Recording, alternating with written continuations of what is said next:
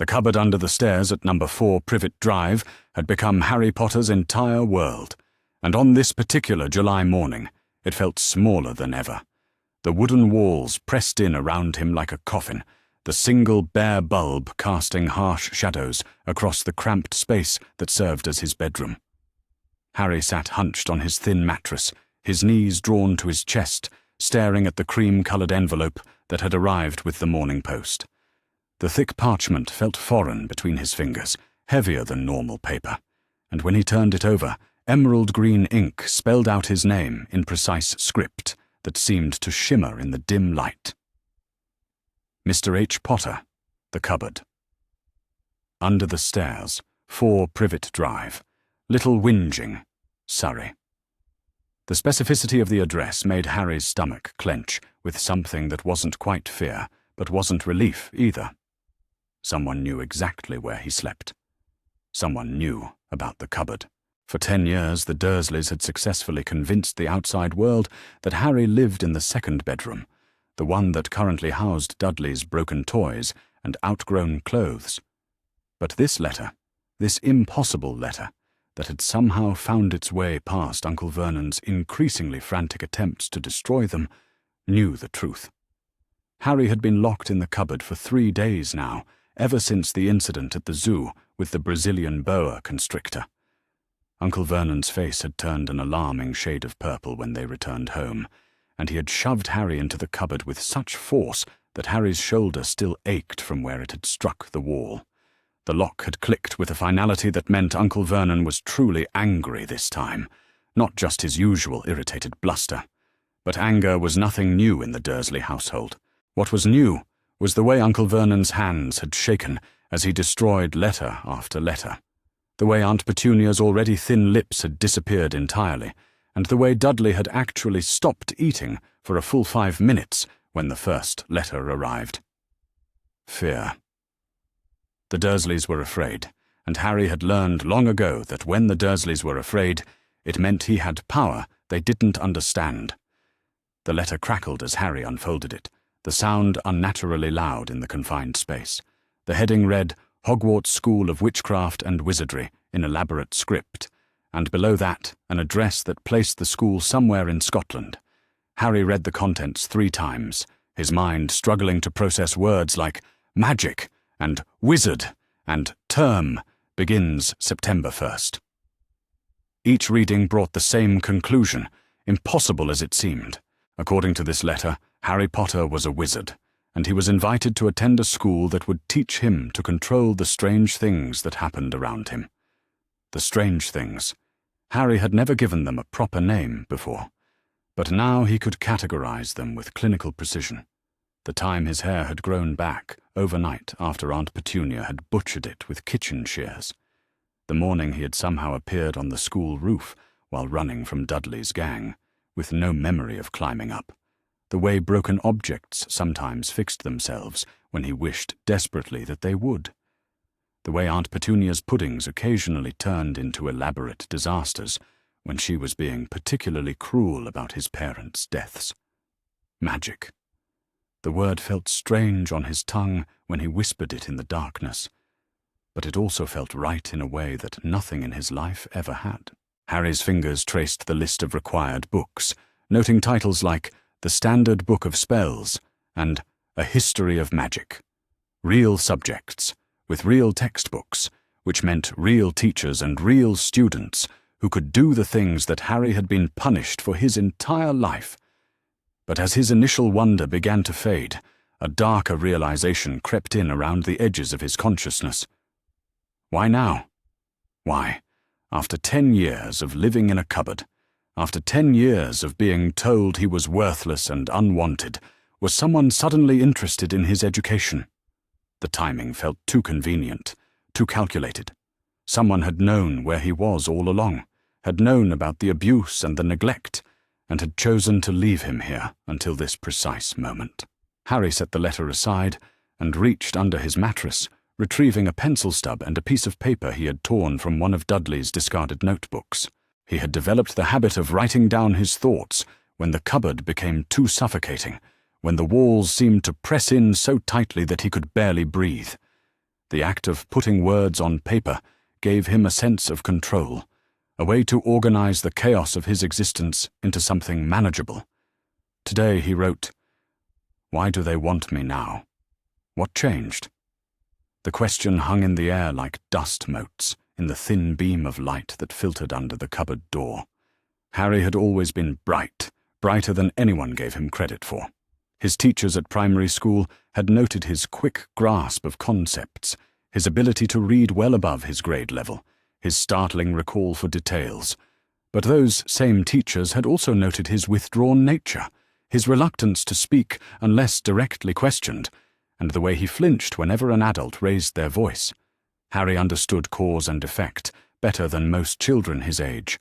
Every action had consequences, every word had weight, and every show of strength or intelligence on his part resulted in longer periods locked away, smaller portions of food, and increasingly creative punishments from Uncle Vernon.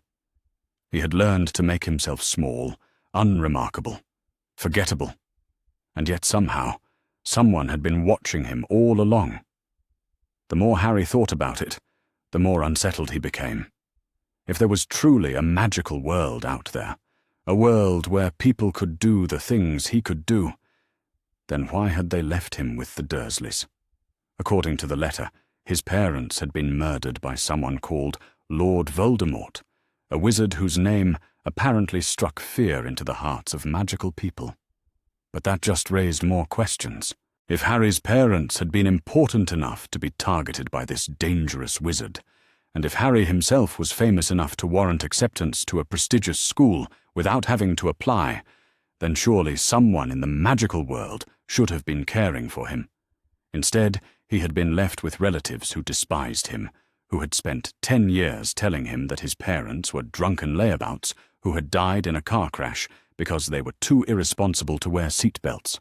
The disconnect between that story and the truth in the letter was so vast that Harry felt dizzy contemplating it. A new sound interrupted his brooding, the distinctive shuffle of Uncle Vernon's feet on the stairs above his head. Harry quickly folded the letter and slipped it inside his pillowcase, then lay down and closed his eyes, feigning sleep. The footsteps paused directly above the cupboard, and Harry could hear Uncle Vernon's laboured breathing through the thin floor. After a long moment, the footsteps moved away toward the kitchen, but Harry remained still, every muscle tense with the effort of appearing relaxed. Uncle Vernon was planning something. Harry could sense it in the way his uncle's routine had changed over the past few days, the hushed conversations with Aunt Petunia that stopped whenever Harry appeared, the way Dudley had been told to stay away from the cupboard entirely. The Dursleys were scared, but they were also angry, and Harry had learned that angry Dursleys were unpredictable in their cruelty. The morning stretched into afternoon, marked only by the gradual shift of light under the door and the distant sounds of normal family life that Harry was never permitted to join. Aunt Petunia's voice drifted down from the kitchen as she cooed over Dudley's latest accomplishment, probably something as mundane as successfully tying his shoes or remembering to use a fork instead of his hands. Uncle Vernon's heavy tread moved back and forth between the living room and the front hallway, suggesting he was watching for something through the front window. Around midday, Harry heard the distinctive thunk of mail falling through the letter slot, followed immediately by Uncle Vernon's hurried footsteps. There was the sound of papers being shuffled frantically, then Uncle Vernon's voice, tight with barely controlled panic. "More of them," he hissed to Aunt Petunia. "Dozens of them. They're multiplying." Harry pressed his ear to the wall, straining to catch Aunt Petunia's response. Her voice was too quiet to make out individual words, but her tone carried the same tense fear that had permeated the house since the first letter arrived. Whatever was happening, it was bigger than just the one letter currently hidden in Harry's pillowcase. The magical world wasn't going to be ignored or dismissed, regardless of Uncle Vernon's attempts to control the situation. That realization should have brought Harry comfort, but instead, it deepened his unease. If someone was sending dozens of letters, if they were being persistent to the point of overwhelming Uncle Vernon's defenses, then they wanted Harry very badly indeed. And in Harry's experience, when adults wanted something from him badly enough to fight for it, It usually meant that his own desires and well-being were secondary considerations.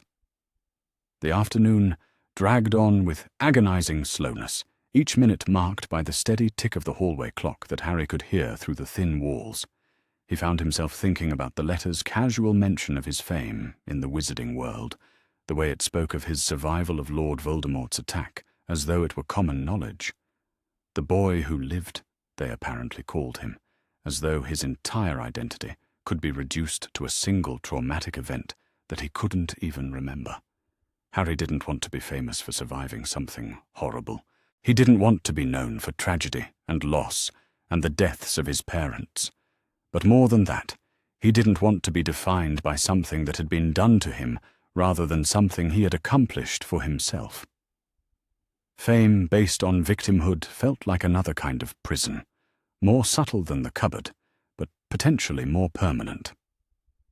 As evening approached, Harry heard Uncle Vernon's voice raised in what sounded like a phone conversation.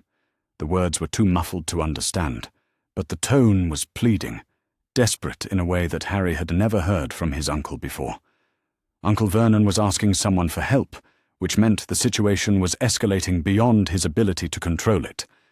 That thought should have been satisfying, but instead it filled Harry with a cold dread. When the phone call ended, the house fell silent, except for the usual evening sounds. The television in the living room, the clatter of dishes in the kitchen, Dudley's heavy footfalls on the stairs as he headed up to his room. But underneath the normalcy, Harry could sense a tension that stretched tight as a wire about to snap. The Dursleys were planning something, and their plans always meant suffering for Harry. Night fell with oppressive completeness, the thin line of light under the cupboard door disappearing entirely.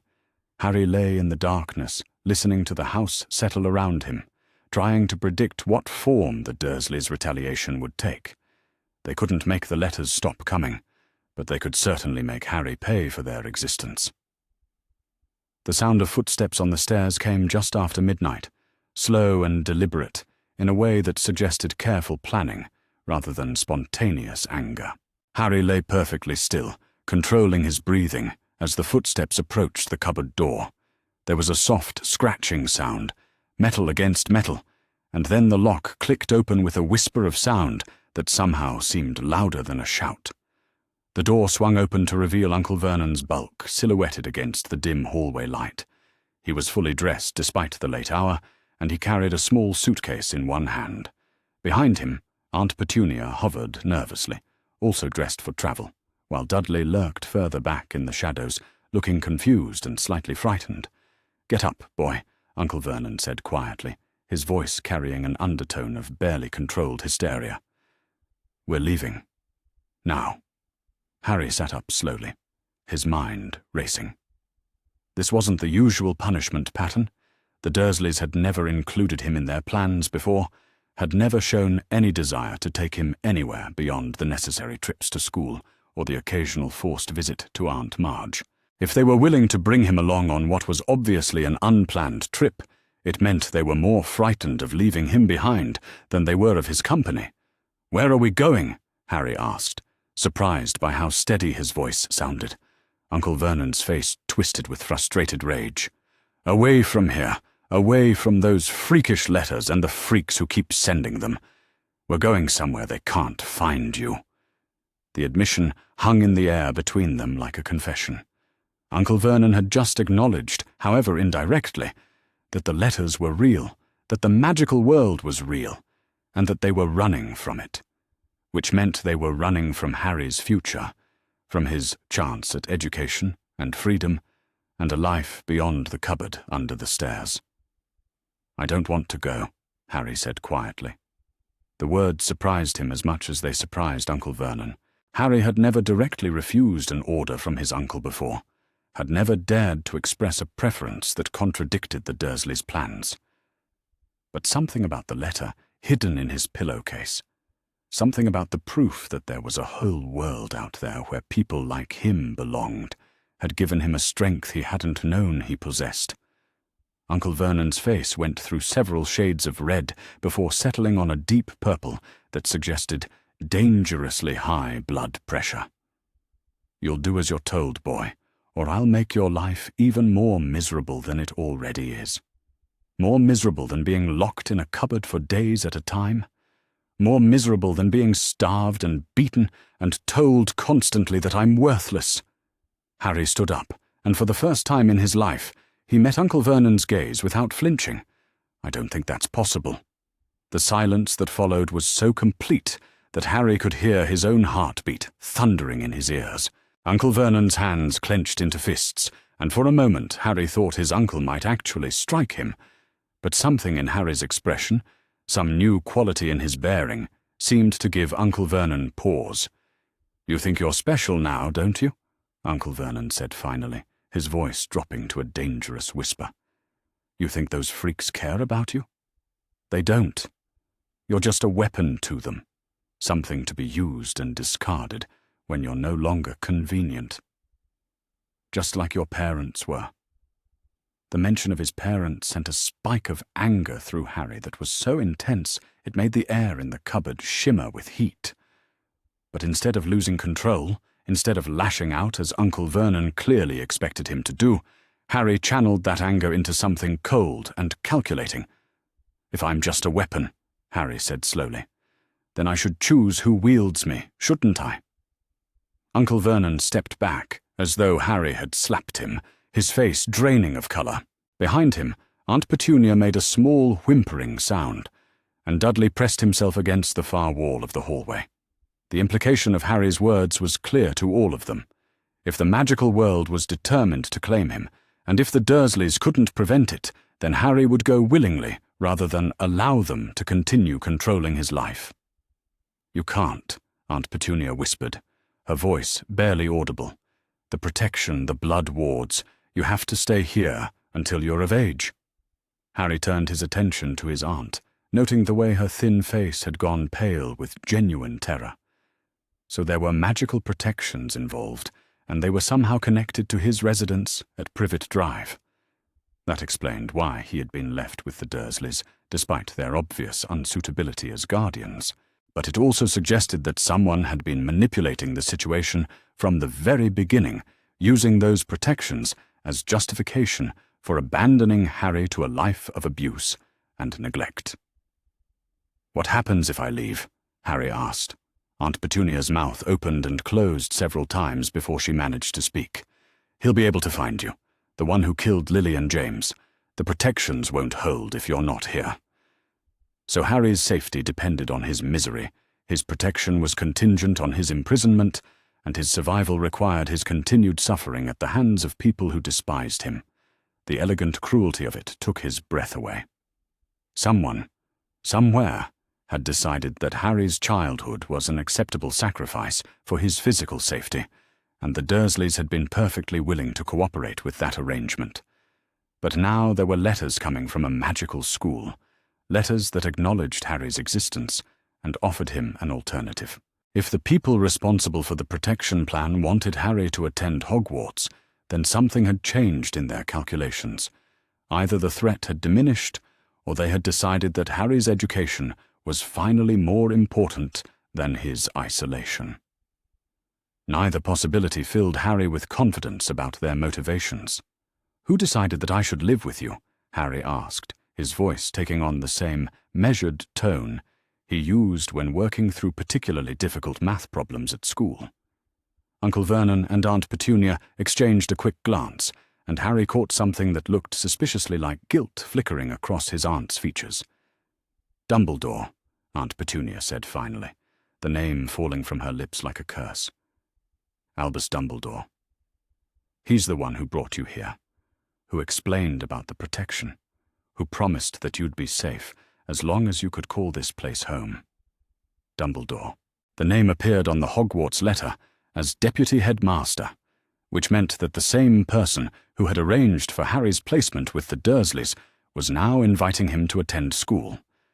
The man who had condemned Harry to 10 years in a cupboard was now offering him an education, and Harry was supposed to be grateful for the opportunity. The hypocrisy of it was staggering. "I want to read the other letters," Harry said suddenly, the thought occurring to him with startling clarity. "All of them." every letter that Uncle Vernon has been burning." "Absolutely not," Uncle Vernon blustered, but his protest lacked conviction. The power dynamic in the hallway had shifted dramatically, and they all knew it. Harry was no longer a frightened child begging for scraps of kindness. He was someone with options, someone with value to people more powerful than the Dursleys, and that changed everything. "If you don't show me the letters, I'll leave tonight," Harry said calmly. "I'll walk out that front door and find my own way to this magical world. And when people ask why I didn't receive proper notice of my school acceptance, when they ask why I wasn't prepared for the transition, I'll tell them exactly how you've been treating me and how you've been intercepting my mail." The threat was carefully calculated. Harry understood that the Dursleys' greatest fear wasn't actually magical retaliation. It was exposure. They had spent 10 years maintaining the fiction that they were a normal, respectable family, and the revelation that they had been systematically abusing their nephew would destroy that carefully constructed image. Uncle Vernon's shoulders sagged in defeat. "The other letters are in the kitchen," he said heavily, "burned in the fireplace. All except the ones that came today, while we were packing." "Show me," Harry said. The small procession that made its way to the kitchen would have been comical under different circumstances. Uncle Vernon led the way with obvious reluctance, followed by Harry with his chin raised in stubborn determination, while Aunt Petunia and Dudley brought up the rear like nervous spectators. The kitchen felt enormous after the confines of the cupboard, and Harry took a moment to appreciate the space and light that had been denied to him for the past 3 days. Uncle Vernon gestured toward a pile of letters on the kitchen counter, perhaps a dozen envelopes that shared the same heavy parchment and emerald ink as the original. Harry approached them with something approaching reverence, his hands trembling slightly as he picked up the top envelope. This one was addressed to Mr. H. Potter, the kitchen table, 4 Privet Drive, Little Whinging, Surrey. The next read, Mr. H. Potter, the living room floor, 4 Privet Drive, Little Whinging, Surrey. And the one after that, Mr. H. Potter, wherever the Dursleys are trying to hide him, 4 Privet Drive, Little Whinging, Surrey. Despite everything, Harry felt a smile tugging at the corners of his mouth.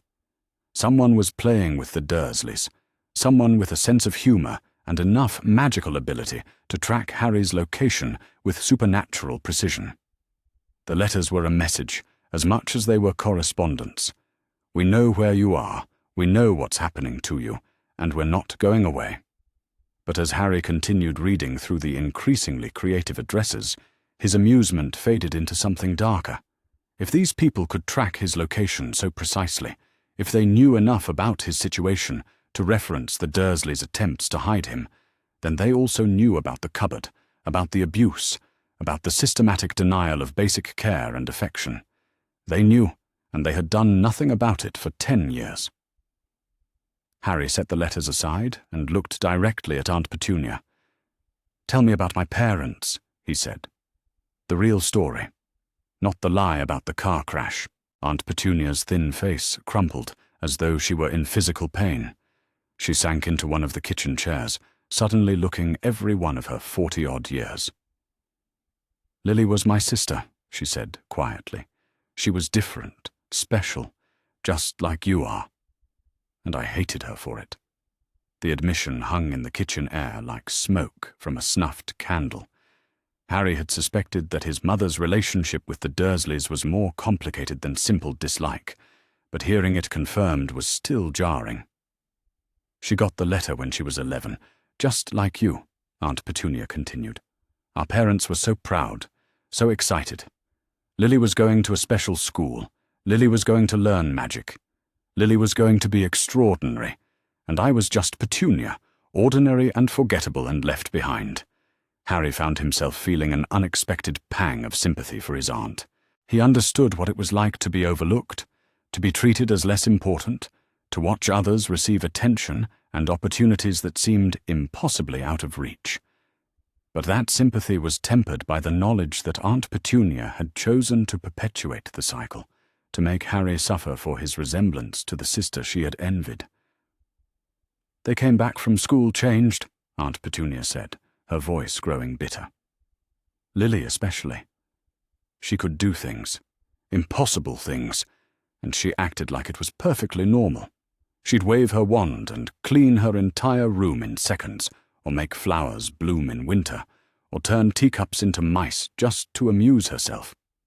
She tried to share it with me, tried to make me feel included, but it only made me feel more ordinary by comparison. "And when she married my father," Harry prompted.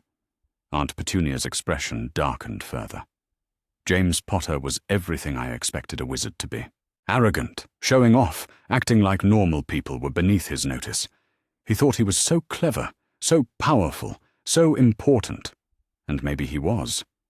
But being special didn't save them in the end, did it?"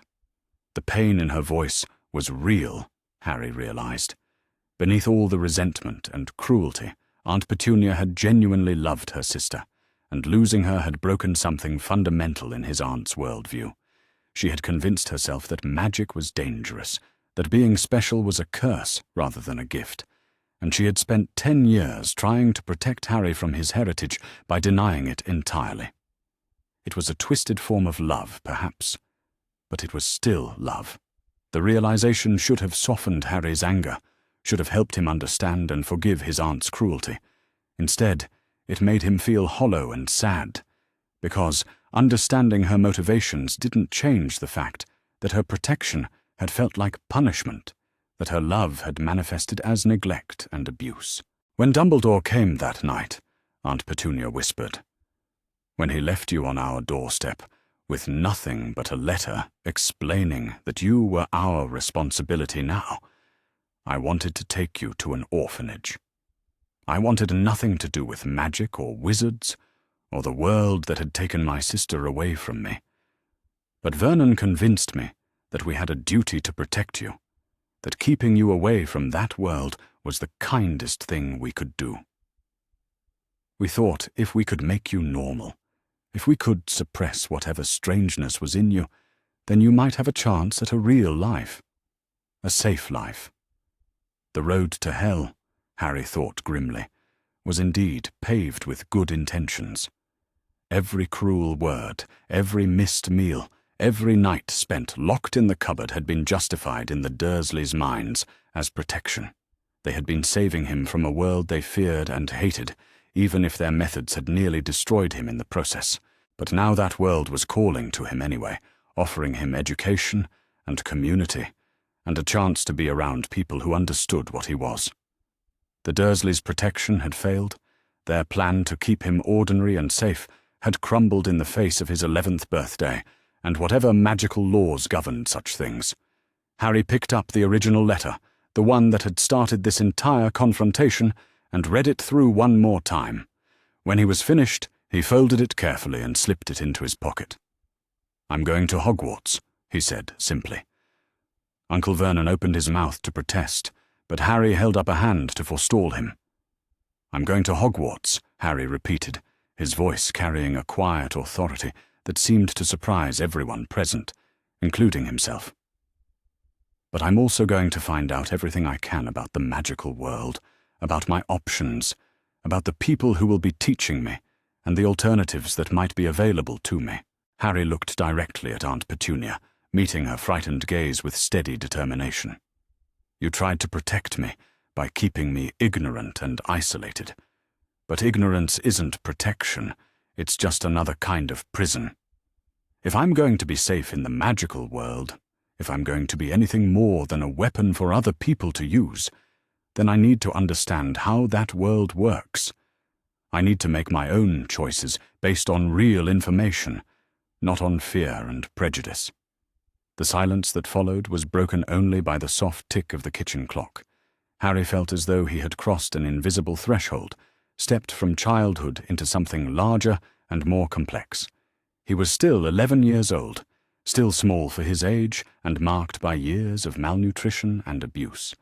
But something fundamental had shifted in his understanding of himself and his place in the world. He was Harry Potter, the boy who lived, whether he wanted that title or not. But he was also Harry Potter the person, with his own thoughts and feelings and desires, and those were things that no one could take away from him or define for him. The magical world might want to use him, the Dursleys might want to hide him, and Dumbledore might want to control him. But ultimately, Harry would decide for himself who he wanted to become. That night, as he lay in his cupboard for what he sensed would be the last time, Harry thought about the letter in his pocket and the world it represented. Tomorrow he would begin the process of reclaiming his life, of learning about magic and community, and the heritage that had been stolen from him.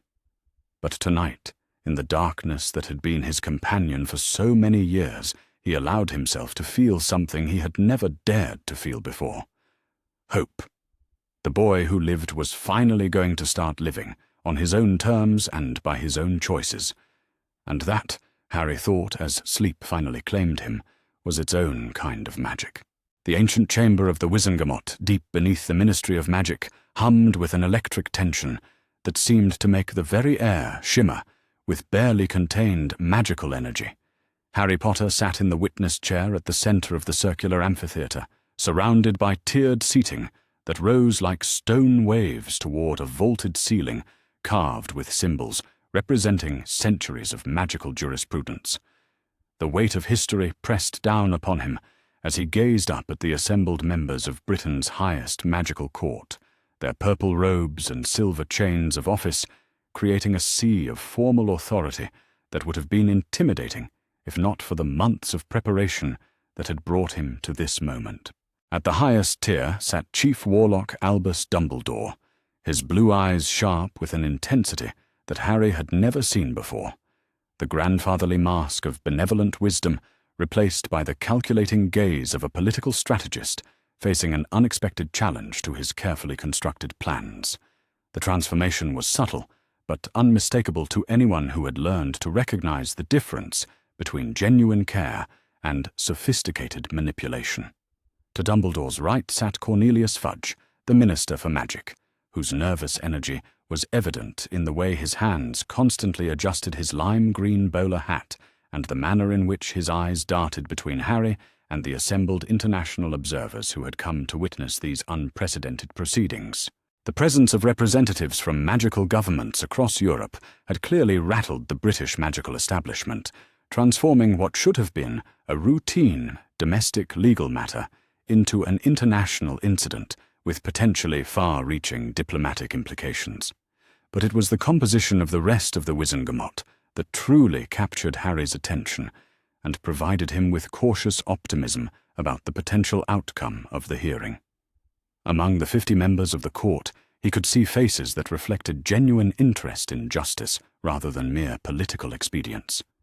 Madame Bones sat in the front row, her monocle gleaming as she reviewed the extensive documentation that Griphook had provided to support Harry's case. Lord Greengrass occupied a position of prominence among the ancient family representatives, his expression suggesting careful consideration rather than predetermined loyalty to Dumbledore's position.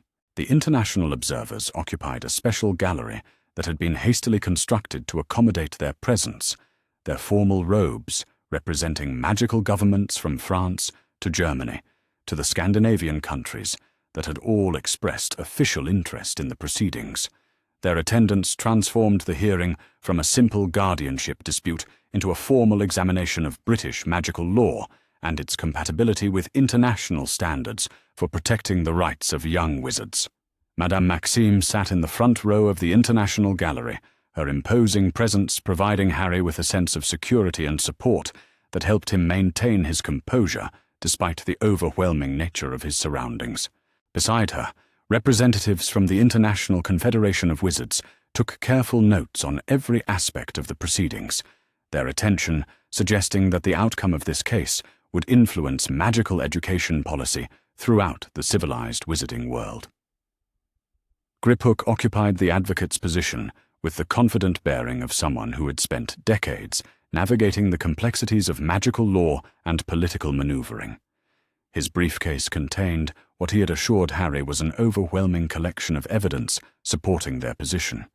But Harry understood that legal victory would depend as much on the political dynamics within the Wizengamot as on the strength of their documentary proof. The formal proceedings began with Chief Warlock Dumbledore's statement of the case, delivered in the measured tones that had made him one of the most respected speakers in magical Britain. We are gathered today to consider a petition from Mr. Harry James Potter requesting restoration of independent control over his family inheritance and challenging the emergency guardianship arrangements that have been in place since the tragic deaths of his parents 11 years ago.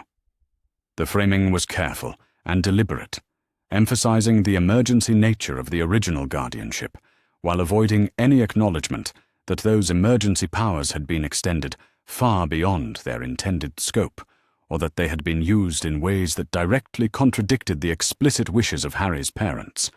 This case raises fundamental questions about the balance between protecting young wizards from threats they may not fully understand and respecting their right to make autonomous decisions about their own lives and futures. Dumbledore continued with the kind of rhetorical precision that had served him well in decades of political maneuvering. The court must weigh the unique circumstances surrounding Mr. Potter's situation against the broader principles of magical law and the welfare of the wizarding community as a whole. Harry listened to this introduction with growing appreciation for the sophisticated nature of Dumbledore's political strategy. By framing the case in terms of competing principles rather than simple legal compliance, the Chief Warlock was attempting to shift focus away from the documentary evidence of unauthorized guardianship toward broader questions about security and community welfare that would allow for more subjective decision-making. Griphook rose to present the opening statement for Harry's petition with the methodical precision that characterized Goblin legal practice. "Honorable members of the Wizengamot," he began in the distinctive accented English that marked him as a representative of an ancient and sophisticated legal tradition, "we are here today, not to debate abstract principles, but to restore legal rights that were explicitly established by James and Lily Potter in their final wills, and that have been systematically denied to their son through unauthorized manipulation of emergency wartime procedures." The Goblin banker opened his briefcase and withdrew the original Potter family wills, their parchment yellowed with age, but their magical seals still glowing with the power that made them legally binding documents under wizarding law. These documents, authenticated by Gringotts and verified by independent magical authorities, establish beyond any reasonable doubt that Mr. Potter's parents intended for their son to have complete autonomy over his educational choices and substantial independence in managing his inheritance from the moment he reached the age of magical majority for such decisions. Griphook's presentation of the documentary evidence was masterful, systematically demolishing any pretense that Dumbledore's guardianship had been established with proper legal authority, or that it served any purpose beyond enabling the older wizard to maintain control over Harry's choices and resources. The wills were crystal clear in their provisions, specifying not only substantial financial resources for international education, but also explicit prohibitions against any guardian using financial leverage to compel compliance with decisions that contradicted the beneficiary's own informed judgment. More significantly, Griphook continued with obvious satisfaction. The documents include specific provisions anticipating that Mr. Potter might face pressures to conform to other people's expectations rather than follow his own moral compass. James and Lily Potter understood that their son might need protection not just from dark wizards, but from well-meaning authority figures who might attempt to manipulate his choices for what they perceived to be the greater good. The implications of this statement rippled through the assembled court like a stone thrown into still water. The suggestion that Harry's parents had anticipated and specifically guarded against the kind of manipulation that Dumbledore had employed for 11 years was both damning and impossible to refute, given the clear language of the legal documents. As Griphook concluded his opening presentation, Harry found himself studying the faces of the Wizengamot members for any indication of their reaction to the evidence that had been presented. Madam Bones was taking extensive notes, her expression suggesting serious consideration of the legal arguments, rather than predetermined loyalty to any particular outcome. Several of the ancient family representatives appeared genuinely surprised by the revelations about the Potter family wills, suggesting that they had been as ignorant of the true legal situation as Harry himself had been until recently. But it was Dumbledore's expression that Harry found most revealing.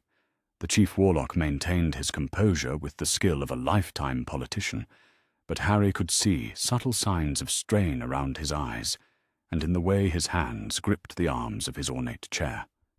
The older wizard had clearly not expected such comprehensive documentary evidence or such sophisticated legal representation, and he was rapidly recalculating his approach to defending guardianship arrangements that were looking increasingly indefensible. The testimony phase of the hearing began with character witnesses speaking in support of Harry's capacity for mature decision-making and his right to autonomous control over his inheritance. Professor Laurent appeared via magical communication from Beauxbatons Academy, her testimony focusing on Harry's academic achievements and the wisdom he had demonstrated in adapting to international educational opportunities.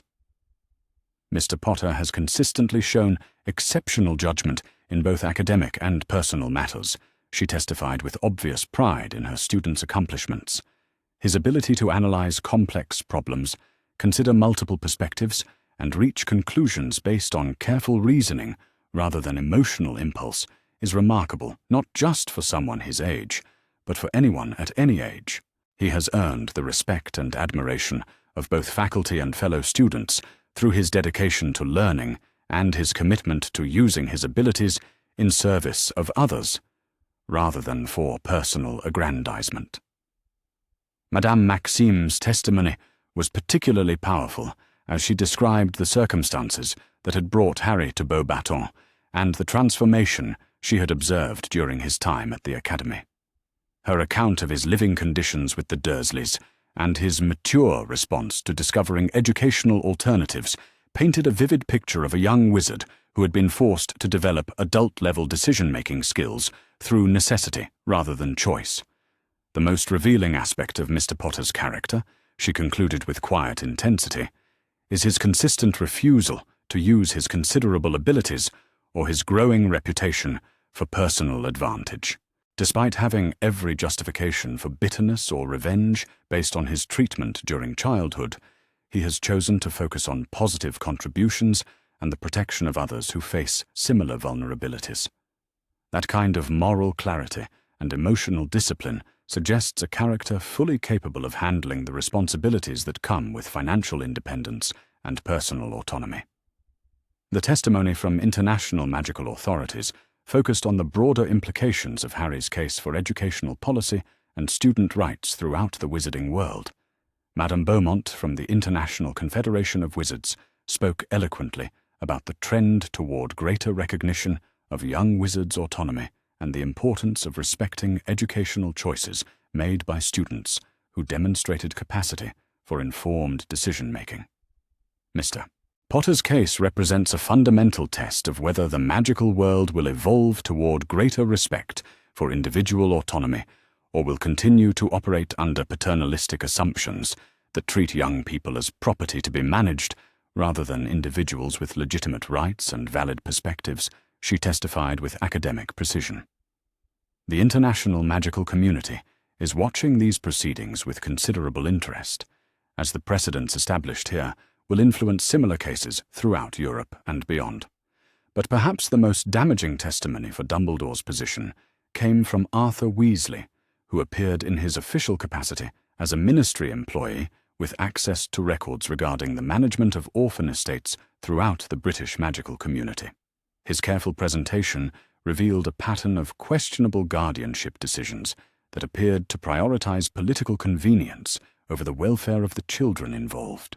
The Potter case is unfortunately part of a broader pattern that suggests systematic problems with how the British magical government handles the estates and welfare of orphaned children, Weasley testified with the careful precision of someone who understood the political implications of his words. Emergency powers granted during wartime have been extended indefinitely in numerous cases, often serving to concentrate decision-making authority in ways that may not serve the best interests of the children they are supposedly protecting. As the testimony in support of Harry's petition concluded, the chamber buzzed with quiet conversations as Wizengamot members processed the implications of what they had heard. The evidence supporting Harry's claim to independent control of his inheritance was overwhelming, and the testimony about his character and capacity for mature decision-making had been uniformly positive. But Harry understood that the real test would come when Dumbledore presented his counter-arguments, which would undoubtedly focus on security threats and special circumstances that supposedly justified continued override of normal legal protections. The older wizard had built his reputation on expertise in managing dark magic threats, and he would certainly argue that conventional legal frameworks were inadequate for dealing with someone in Harry's unique position. Dumbledore rose to present his case with the measured dignity that had served him well in decades of political maneuvering, his blue eyes sweeping across the assembled court as he prepared to deploy arguments that he clearly hoped would preserve his control over Harry's future, despite the compelling evidence that had been presented against his position. Honourable members of the Wizengamot, he began with the kind of rhetorical authority that had made him one of the most influential speakers in magical Britain. I do not dispute the legal expertise of the Goblin representatives, or question the authenticity of the documents they have presented. However, I submit that this case involves circumstances so extraordinary that normal legal frameworks must give way to considerations of security and public welfare that transcend individual preferences or even parental intentions. The Chief Warlock paused to allow his words to sink in before continuing with his central argument. Mr. Potter is not simply another young wizard seeking educational autonomy, but rather the focal point of prophecies and magical forces that make him a target for the darkest elements in our society. The protections that have kept him safe for 11 years depend upon specific arrangements that would be compromised by the kind of independence he now seeks to claim. Harry listened to this familiar argument with growing frustration as Dumbledore deployed the same manipulation tactics that had characterized their previous interactions.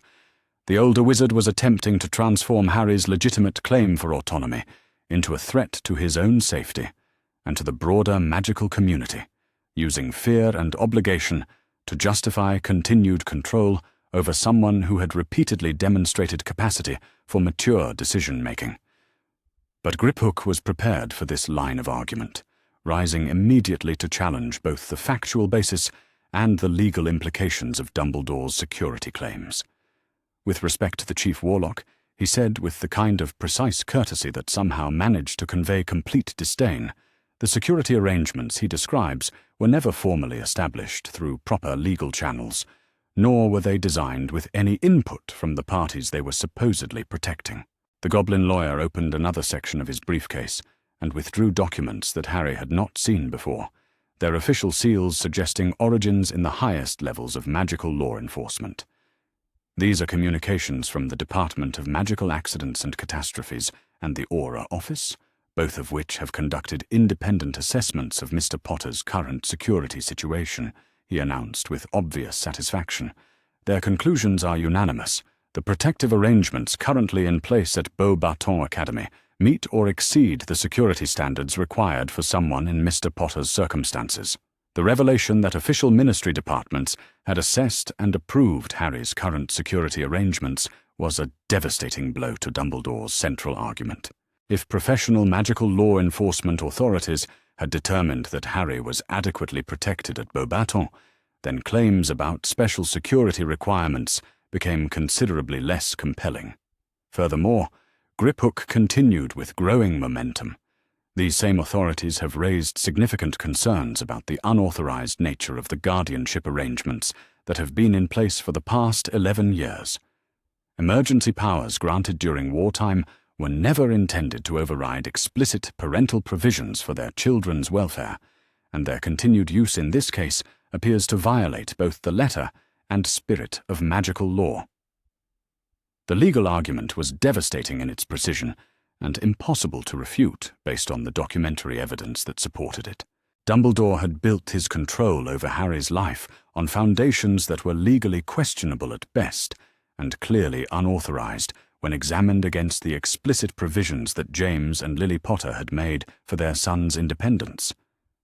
But Harry understood that Dumbledore's final argument would likely focus on prophecy and destiny, concepts that were difficult to evaluate using normal legal standards, but that carried considerable emotional weight with many members of the magical community. The older wizard would attempt to argue that Harry's individual rights were less important than his obligations to the magical world as a whole, and that independence would somehow compromise his ability to fulfill whatever destiny had been predicted for him. Dumbledore's closing argument did indeed focus on these broader themes, delivered with the kind of passionate intensity that had made him a legendary figure in magical politics. This young man carries burdens and responsibilities that extend far beyond normal considerations of autonomy and independence, he declared with dramatic authority. The prophecies that surround his birth and survival impose obligations that cannot be dismissed simply because they are inconvenient or unwelcome.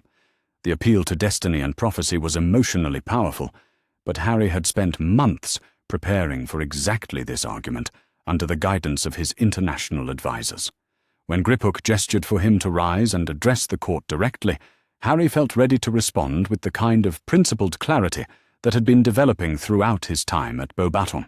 Honourable members of the Wizengamot, Harry began with the formal courtesy that his diplomatic education had taught him was essential in such circumstances.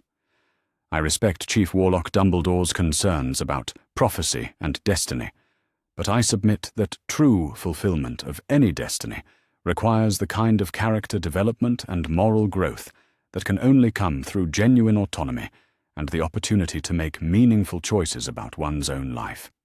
Harry paused to let his words sink in before continuing with the central argument that he and Griphook had developed during their preparation. If I am truly destined to face great challenges and assume significant responsibilities, then the best possible preparation for those challenges is an education that develops not just magical ability, but wisdom, judgment, and the kind of moral clarity that can only come through experience with real decision-making authority. The response was both sophisticated and compelling, turning Dumbledore's own arguments about destiny and responsibility into support for greater rather than lesser autonomy. If Harry was indeed destined for greatness, then restricting his development through continued dependence and manipulation would serve to weaken rather than strengthen his ability to fulfill whatever role awaited him. Moreover, Harry continued with growing confidence. I believe that my parents, in their wisdom and love, understood that any destiny worth fulfilling must be chosen freely rather than imposed through manipulation or coercion. The provisions they made for my independence demonstrate their belief that I would be best prepared to face whatever challenges awaited me if I was allowed to develop into someone capable of making principled choices based on my own judgment and values. As Harry concluded his statement and resumed his seat, the chamber fell into contemplative silence as the Wizengamot members processed the arguments they had heard from both sides. The legal evidence supporting Harry's position was overwhelming, and his personal testimony had demonstrated exactly the kind of maturity and moral clarity that would justify granting him the independence he sought. The deliberation process took nearly 2 hours, during which Harry found himself alternately nervous and confident as he tried to read the expressions and body language of the court members for any indication of their likely decision. Madam Bones appeared to be leading a faction that was clearly sympathetic to his position, while several other members seemed genuinely impressed by the sophistication of his legal arguments and the quality of his character testimony. But it was the group of ancient family representatives that would likely determine the outcome, as their traditional authority within the Wizengamot gave them disproportionate influence over decisions involving inheritance and guardianship matters. Lord Greengrass appeared to be engaged in intense discussions with his colleagues, their expressions suggesting serious consideration of the precedents that would be established by their decision. When the Wizengamot reconvened, Chief Warlock Dumbledore announced the decision with obvious reluctance, his voice carrying none of the authority and confidence that had characterized his earlier arguments. After careful consideration of all evidence and testimony presented, he said with formal precision, "This court finds that the emergency guardianship arrangements established following the deaths of James and Lily Potter were granted without proper consideration of the explicit provisions contained in their wills, and that the continued exercise of guardianship authority in direct contradiction of parental intentions constitutes an unauthorized assumption of powers not granted by law." Harry felt his heart racing as he processed the implications of what Dumbledore was saying, hardly daring to believe that the court had actually ruled in his favor, despite the political pressures that must have been working against such a decision. Therefore, Dumbledore continued with visible effort. "This court orders the immediate restoration of Mr. Harry James Potter's full inheritance rights and the termination of all guardianship arrangements that restrict his autonomy in educational and financial matters. Furthermore, this court formally recognizes Mr. Potter's legal capacity to make independent decisions about his education, residence, and general welfare, and prohibits any future attempts to override his autonomous choices without his explicit consent."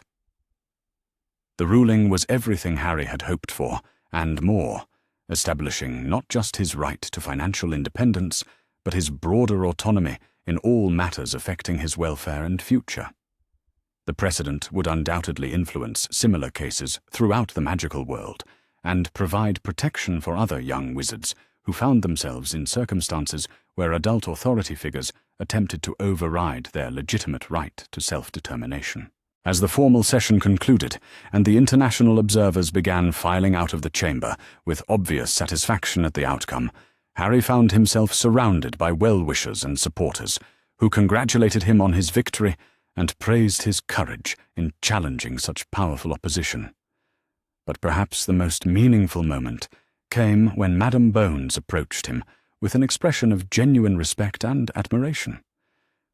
"Mr. Potter," she said with quiet intensity, "what you have accomplished today extends far beyond your individual circumstances. You have struck a blow for the rights and dignity of young wizards throughout our society, and the precedents established here will protect others who face similar challenges to their autonomy and self-determination." As Harry left the ancient chamber with Madame Maxime and Griphook flanking him in a gesture of protection and support, he reflected on the long journey that had brought him from a cupboard under the stairs to victory in the highest court of magical Britain. The frightened, powerless child who had been completely dependent on adult decisions had evolved into someone capable of challenging the most powerful authorities in the wizarding world, and emerging victorious through the strength of his arguments and the justice of his cause. The Phoenix had indeed risen to heights that no one could have predicted, its flight carrying it toward horizons that promised both greater freedom and greater responsibility than anything Harry had previously imagined.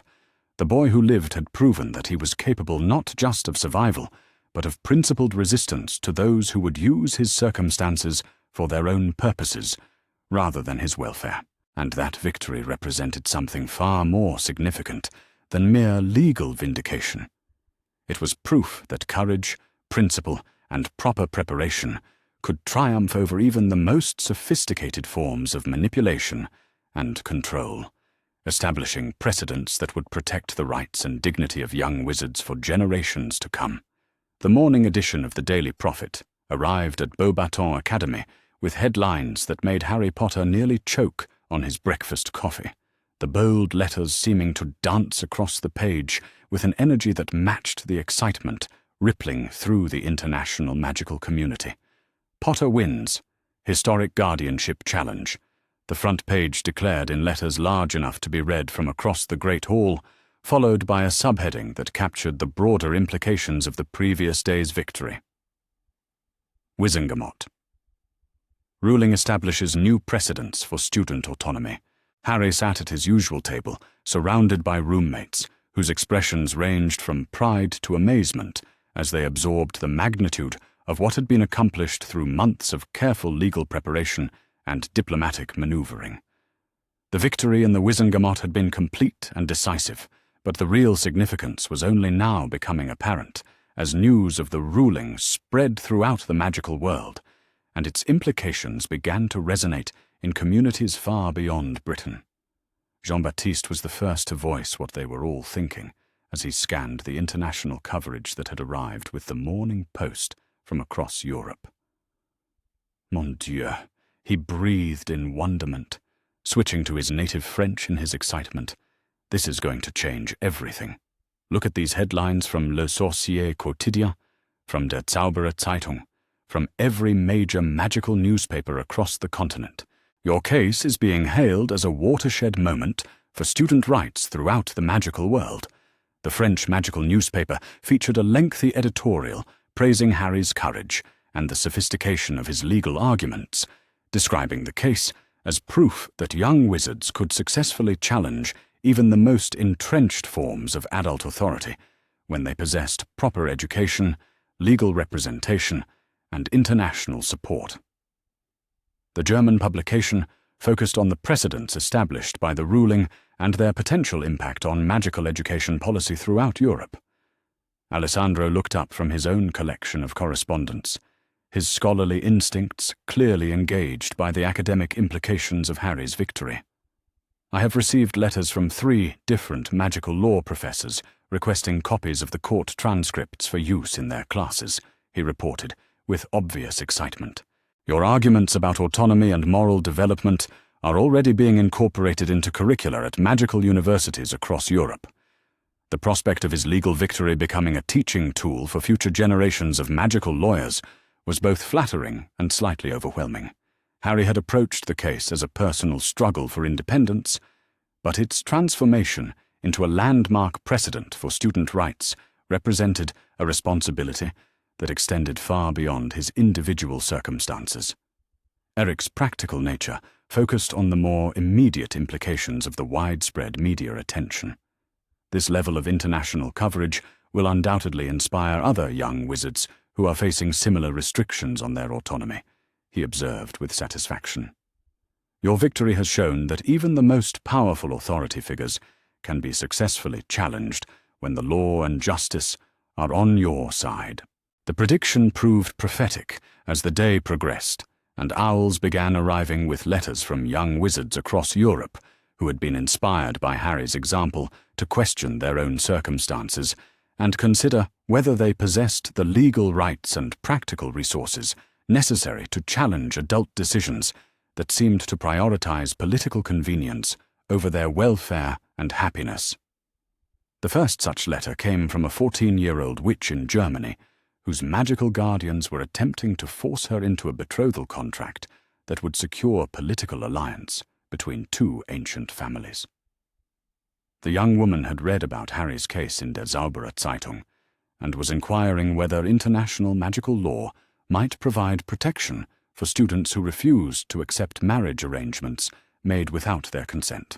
The second letter arrived from twin wizards in Spain, whose magical abilities had manifested in ways that their family considered shameful, leading to enrollment in a remedial magical institution designed to suppress rather than develop their natural talents.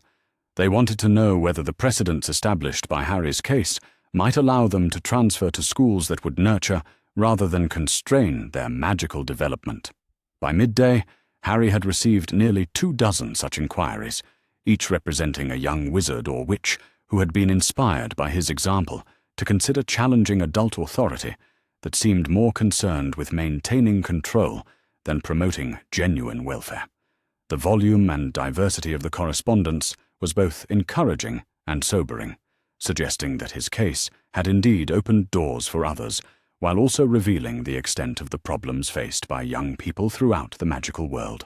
Professor Dubois appeared at Harry's table during lunch with an expression that combined pride with concern, clearly pleased by his student's victory, but aware of the complications that could arise from such widespread attention and the expectations it might create among young wizards facing their own struggles with adult authority. "Mr. Potter," he said, with formal courtesy that failed to disguise his genuine affection and respect, "I wanted to congratulate you personally on your remarkable victory yesterday. The sophistication of your legal arguments and the composure you displayed under such intense pressure reflect the highest standards of diplomatic courage that Beauxbatons seeks to develop in all our students." The professor paused to acknowledge the letters scattered across the table before continuing with obvious concern. "However, I hope you understand that your victory has created certain obligations along with the freedoms you have secured. Young wizards throughout Europe are looking to you not just as an inspiration, but as a potential advocate and guide for their own struggles with restrictive authority." Harry had been thinking about exactly this issue as he read through the morning's correspondence, recognizing that his individual victory had somehow evolved into a broader movement that carried responsibilities he was only beginning to understand. The idea of becoming a spokesman or leader for student rights was both appealing and daunting, requiring skills and knowledge that went well beyond anything he had previously imagined needing. "I want to help other students who are facing similar situations," Harry replied thoughtfully. "But I also recognize that each case involves unique circumstances that require careful analysis and specialized knowledge.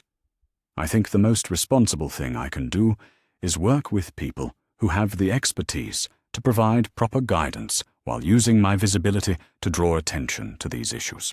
Professor Dubois nodded approvingly, clearly pleased by Harry's mature approach to the opportunities and obligations created by his newfound prominence.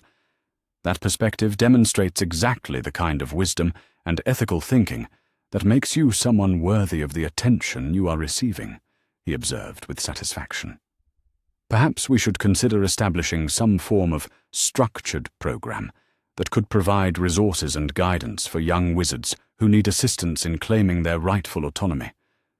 The suggestion sparked immediate interest from Harry's roommates, all of whom had been following the development of his case with engaged attention and were clearly eager to contribute to whatever efforts might emerge from his victory.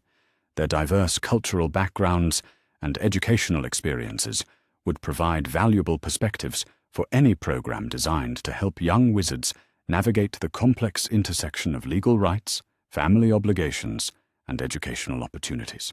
That afternoon brought a delegation from the International Confederation of Wizards, led by Madame Beaumont, who had traveled from their headquarters specifically to discuss the implications of Harry's victory and explore possibilities for expanding the legal precedents it had established into systematic reforms of magical education law throughout Europe.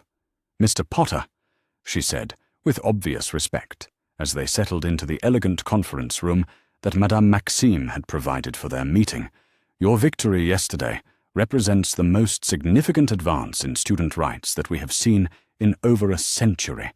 The precedents established by the Wizengamot ruling will influence magical education policy throughout the civilized wizarding world, and we believe that now is the optimal time to build upon that foundation with comprehensive reforms that will protect the rights and dignity of young wizards for generations to come." The scope of what she was proposing was breathtaking in its ambition and potential impact.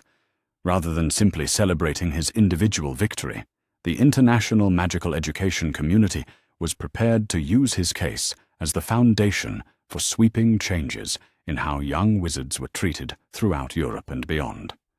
"We would like to invite you to serve as a student advocate and consultant as we develop new international protocols for protecting educational autonomy and ensuring that young wizards have access to comprehensive information about their rights and options," Madame Beaumont continued with growing enthusiasm. "Your unique combination of personal experience, legal knowledge, and diplomatic skills makes you ideally suited to help design systems that will prevent other young wizards from experiencing the kind of manipulation and control that characterized your own early circumstances." The invitation was both flattering and overwhelming, representing an opportunity to contribute to positive changes that could benefit thousands of young wizards, while also requiring him to take on responsibilities that went far beyond anything he had previously contemplated. Harry found himself thinking about his father's journal and the insights it had provided about the relationship between personal choice and social responsibility. "I would be honored to contribute to such important work," Harry replied after careful consideration. "But I want to make sure that my involvement serves the broader cause rather than simply providing publicity or legitimacy based on my individual circumstances. The goal should be creating effective systems for protecting student rights, not promoting my personal story or reputation." Madame Beaumont's expression showed obvious appreciation for Harry's principled approach to the opportunity she had outlined. "That attitude is exactly why we believe you would be a valuable contributor to this effort," she said with satisfaction. "Too often, advocates for important causes become more focused on their own prominence than on achieving practical results that benefit the people they claim to represent."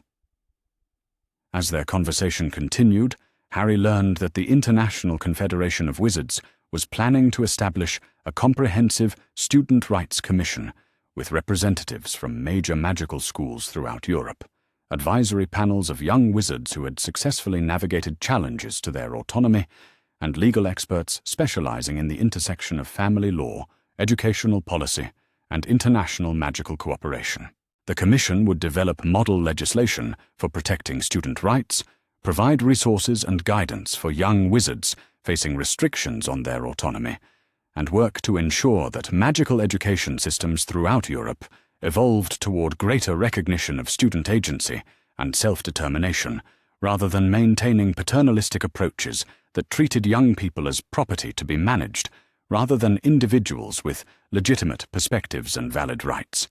"Your case will serve as the foundational precedent for this work," Madame Beaumont explained, as she outlined the ambitious scope of the proposed reforms.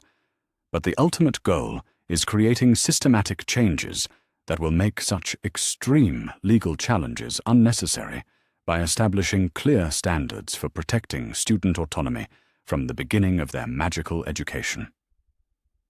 The vision was compelling and aligned perfectly with Harry's own hopes for using his victory to benefit others facing similar challenges. Rather than simply enjoying his individual freedom, he would have the opportunity to contribute to institutional changes that could prevent future generations of young wizards from experiencing the manipulation and control that had characterized his own childhood. That evening, Harry found himself in Madame Maxime's office for what had become their regular weekly conference about his academic progress and future plans. The headmistress had been following the international response to his legal victory with obvious satisfaction and was clearly pleased by the opportunities that were emerging for him to contribute to broader reforms in magical education policy. "The invitations and opportunities you are receiving reflect genuine respect for your accomplishments and recognition that your insights could contribute meaningfully to important social changes," she observed with characteristic directness. "However, I want to ensure that these opportunities enhance rather than interfere with your continued education and personal development." The concern was both practical and caring, reflecting Madame Maxime's understanding that Harry's primary focus should remain on becoming the best possible version of himself, rather than simply capitalizing on his current prominence. The balance between individual growth and social contribution was a delicate one that would require careful consideration of each opportunity against his longer-term goals and values. "I think the key is choosing commitments that align with my educational goals rather than distract from them," Harry replied thoughtfully. Working with the Student Rights Commission would provide practical experience with international law, diplomacy, and educational policy that would complement my academic studies rather than competing with them. Madame Maxime nodded approvingly, clearly pleased by his mature approach to managing the opportunities and obligations created by his legal victory. That perspective demonstrates exactly the kind of integrated thinking that characterizes the most successful Beauxbatons graduates, she said with obvious pride. "You understand that true education involves not just acquiring knowledge, but learning to apply that knowledge in service of worthy causes." As their conversation continued, Harry learned that Beauxbatons Academy was itself considering establishing a specialized program in international magical law and student advocacy, designed to prepare young wizards for careers in educational reform and civil rights protection. His case had demonstrated both the need for such expertise and the potential for young people to contribute meaningfully to complex legal and policy challenges. We are exploring the possibility of creating an institute for magical education justice within the Academy, Madame Maxime explained with growing excitement. Such an institute would provide advanced instruction in international law, diplomatic negotiation, and policy development, while giving students practical experience working on real cases involving student rights and educational autonomy. The prospect of such an institute was thrilling, representing exactly the kind of innovative educational opportunity that had drawn Harry to Beauxbatons in the first place. Rather than simply studying abstract legal principles, students would have the chance to apply their knowledge to actual challenges while developing the expertise necessary to become effective advocates for educational justice throughout their careers. Your case would serve as both a foundational example and an ongoing resource for students in such a program, Madame Maxime continued. But your involvement would be as a peer educator and collaborator, rather than simply as a case study or celebrity presence. We believe that the most effective advocacy emerges from communities of committed individuals rather than depending on single prominent figures. The collaborative approach appealed strongly to Harry's own instincts about effective social change and aligned with the values he had developed during his time at Beauxbatons. Rather than becoming the sole face of student rights advocacy, he would have the opportunity to contribute to a larger movement that could survive and thrive regardless of any individual's continued involvement. Over the following weeks, as Harry continued to receive correspondence from young wizards seeking guidance and support in their own struggles with restrictive authority, he began to understand the full scope of the problems that his case had highlighted and the potential for systematic solutions that could address root causes rather than simply responding to individual crises. Working with a team of student volunteers from across Beauxbatons, Harry established an informal consultation service that provided basic information about student rights and connected young wizards with appropriate legal and educational resources based on their specific circumstances. The service was careful not to provide legal advice beyond the expertise of its student volunteers, but it served as an essential first step for young people who needed guidance about their options and rights. The most common inquiries involved forced betrothals, enrollment in restrictive educational institutions, and financial manipulation designed to compel compliance with family expectations that contradicted the student's own preferences and values. Each case revealed different aspects of the broader problems facing young wizards throughout the magical world and contributed to the growing body of knowledge that would inform the policy reforms being developed by the International Confederation of Wizards. Perhaps most significantly, the consultation service demonstrated that Harry's case was not an isolated anomaly, but rather part of a systematic pattern of adult authority that prioritized control and compliance over the welfare and autonomy of young people. The evidence gathered through hundreds of individual cases provided compelling support for the comprehensive reforms that were being proposed by international magical education organizations. As the autumn term at Beauxbatons continued, Harry found himself increasingly engaged with the practical work of educational advocacy while maintaining his academic excellence in advanced magical theory and international law. The combination of theoretical study and practical application created a uniquely enriching educational experience that prepared him for whatever career path he might ultimately choose. His journal entries during this period captured his amazement at how dramatically his life had evolved from its beginnings in a cupboard under the stairs to his current role as a recognized advocate for student rights and educational justice. The transformation seemed almost miraculous, but Harry understood that it had been the result of careful choices, excellent education, and the support of people who believed in his potential rather than simply his fame. The ripple effects of my legal victory continue to spread in ways that I never could have anticipated, he wrote one evening as snow began to fall outside his dormitory window. What began as a personal struggle for independence has evolved into a movement for systematic change that could benefit thousands of young wizards who face similar restrictions on their autonomy and self-determination. The opportunities to contribute to this broader cause are both exciting and humbling. I am learning that true leadership involves not just standing up for one's own rights, but working to create systems that will protect the rights of others who may not have the resources or visibility to challenge injustice on their own. My education at Beauxbatons has given me not just knowledge and skills, but a sense of purpose that extends beyond my individual circumstances.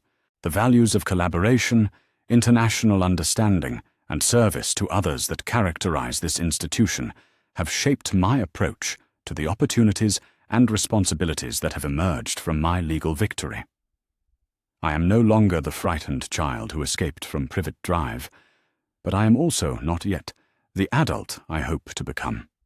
The path ahead will require continued growth and learning, but I feel confident that the foundation I have built here will serve me well, regardless of whatever challenges and opportunities await me in the years to come.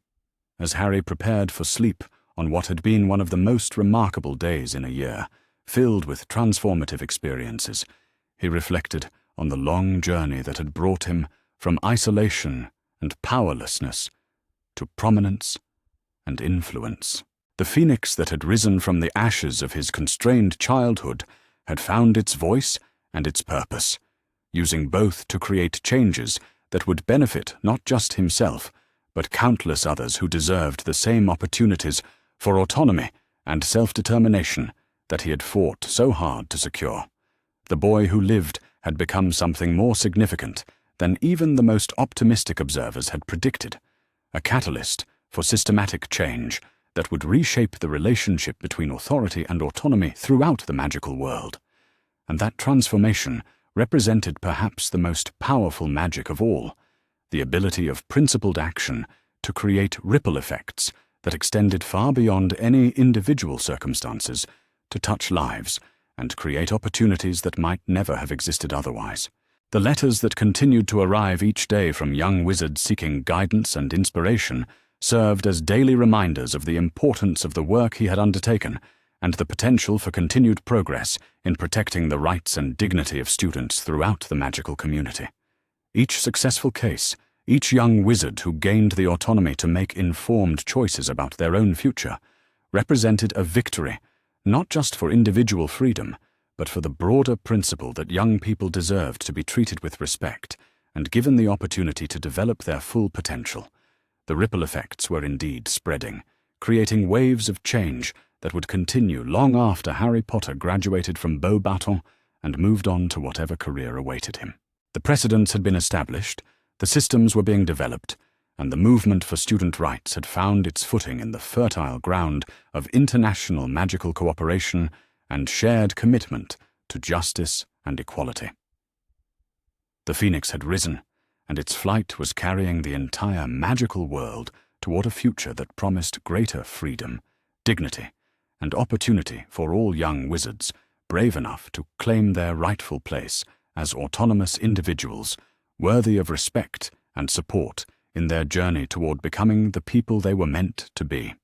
The September morning air carried the crisp promise of autumn as Harry Potter stepped off the magnificent Abraxan-drawn carriage onto the crystalline pavement of Beauxbatons Academy's main courtyard, returning for what would be his second year at the institution that had become his true home. The familiar sight of the palace-like buildings gleaming in the early sunlight filled him with a profound sense of belonging that still amazed him after all these months of freedom from the constraints that had once defined his existence. The past year had transformed not just Harry's life, but the entire landscape of magical education throughout Europe, with the ripple effects of his legal victory continuing to create opportunities for young wizards who had previously been trapped by circumstances beyond their control. The summer holidays had brought a steady stream of correspondence from students who had successfully challenged restrictive guardianship arrangements, transferred to schools that better served their educational needs, or simply gained the confidence to advocate for their own rights within existing family and institutional structures.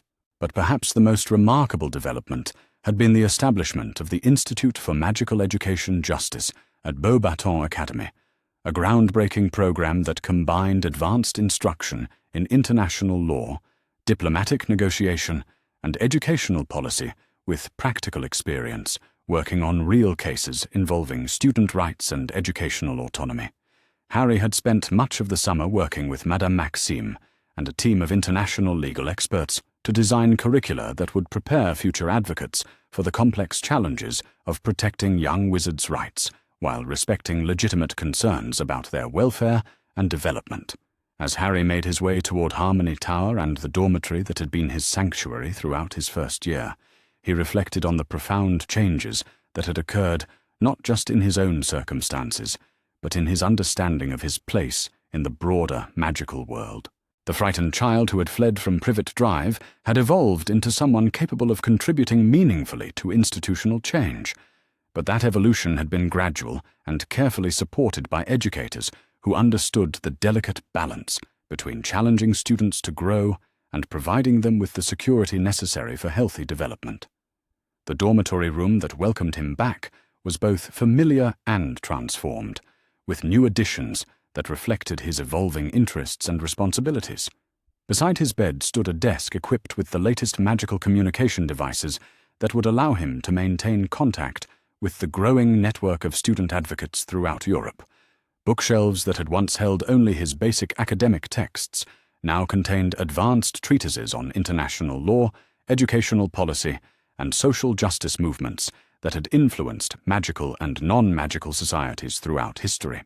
Jean-Baptiste greeted him with the warm enthusiasm that had characterized their friendship from its earliest days. But there was a new quality of respect in his manner that reflected Harry's growing reputation as an effective advocate and thoughtful contributor to important social causes. The French student had spent his summer working with magical civil rights organizations in Paris, gaining practical experience that would complement his academic studies and prepare him for whatever career path he might ultimately choose. "Mon ami," Jean-Baptiste said with obvious pleasure as they settled into the comfortable chairs that surrounded the dormitory's small fireplace. "It is wonderful to have you back. The Academy has felt somehow incomplete without your presence, and I suspect that many of our fellow students have been eagerly anticipating your return and the stories you will share about your summer activities." Harry appreciated his friend's genuine interest, while also feeling slightly overwhelmed by the expectations that seemed to follow him wherever he went. The visibility that had come with his legal victory was both a privilege and a burden, creating opportunities to contribute to important causes while also making it difficult to maintain the kind of normal student relationships that he valued so highly. Alessandro and Eric arrived shortly thereafter, both carrying clear signs of the productive summers they had spent pursuing their own interests and developing their own expertise in areas that complemented Harry's growing focus on educational advocacy. Alessandro had been working with magical historians at the University of Bologna, researching the historical development of student rights movements throughout European magical communities, while Eric had spent time with magical law enforcement agencies in Scandinavia, learning about the practical challenges of protecting young wizards who found themselves in dangerous or abusive situations. The reunion was everything Harry had hoped it would be, filled with enthusiastic exchanges of stories and insights from their summer experiences, careful analysis of the opportunities and challenges that lay ahead during their second year, and the kind of intellectual stimulation that had made their friendship one of the most valuable aspects of his Beauxbatons experience. But what impressed Harry most was the way their individual growth over the summer had strengthened rather than weakened their collective bond, creating a foundation for collaboration on projects that were more ambitious and potentially more impactful than anything they had previously attempted. Each of them had developed specialized knowledge and skills that complemented the others, suggesting possibilities for teamwork that could contribute meaningfully to the broader movement for student rights and educational justice. The formal opening ceremony for the academic year took place in the Great Hall, which had been decorated with floating candles and magical tapestries that depicted scenes from the history of international magical cooperation. Madame Maxime addressed the assembled students with her characteristic blend of warmth and authority, welcoming returning students and introducing newcomers to the values and expectations that would guide their educational experience at Beauxbatons Academy. This year brings special significance to our mission of preparing young wizards for leadership in an increasingly connected magical world, she announced with obvious pride as her gaze briefly met Harry's across the hall. The events of the past year have demonstrated that our students possess not only exceptional magical abilities, but also the courage and wisdom necessary to challenge injustice and create positive change in their communities. The reference to recent developments was subtle but unmistakable, acknowledging the role that Beauxbatons students had played in advancing student rights throughout Europe, without reducing their accomplishments to mere publicity or celebrity. It was exactly the kind of balanced recognition that Harry had come to expect from an institution that valued substance over sensation and genuine contribution over superficial recognition. The academic program for Harry's second year reflected both his advanced magical development and his growing interest in the practical application of legal and policy knowledge to real-world challenges. His course schedule included advanced international magical law, comparative educational systems, diplomatic negotiation and conflict resolution, and advanced defensive magic theory and practice, each designed to provide him with skills that would serve him well, regardless of which specific career path he might ultimately choose. But perhaps the most exciting addition to his academic program was his enrollment as a student researcher in the newly established Institute for Magical Education Justice, a position that would allow him to work directly with faculty members and visiting experts on cutting-edge research into student rights, educational autonomy, and the development of policy frameworks that could be implemented throughout the international magical community. Professor Laurent, who had been appointed as the Institute's founding director, explained the program's objectives during their first meeting in her elegantly appointed office overlooking the Academy's formal gardens. "Our goal is not simply to study these issues in the abstract," she said with the passionate intensity that had made her one of Beauxbatons' most respected educators, but to develop practical solutions that can be implemented by educational institutions and magical governments throughout Europe and beyond. The Institute's research agenda was both comprehensive and ambitious, encompassing everything from the development of model legislation for protecting student rights to the creation of training programs for educators who worked with young wizards facing various forms of family or institutional pressure. Harry's role would involve contributing his unique perspective as someone who had successfully navigated these challenges, while also learning research methodologies that would prepare him for whatever advanced studies he might pursue after graduating from Beauxbatons. "Your case provides an invaluable foundation for this work," Professor Laurent continued with obvious respect for Harry's accomplishments. "But the ultimate goal is creating systematic changes that will make such extreme legal challenges unnecessary by establishing clear standards and support systems from the beginning of young wizards' educational journeys." The vision aligned perfectly with Harry's own hopes for using his experience constructively, and he threw himself into the research work with enthusiasm that impressed even his demanding supervisors. His first project involved analyzing the correspondence he had received from young wizards throughout Europe, identifying common patterns in the challenges they faced, and developing recommendations for policy interventions that could address root causes rather than simply responding to individual crises. The work was both intellectually stimulating and emotionally demanding, requiring him to maintain analytical objectivity while processing stories of abuse, neglect, and manipulation that reminded him uncomfortably of his own experiences with the Dursleys. But it also provided him with a deeper understanding of the systematic nature of the problems facing young wizards and the potential for coordinated action to create meaningful improvements in their circumstances. As the autumn term progressed, Harry found himself increasingly involved in the broader network of student advocacy organizations that had emerged throughout Europe in the wake of his legal victory. The International Student Rights Alliance, established just months earlier, had already grown to include chapters at more than 20 magical schools across the continent, each working on local issues while contributing to broader research and policy development efforts. The Alliance's first international conference was scheduled to take place at Beauxbatons during the Christmas holidays, bringing together student advocates, legal experts, and educational policy researchers from across Europe to share best practices and coordinate future efforts. Harry had been asked to deliver one of the keynote addresses, a responsibility that both excited and intimidated him, given the expertise and experience of the other participants. His speech, which he spent weeks preparing with input from his professors and fellow students, focused on the importance of combining individual advocacy with systematic reform efforts, arguing that lasting change required both immediate support for students facing urgent challenges and long-term work to transform the institutions and policies that created those challenges in the first place. "The most important lesson I have learned from my own experience," he planned to say in conclusion, "is that freedom is not something that can be granted by authority figures or won through individual legal victories alone, but something that must be built through collective action and sustained through ongoing vigilance and commitment to justice." The message reflected his evolving understanding of social change and his growing appreciation for the complexity of the challenges facing advocates for student rights.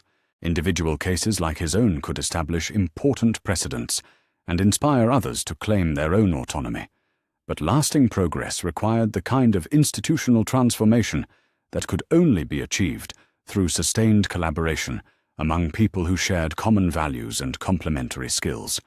The international attention that continued to surround Harry's story had also attracted interest from magical researchers who were studying the broader implications of his case for understanding the relationship between trauma, resilience, and moral development.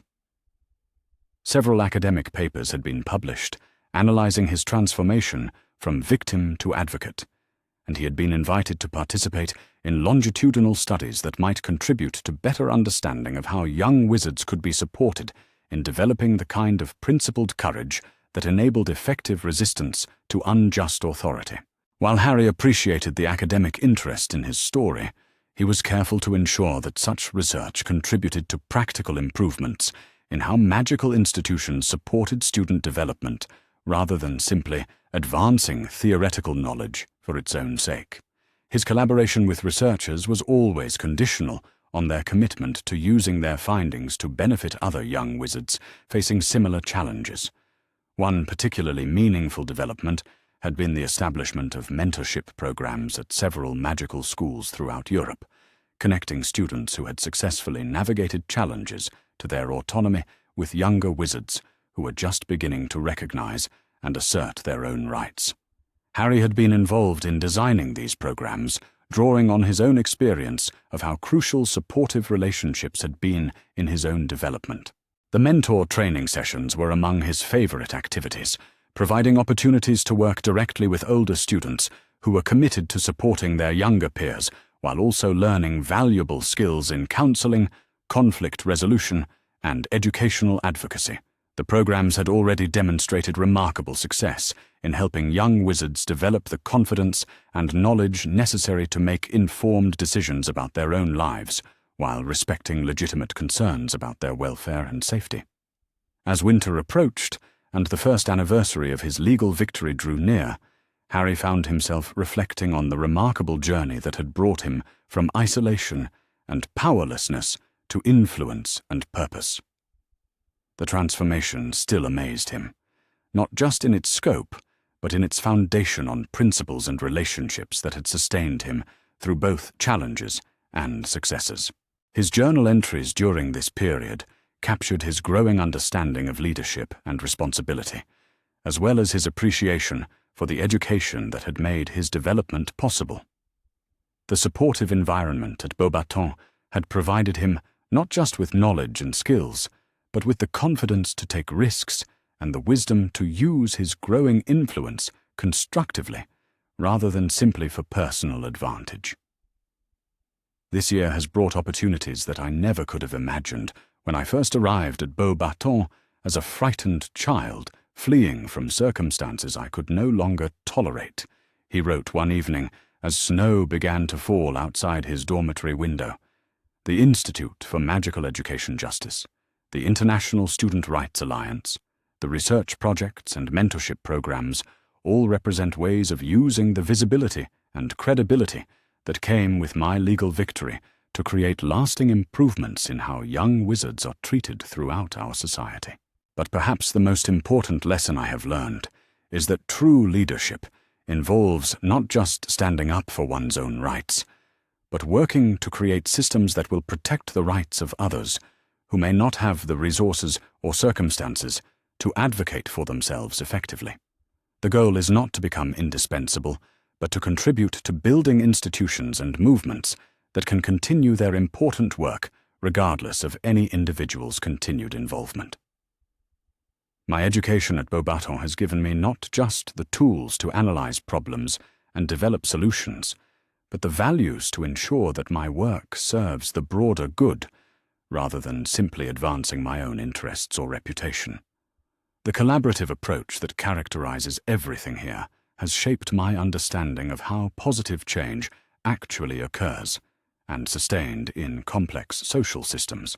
As the Christmas conference approached and delegates began arriving from across Europe, Harry felt both nervous and excited about the opportunity to contribute to discussions that could influence the future of magical education policy throughout the continent. The participants represented the most innovative thinking in student advocacy and educational reform, and their collective expertise promised to generate insights and strategies that could accelerate progress toward the kind of systematic changes that were needed. The opening ceremony took place in Beauxbatons' magnificent Great Hall, with Madame Maxime welcoming delegates in multiple languages and emphasizing the international character of the movement they had gathered to advance. The diversity of the participants was remarkable, including not just students and recent graduates, but experienced educators, legal experts, policy researchers, and representatives from magical governments who were committed to supporting rather than constraining the autonomy and development of young wizards. Harry's keynote address was scheduled for the second day of the conference, following presentations on legal developments, policy innovations, and successful advocacy programs from across Europe. He had practiced his speech extensively, but still felt nervous as he approached the podium, aware that his words would influence not just the immediate audience, but the broader movement for student rights that continued to grow and evolve. When he began speaking, however, the nervousness faded as he focused on the message he wanted to convey and the audience he hoped to inspire to continued action on behalf of young wizards who deserved better treatment than they were currently receiving from magical institutions and family systems throughout their societies. The journey that brought me to this podium began in a cupboard under the stairs, where I spent the first 11 years of my life believing that powerlessness was my natural condition, and that the adults who controlled my circumstances had the right to treat me as they saw fit, regardless of how that treatment affected my welfare or happiness. He began, his voice carrying clearly throughout the hall, despite the intimate tone he had chosen for his delivery. That journey led through months of careful legal preparation, international advocacy, and the kind of education that taught me not just about my rights, but about my responsibilities to others who faced similar challenges. The victory in the Wizengamot was important, not just for my own circumstances, but for the precedents it established and the possibilities it created for systematic reform of how our magical society treats its youngest and most vulnerable members. But the most important lesson I have learned is that individual victories, no matter how significant, are meaningless unless they contribute to collective progress that benefits everyone, rather than just those fortunate enough to have exceptional circumstances or resources. The goal of our movement must be creating a magical world where every young wizard has access to the education, support, and autonomy necessary to develop their full potential and contribute meaningfully to their communities. The response to his address was overwhelmingly positive, with delegates approaching him throughout the remainder of the conference to discuss specific aspects of his presentation and explore possibilities for collaboration on future projects. But what meant the most to him were the conversations with younger students who shared their own stories of successful advocacy and their plans for contributing to continued progress in their home countries. The conference concluded with the adoption of the Beauxbatons Declaration on Student Rights in Magical Education, a comprehensive statement of principles and policy recommendations that would guide advocacy efforts throughout Europe and provide a framework for evaluating the treatment of young wizards by educational institutions and magical governments. Harry had contributed to drafting the declaration, but its adoption represented collective wisdom rather than any individual's vision. As delegates departed and the Academy returned to its normal routine, Harry reflected on the remarkable progress that had been achieved in the year since his legal victory. The movement for student rights had grown from his individual case into an international network of advocates, researchers, and policymakers who were working together to create systematic improvements in how young wizards were treated throughout their educational journeys. But he also understood that the work was far from complete, and that sustained progress would require continued commitment from people who understood that justice was not a destination, but an ongoing process of growth, learning, and adaptation to new challenges and opportunities. His final journal entry of the year captured both his satisfaction with what had been accomplished and his determination to continue contributing to positive change as he moved forward in his own education and development. This year has confirmed my belief that education is most powerful when it serves not just individual advancement, but collective progress toward a more just and equitable society, he wrote as the winter holidays began, and Beauxbatons settled into the peaceful rhythm that characterized its quieter periods. The Institute for Magical Education Justice, the International Student Rights Alliance, and the Beauxbatons Declaration all represent concrete steps toward the kind of systematic reform that can prevent other young wizards from experiencing the manipulation and control that once defined my own circumstances. But perhaps the most meaningful aspect of this year has been the opportunity to work with people who share my commitment to using their abilities and opportunities in service of others who face challenges that they cannot overcome alone. The collaborative relationships I have developed with fellow students, faculty members, and advocates throughout Europe have shown me what is possible when people combine their individual talents in pursuit of common goals. I am no longer the frightened child who escaped from Privet Drive, but I am also not yet the adult I hope to become. The path ahead will require continued learning, growth, and commitment to the principles that have guided me thus far. But I feel confident that the foundation I have built through my education at Beauxbatons and my involvement in advocacy work will serve me well regardless of whatever specific challenges and opportunities await me in the years to come. The phoenix has indeed risen to heights that no one could have predicted, but its flight is far from over. The boy who lived has become someone capable of helping others live more fully and freely, and that transformation represents perhaps the most powerful magic of all. As Harry settled into sleep on the final night of what had been the most transformative year of his life, his dreams were filled not with images of past struggles, but with visions of the future he was helping to create. A magical world where young wizards would be respected, supported, and empowered to become the best possible versions of themselves, while contributing meaningfully to communities that valued their perspectives and honored their autonomy.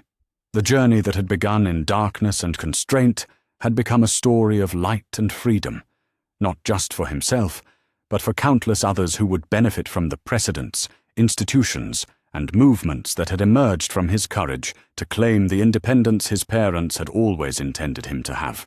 And that legacy would continue long after his own story had moved on to new chapters and new adventures, ensuring that the phoenix's flight would inspire others to spread their own wings and soar toward horizons limited only by their imagination and commitment to justice. The morning after the confrontation in the kitchen, Harry woke before dawn with a clarity of purpose that felt foreign, after years of simply enduring each day as it came. The cupboard seemed even smaller now that he had made the decision to leave it behind, the walls pressing in with an urgency that made his chest tight with anticipation rather than despair. Today would be different. Today he would take the first concrete step toward claiming his own future. Harry sat up carefully, mindful of the low ceiling, and reached under his mattress for the supplies he had hidden there over the past months. A few sheets of paper pilfered from Dudley's school bag, a pen that Uncle Vernon had dropped and forgotten about, and most importantly, stamps that he had carefully peeled from discarded envelopes and saved for an emergency that he had always known would eventually come. Writing the letter took him nearly 2 hours, not because he struggled with the words, but because he rewrote it 7 times before he was satisfied with the tone. Too desperate would make him seem pathetic. Too confident might come across as arrogant. Too detailed about his circumstances might sound like he was trying to manipulate sympathy. Harry needed to strike exactly the right balance between honesty and dignity, between need and self-respect. The final version read, "Dear Headmistress, my name is Harry Potter, and I am 11 years old. I received a letter yesterday informing me that I have been accepted to Hogwarts School of Witchcraft and Wizardry for the autumn term. However, before I accept this placement, I would very much like to learn about other educational opportunities in the magical world. I have been raised by relatives who are not magical and who haven't provided me with any information about my heritage or my options. I understand that there are other schools besides Hogwarts, and I would be grateful if you could tell me about Beauxbatons Academy. From what little I have been able to learn, your institution has an excellent reputation for academic excellence and student care. I am a serious student who values education highly. My circumstances at home have been challenging, and I believe that the environment where I spend the next 7 years of my life will be crucial to my development both as a wizard and as a person. I would welcome the opportunity to learn more about what Beauxbatons might offer someone in my situation. I realize this is an unusual request, and I apologize if I am overstepping any protocols. However, I believe that making an informed choice about my education is one of the most important decisions I will ever make, and I want to be certain that I am making that choice with full knowledge of my options. Thank you for your time and consideration. Respectfully yours, Harry Potter." Harry read the letter one final time, checking for any trace of the desperation he felt, or the anger that still simmered beneath his carefully maintained composure. The tone was polite, but not servile, mature but not artificially adult, honest but not self-pitying. It was exactly the kind of letter that might catch the attention of an educator who valued independent thinking and personal responsibility. The next challenge was getting the letter delivered. Harry had no idea how magical mail worked, whether it required special owls or magical postal services or some other system entirely. But he had noticed that the Hogwarts letters had arrived by perfectly ordinary post, which suggested that at least some communication between the magical and non-magical worlds used conventional methods. Harry folded the letter carefully and slipped it into an envelope he had salvaged from the kitchen recycling. He addressed it to Madame Olympe Maxime, Headmistress, Beauxbatons Academy of Magic, France, hoping that the magical postal system would be able to fill in the details he lacked. Then he sealed the envelope and settled back to wait for the Dursleys to wake up and begin their morning routine. The house began to stir around 8 o'clock, marked by the familiar sounds of Uncle Vernon's heavy footsteps in the bathroom above and Aunt Petunia's sharp voice calling for Dudley to get up for breakfast. Harry listened to the ordinary domestic symphony with detached interest, cataloguing these sounds that had formed the background of his entire life. Soon, if his plan worked, he would wake to different sounds in a different place, surrounded by different people who might actually care about his well-being. When the sounds of breakfast preparation began in earnest, Harry knocked softly on the cupboard door. He had learned long ago that the key to managing the Dursleys was understanding their fears and motivations, and right now they were more afraid of him leaving unexpectedly than they were of his minor infractions against their rules. Uncle Vernon opened the door with obvious reluctance, his face already flushed with the effort of maintaining his morning routine while dealing with the catastrophic disruption that Harry's magical heritage represented. He looked as though he had aged several years overnight, his usually perfect hair disheveled, and his clothes wrinkled from restless sleep. "I need to go to the post office," Harry said without preamble. "I want to mail a letter." Uncle Vernon's face went through several interesting color changes before settling on an alarming shade of purple. "You're not mailing anything to those freaks," he said, his voice tight with barely controlled panic. "I'm making inquiries about my education," Harry replied calmly.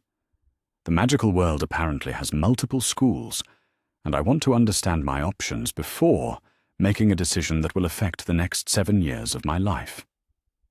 That seems reasonable for someone my age, don't you think?" The question was calculated to appeal to Uncle Vernon's sense of propriety and his desperate desire to maintain the illusion that he was still in control of the situation. Uncle Vernon prided himself on being a rational man who made informed decisions, and denying Harry the right to gather information about his own education would be obviously unreasonable. Uncle Vernon's mouth opened and closed several times as he struggled to find a response that would maintain his authority while acknowledging the logic of Harry's request. Finally, he stepped back from the cupboard door with obvious reluctance. "You'll go straight there and straight back," he said, his voice heavy with defeat. "And if anyone asks, you're posting a letter for your aunt." Harry nodded agreeably, though they both knew that no one would question an 11-year-old boy posting a letter. The fiction was for Uncle Vernon's benefit, a way for him to maintain the pretense that he was still directing Harry's actions, rather than simply trying to minimize the damage from a situation that had spiraled completely beyond his control. The walk to the post office took 15 minutes, and Harry savored every step. After 3 days locked in the cupboard, the morning air felt like freedom itself, crisp and clean with the promise of change. He had walked this route hundreds of times over the years, usually on errands for Aunt Petunia, or as part of the carefully orchestrated routine that kept him away from the house during the Dursleys' social activities. But this time felt different. This time he was walking towards something, rather than simply away from confinement. The post office was nearly empty at this hour, staffed by an elderly woman who barely glanced up when Harry approached the counter with his letter and the exact change he had been saving for months.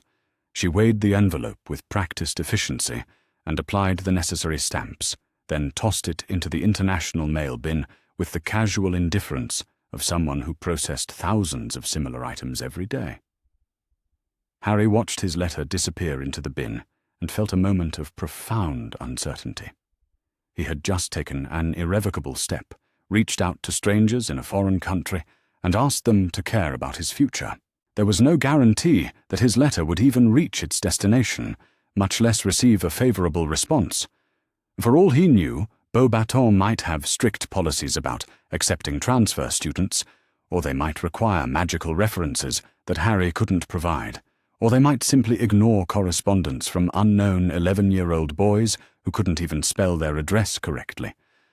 But as Harry walked back toward Privet Drive, his uncertainty gave way to a quiet satisfaction.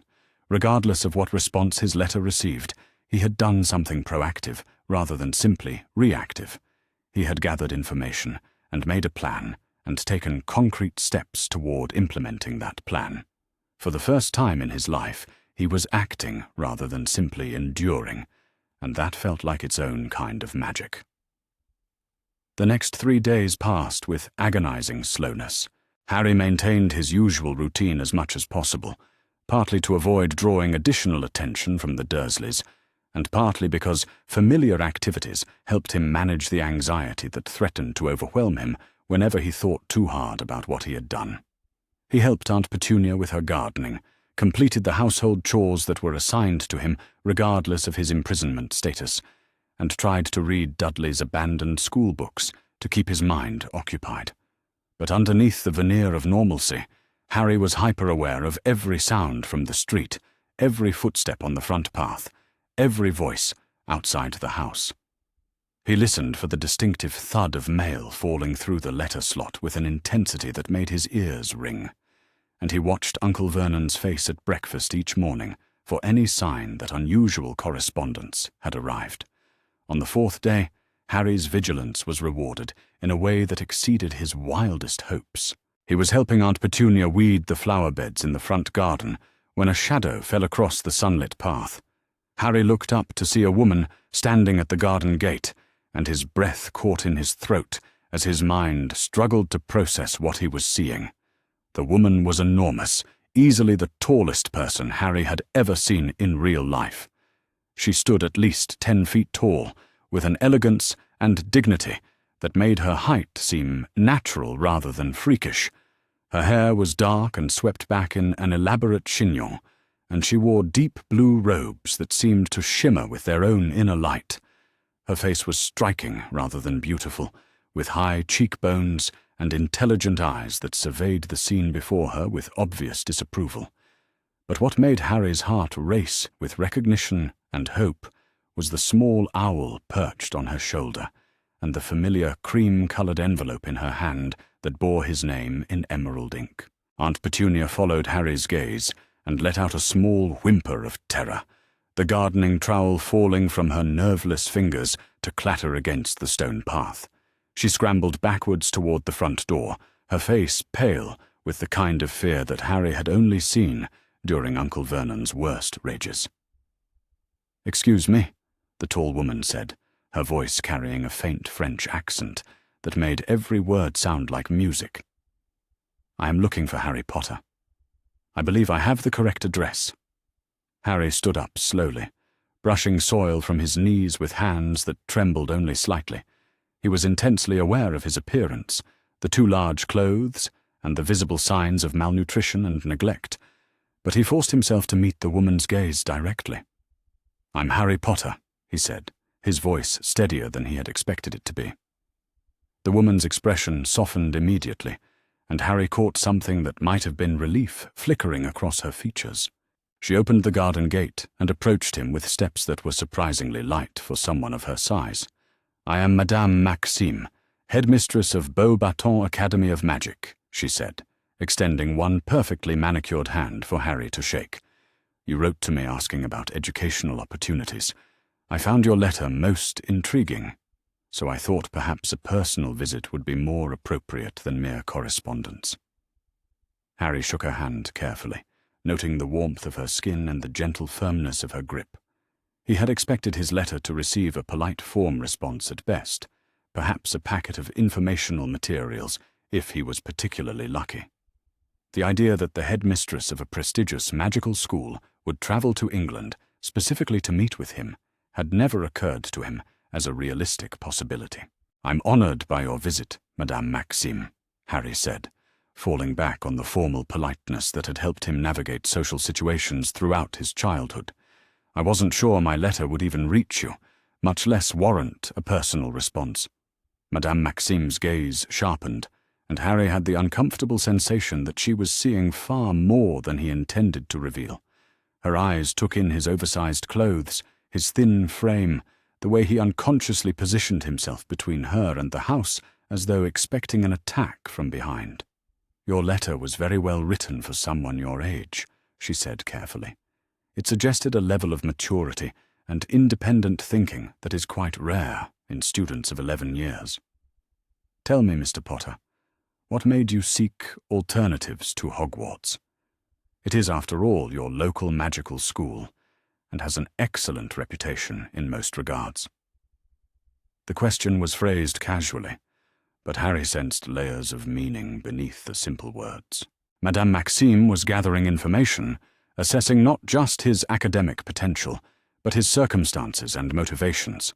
This was an interview disguised as a conversation, and Harry's response would determine whether her visit concluded with polite regrets or genuine interest in his situation.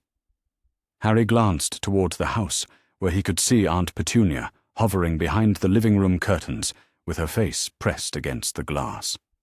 Uncle Vernon's car was still in the driveway, which meant he was probably watching from an upstairs window and trying to decide whether to call the police or hide in the bathroom until the terrifying magical woman went away. "I've had some time to think about my future recently," Harry said slowly, choosing his words with care.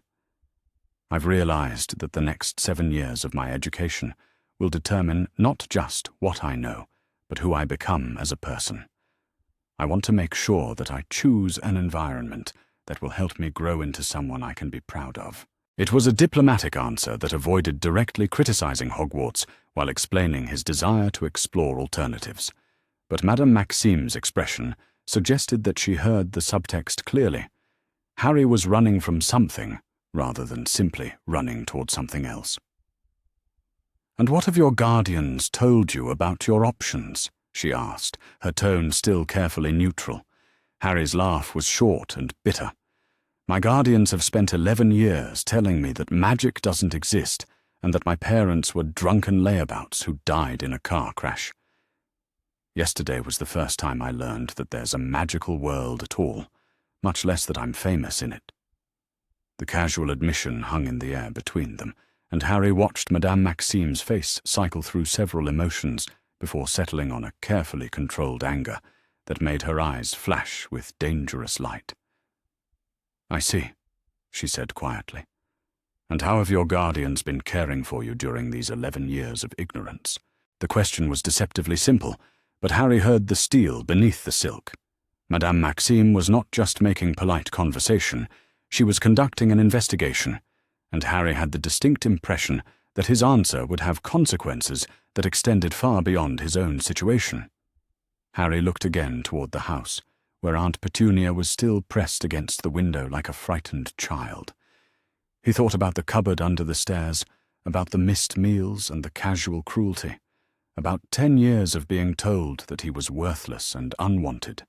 He thought about the protection that had required his suffering, about the adults who had known where he was and what was happening to him and had chosen to do nothing. "They've provided me with food and shelter," Harry said carefully.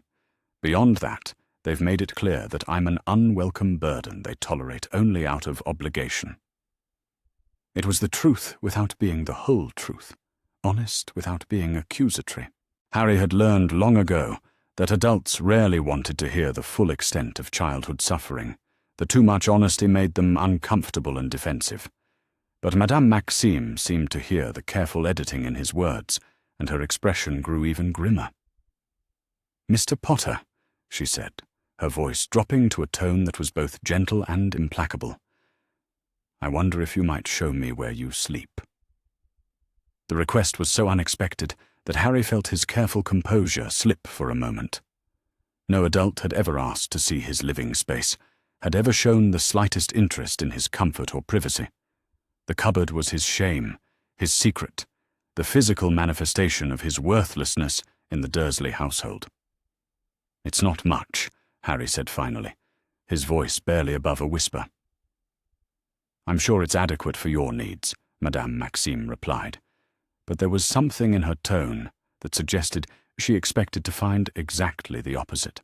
Harry led her around to the front door, acutely aware of her towering presence beside him, and the way her very existence seemed to make the ordinary suburban street feel small and cramped. Aunt Petunia met them in the hallway, her face white with terror, and her hands clasped so tightly in front of her that her knuckles had gone bloodless. "This is my Aunt Petunia," Harry said with scrupulous politeness. "Aunt Petunia, this is Madame Maxime. She's the head mistress of a magical school in France." Aunt Petunia made a strangled noise that might have been an attempt at greeting, but Madame Maxime's attention was already focused on the narrow door under the stairs. She approached it with the slow deliberation of someone who dreaded what she was about to discover, her hand hovering over the simple latch. "This is your room?" she asked, though her tone suggested she already knew the answer. "Yes, ma'am," Harry said simply. Madame Maxime opened the door and stepped back, as though she had been physically struck. The cupboard looked even smaller from the outside, a cramped space barely large enough for a grown person to lie down, furnished with nothing but a thin mattress and a single bare bulb. Harry's few possessions were arranged with military precision along the walls: 3 books with broken spines that he had rescued from Dudley's discards, a small collection of stones that he had found interesting during his walks, and the carefully hidden supplies he used for his midnight writing sessions. The silence stretched until Harry began to worry that he had made a terrible mistake, that Madame Maxime would be disgusted by his circumstances and decide that he was too damaged or too complicated to be worth her trouble. But when she finally turned to face him, her eyes were blazing with a fury so intense that it made the air around her seem to crackle with energy. "How long?" she asked Aunt Petunia, her voice deadly quiet. "Has this child been living in this cupboard?" Aunt Petunia opened and closed her mouth several times before managing to produce any sound. "Since he came to us," she whispered. "He was just a baby. We didn't have anywhere else to put him." "You didn't have anywhere else to put him," Madame Maxime repeated slowly, as though she were testing the words for sense and finding them incomprehensible. "In this house with 4 bedrooms, you could not find space for a child except in a cupboard under the stairs." It was more statement than question, and Aunt Petunia seemed to shrink under the weight of it. Harry found himself feeling an unexpected surge of protectiveness for his aunt, a reflexive loyalty born from years of shared trauma, even though she had been one of its primary architects. "The Dursleys aren't magical," Harry said quietly. "They were afraid of me, afraid of what I might do or what might happen because of what I am. They thought that keeping me separate, keeping me small, would protect everyone." Madame Maxime's gaze shifted to Harry, and he saw something that looked like respect flickering in her expression. "You defend them even now," she said, her voice soft with wonder. "After everything they have done to you, you still try to explain their actions in terms they can live with." Harry shrugged uncomfortably. "Hating them won't change anything that's already happened. And I think they genuinely believed they were doing what was best, even if they were wrong." It was true, Harry realized as he said it. The Dursleys had been cruel and neglectful, but they had also been terrified and overwhelmed by a situation they never chose and couldn't understand. They had made decisions based on fear and ignorance, but those decisions had come from a desire to protect themselves and their family, rather than from deliberate malice. Understanding their motivations didn't excuse their actions, but it did make those actions comprehensible in a way that pure evil never could be. Madame Maxime studied Harry for a long moment, and he had the distinct impression that he had just passed some kind of test. "You have remarkable emotional intelligence for someone so young," she said finally. "That kind of wisdom usually comes from experiencing far more hardship than any child should have to endure." Harry didn't know how to respond to that, so he remained silent and waited for her to continue. "Mr. Potter," Madame Maxime said, her voice taking on a formal quality that made Harry straighten unconsciously, "I would like to offer you a place at Beauxbatons Academy of Magic for the upcoming academic year.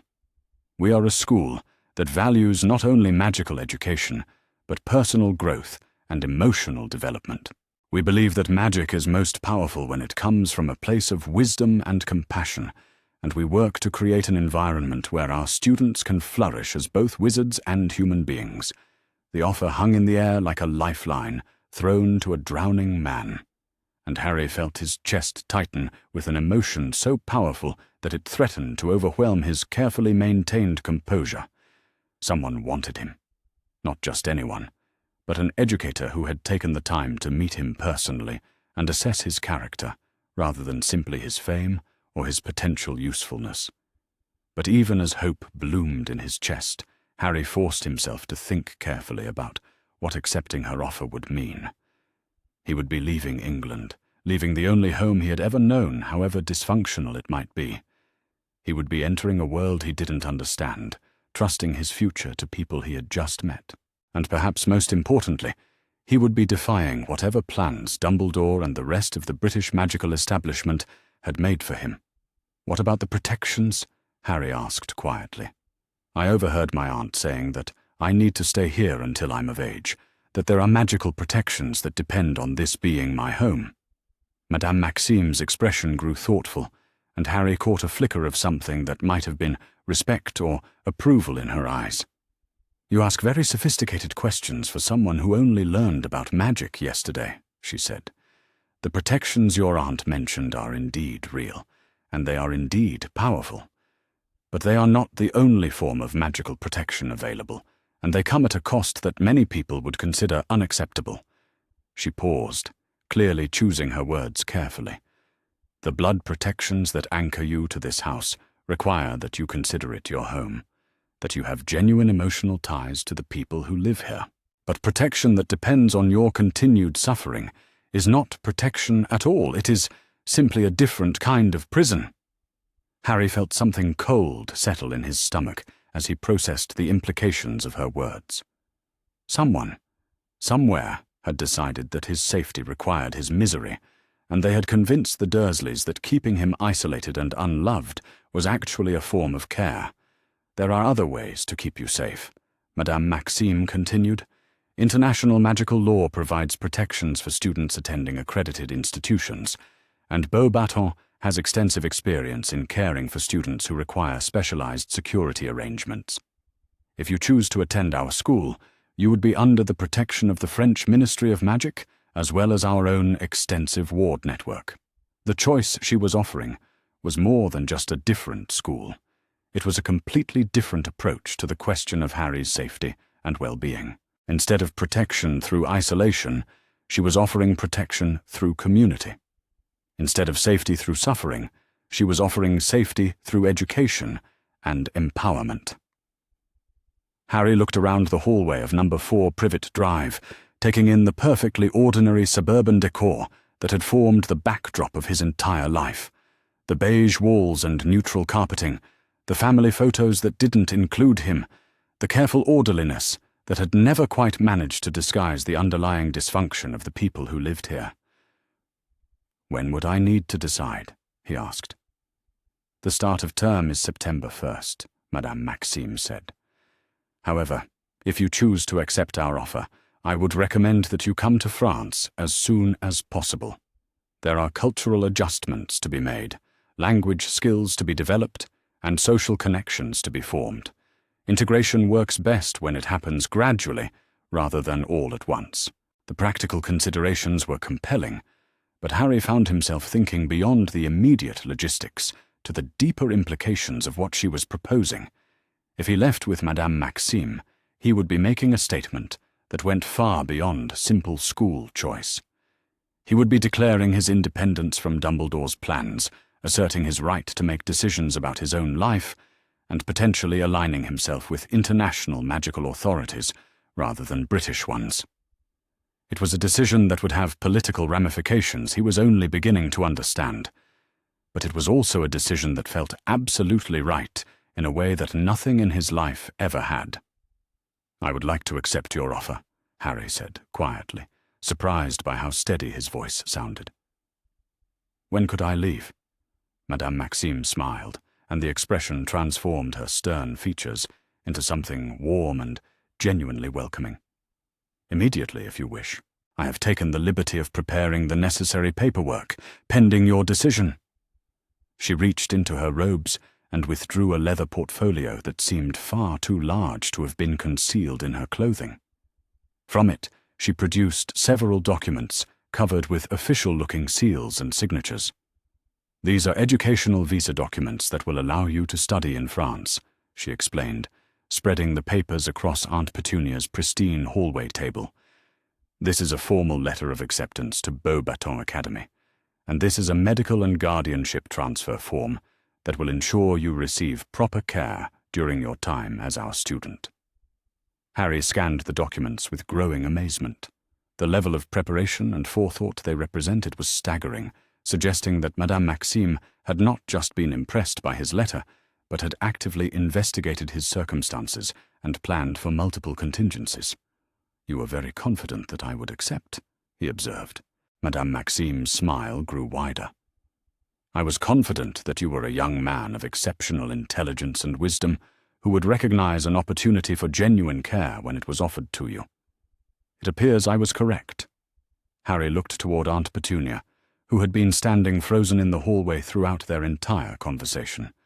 Her face was pale, but no longer terrified, and there was something in her expression that might have been relief. "Aunt Petunia," Harry said gently, "is it all right with you if I go?" The question seemed to break whatever spell had been holding her motionless. She stepped forward, and, to Harry's complete amazement, reached out to touch his shoulder with trembling fingers. "You deserve better than this," she said quietly, her voice thick with tears that she was clearly struggling not to shed. "You deserve better than anything we've been able to give you. If this lady can provide that, then yes, you should go." It was the closest thing to an apology that Harry had ever received from any of the Dursleys, and it meant more to him than he would have expected. He covered her hand with his own, offering what comfort he could. "Thank you," he said simply. The next hour passed in a blur of activity and preparation. Harry packed his few belongings into a small bag that Madame Maxime provided, said awkward goodbyes to Uncle Vernon and Dudley, who had emerged from their respective hiding places once it became clear that the terrifying magical woman was not going to transform them into toads. Uncle Vernon's parting words were typically graceless, but contained a grain of genuine concern beneath the bluster. "Don't let them turn you into something you're not, boy. You're still a human being, regardless of what freakish things you can do." It was advice that Harry found unexpectedly valuable, a reminder that his magical abilities were only one part of who he was rather than the sum total of his identity. As they prepared to leave, Madame Maxime handed Harry a small package wrapped in elegant paper. "A welcome gift," she explained. "Something to help you begin your new life with the proper tools." Harry opened the package carefully and found a beautiful leather-bound journal with his name embossed in gold on the cover. The pages were thick and creamy, and when he opened to the first page, he found an inscription written in Madame Maxime's elegant handwriting. For Harry Potter, who had the courage to choose his own path and the wisdom to ask for help when he needed it. May this journal record the beginning of a life lived on your own terms. Harry traced the words with one finger, feeling the smooth texture of the expensive paper and the solid weight of the leather binding.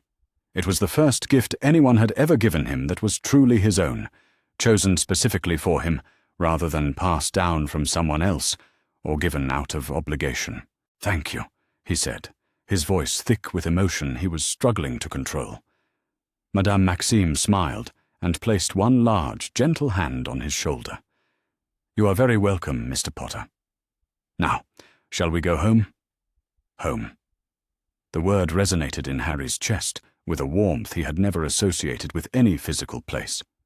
For the first time in his life, someone was offering him not just shelter or education or protection, but a true home where he would be welcomed and valued for who he was, rather than tolerated despite it.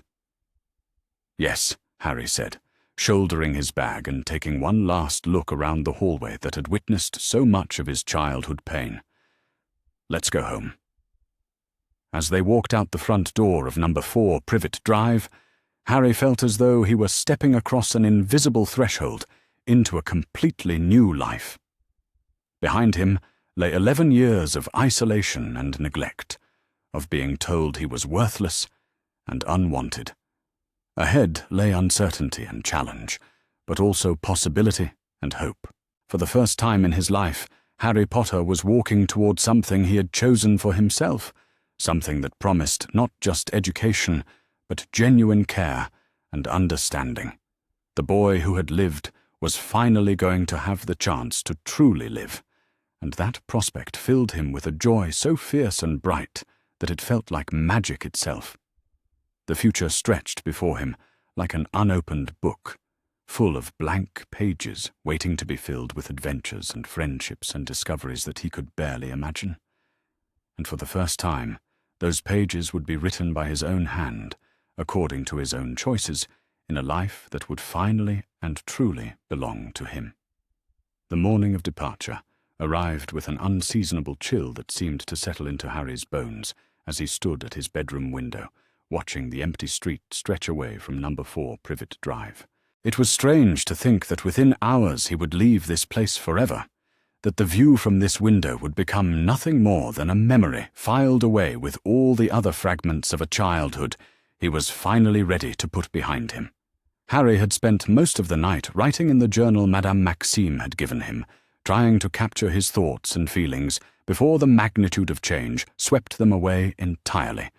The act of putting words on paper had helped him process the surreal events of the previous day, the sudden appearance of a future he had never dared to imagine, and the growing certainty that he was making the right choice, even if he couldn't predict where it would lead. The letter he had written to the Dursleys lay sealed on his thin mattress, weighted down with the small stone he had always considered his most precious possession. It had taken him 3 drafts to strike the right tone, something that acknowledged the complexity of their relationship, without descending into either false gratitude or bitter recrimination. "Dear Uncle Vernon, Aunt Petunia, and Dudley," the letter began. "By the time you read this, I will be gone. I want you to know that I understand why you treated me the way you did, even if I can't forgive all of it. You were afraid of something you didn't understand, and you thought that keeping me small and powerless would protect your family from the magical world that had already taken so much from you. I don't blame you for being afraid. The magical world took your sister away from you, Aunt Petunia, and then it dumped her orphaned son on your doorstep without asking if you were prepared to care for him. You did the best you could with an impossible situation, and I'm grateful that you gave me a home when you could have easily refused. But I can't stay in a place where my very existence is seen as a threat and a burden. I need to be somewhere I can learn about my heritage, where I can grow into whoever I'm meant to be without having to hide or apologize for what I am. Madame Maxime has offered me that opportunity, and I would be foolish not to take it. I hope that someday you'll be able to think of me as more than just a reminder of everything you've lost. I hope that you'll be proud of whatever I manage to make of myself, and I hope that removing the source of your fear will bring you some peace. Thank you for keeping me safe, even if safety came at a price that was higher than any child should have to pay. I'll try to remember the good moments, along with the difficult ones, and I'll try to become someone worthy of the sacrifices you made. With respect and understanding, Harry Potter."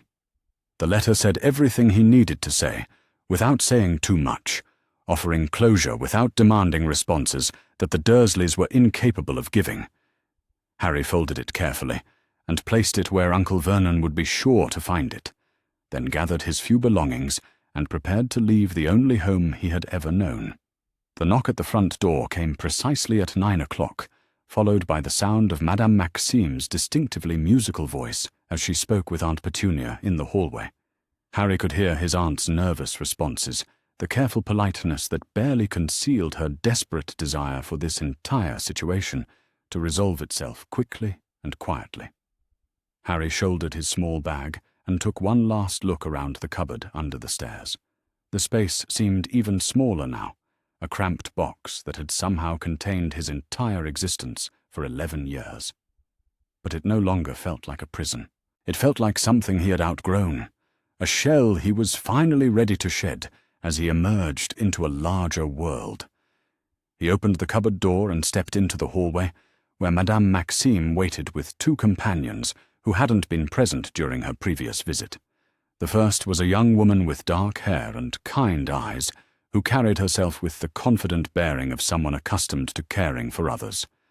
The second was a man who appeared to be in his 50s, distinguished-looking with silver-streaked hair and robes that suggested official capacity.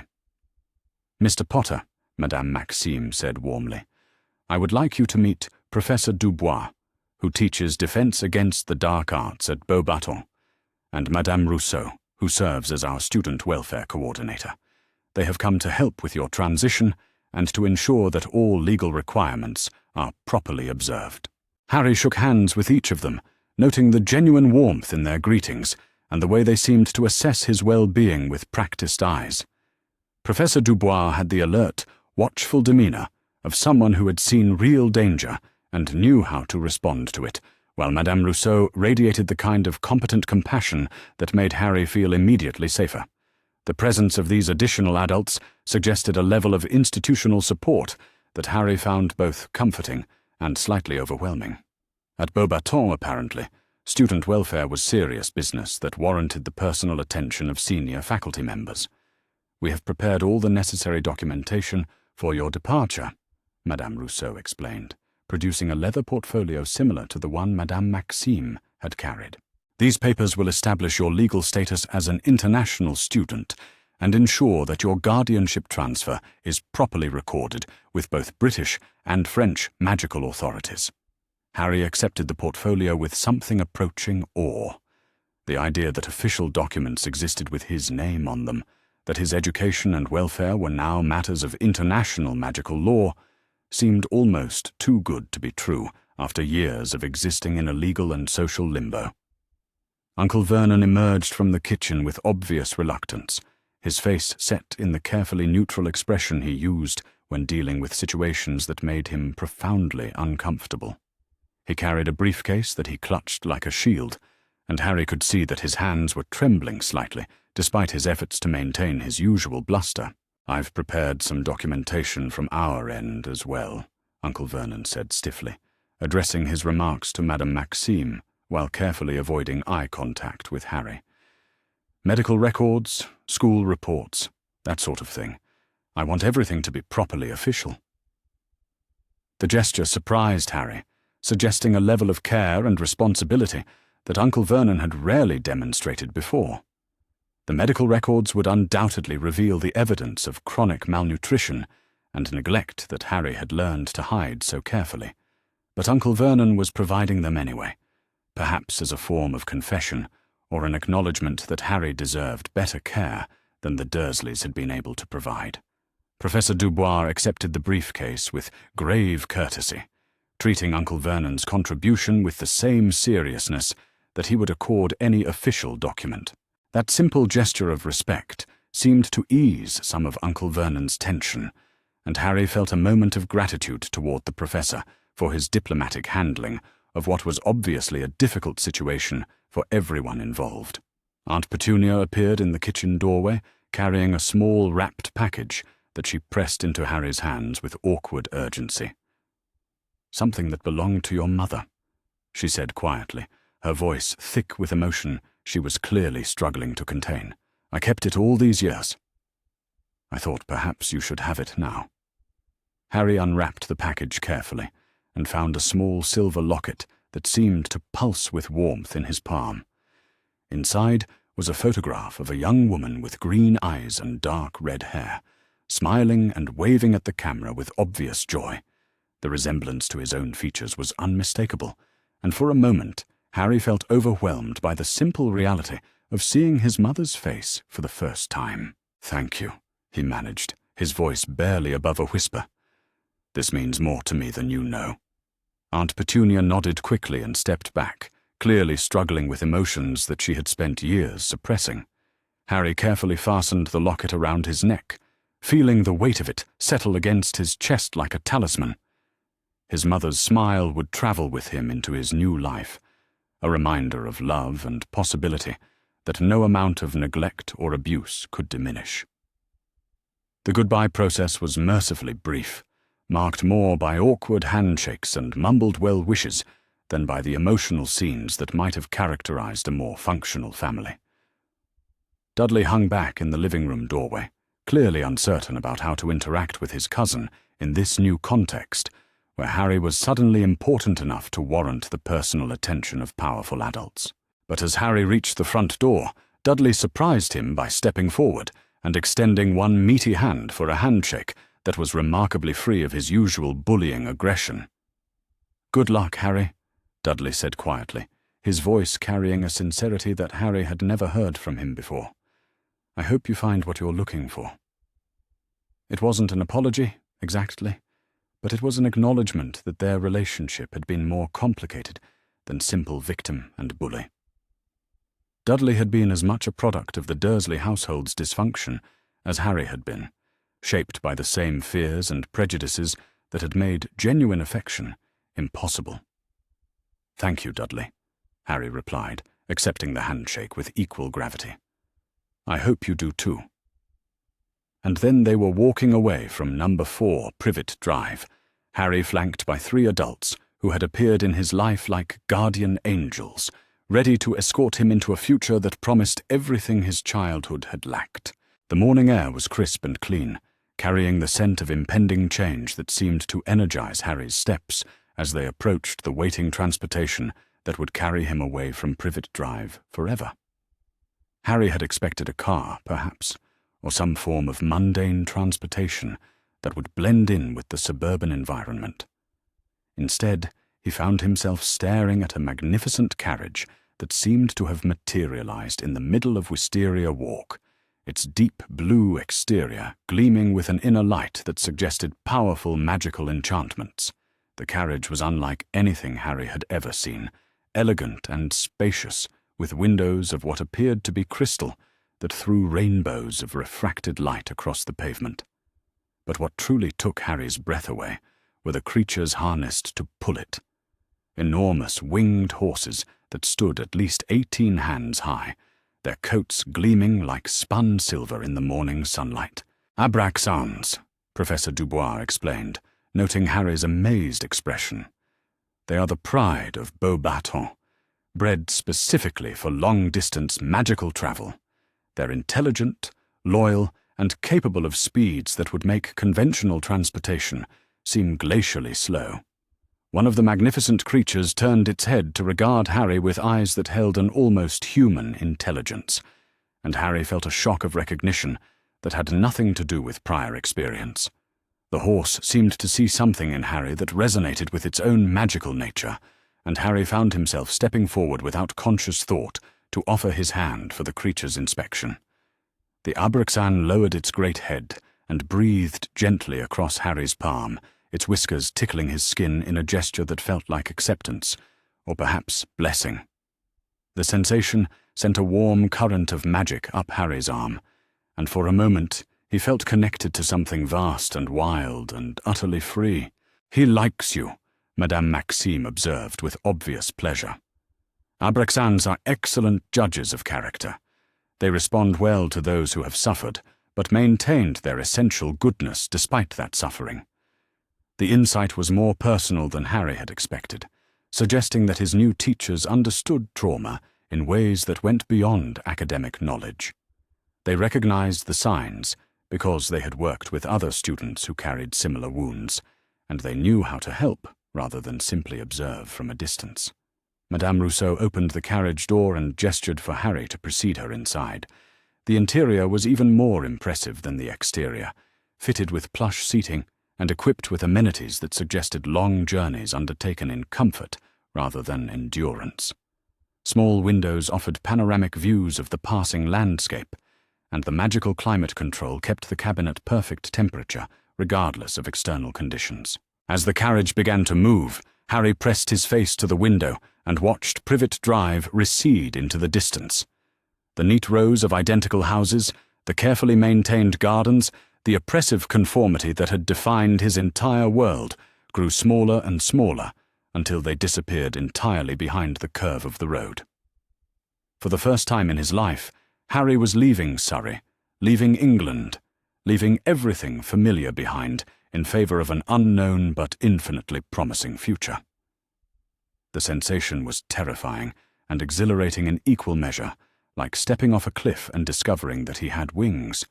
The journey to Dover passed in a blur of conversation and revelation as Harry's companions shared information about Beauxbatons and the magical world in general. Professor Dubois explained the differences between British and French approaches to magical education, emphasizing the greater focus on cultural development and personal growth that characterized continental schools. Madame Rousseau described the support systems available to students who came to Beauxbatons from difficult backgrounds, assuring Harry that he would not be the first young wizard to require careful reintegration into normal social patterns.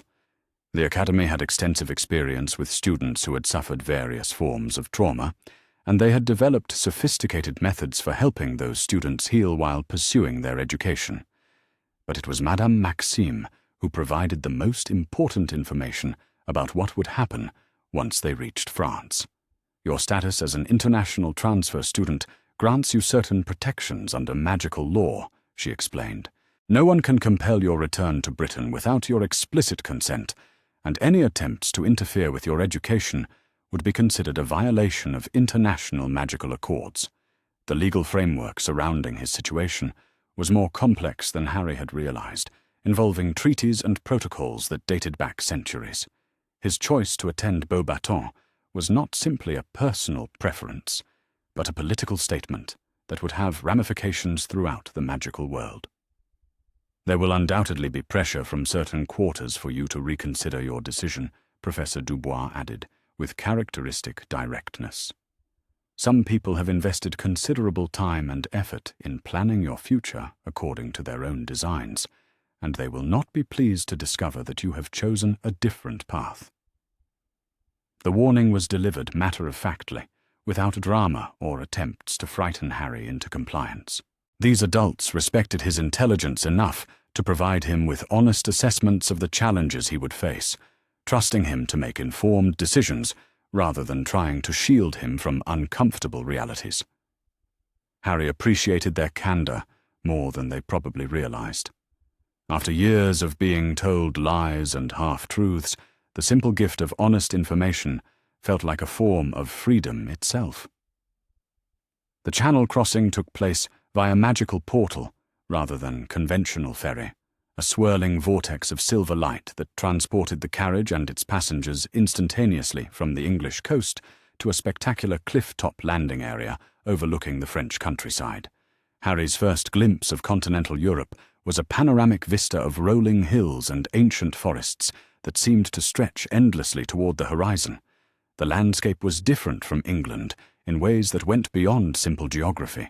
The very air felt charged with older, deeper magic, as though the land itself had been steeped in supernatural forces for millennia. Harry could sense layer upon layer of enchantments and ward networks that protected and preserved the magical communities scattered throughout the region. "This is the Normandy Preserve," Madame Maxime explained, as the carriage began its descent toward the forest below.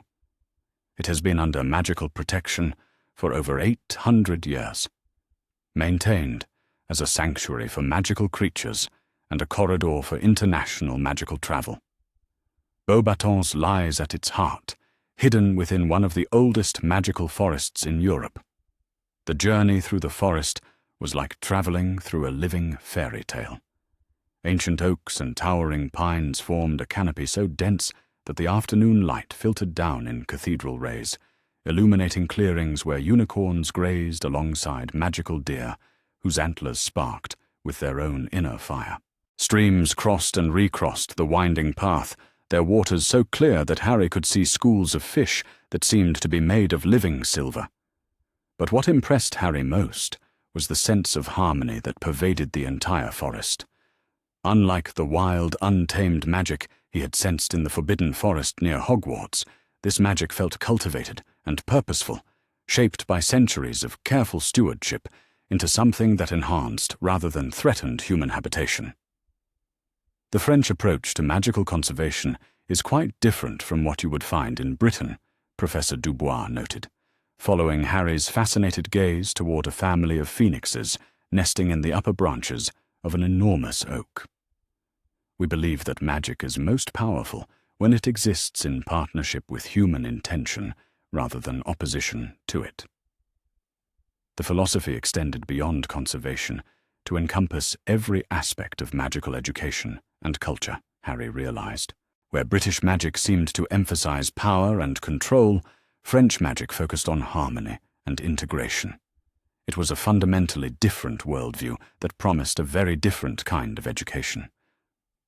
The first glimpse of Beauxbatons Academy took Harry's breath away completely. The school rose from a natural clearing like something out of a dream, a magnificent palace that seemed to have been carved from a single enormous crystal. Towers and spires caught the afternoon light and threw it back in cascades of rainbow fire, while formal gardens spread out in perfect geometric patterns that somehow enhanced, rather than constrained, the wild beauty of the surrounding forest. But it was the fountain at the center of the main courtyard that truly captured Harry's imagination. Water danced in impossible spirals and helixes, forming temporary sculptures that dissolved and reformed in an endless display of liquid artistry. The sound it made was not the simple splash of falling water, but a complex musical harmony that seemed to welcome visitors with personalized melodies. "Welcome to your new home, Mr. Potter," Madame Maxime said softly, her voice warm with genuine affection and pride. Home. The word resonated in Harry's chest with a power that made his eyes sting with unshed tears. For the first time in his life, the concept of home was associated not with obligation and endurance, but with beauty and welcome and the promise of genuine belonging. As the carriage drew to a stop before the main entrance, Harry could see students gathered in the courtyard to witness his arrival. They were young people of his own age, dressed in silk robes of pale blue that seemed to shimmer with their own inner light. Their faces showed curiosity rather than hostility, interest rather than judgment, and Harry felt a spark of hope that maybe, finally, he had found a place where he could simply be himself rather than a symbol or a burden. The carriage door opened, and Harry stepped down onto the crystalline pavement of the courtyard, his feet touching French soil for the first time. The sensation was electric, as though the very ground was welcoming him with warm magic that rose through his shoes and settled in his bones like a promise of protection and belonging. A young man detached himself from the group of watching students and approached with the confident bearing of someone accustomed to welcoming newcomers. He appeared to be perhaps 13 or 14, with dark hair and intelligent eyes that assessed Harry with obvious interest, but no trace of the automatic deference that Harry had learned to expect from people who recognized his fame. "Bonjour," the young man said, with a slight bow that managed to be respectful without being servile. "I am Jean-Baptiste Rousseau, a second-year student here at Beauxbatons. I have been asked to serve as your guide, and, if you wish, your friend, during your first weeks with us." The introduction was formal but warm, delivered in lightly accented English that suggested considerable effort to make Harry feel comfortable. But what struck Harry most forcefully was the simple fact that Jean-Baptiste had introduced himself by name and year, rather than by any reference to Harry's famous status. To this young wizard, Harry was simply another new student who deserved welcome and assistance. "I'm very pleased to meet you, Jean-Baptiste," Harry replied, offering his hand for a firm handshake. "I'm Harry Potter, and I would very much like to have a friend here." Jean-Baptiste grinned, and Harry caught a glimpse of the humor and warmth that would characterize their relationship in the months to come. "Excellent," he said. "Then we shall begin with a tour of the academy, yes? There is much to see, and I think you will find our approach to magical education quite different from what you might expect." As they walked toward the main entrance, Harry became aware of the soft conversations taking place among the gathered students. They were discussing his arrival, certainly, but their tone was curious rather than worshipful, interested in him as a person rather than obsessed with his celebrity status. He heard fragments of conversation in French, Spanish, and several other languages he couldn't identify, a cosmopolitan mixture that spoke to the international character of the student body. These young wizards came from across Europe and beyond, united by their pursuit of excellence, rather than divided by national rivalries. The main hallway of Beauxbatons was a masterpiece of magical architecture, with soaring ceilings and walls that seemed to be made of solidified starlight. Portraits moved and spoke in the manner of magical paintings everywhere, but these were different from their Hogwarts counterparts. Instead of offering advice or historical commentary, they seemed focused on creating beauty, singing in harmonious choruses or painting landscapes that shifted with the seasons. "Everything here is designed to inspire as well as educate," Jean-Baptiste explained, as they passed a statue that danced slowly through an eternal ballet. "We believe that magic is most powerful when it comes from a place of joy and wonder, rather than fear and competition." The philosophy was evident in every detail of the school's design and operation. Classrooms were spacious and filled with natural light, furnished with comfortable seating that encouraged collaboration rather than rigid hierarchy. The library was a temple to learning, with books that seemed to glow with inner wisdom and reading areas that adjusted their lighting and temperature to each student's preferences. But what impressed Harry most was the attitude of the students they encountered. They were friendly and welcoming without being intrusive, curious about the new arrival without being overwhelming. Several stopped to introduce themselves in various languages, offering assistance if Harry needed anything, or simply extending genuine wishes for his happiness at Beauxbatons. "Your dormitory is on the 3rd floor of the Harmony Tower," Jean-Baptiste explained, as they climbed a spiral staircase that seemed to be carved from a single enormous sapphire. "You will share the space with 3 other students from various countries.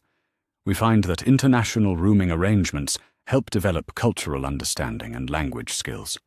The dormitory room was spacious and elegantly appointed, with 4 beds arranged around a central common area that included comfortable seating and a small fireplace. Large windows offered spectacular views of the surrounding forest, and each bed area had been personalized by its occupant with photographs, books, and small treasures from home.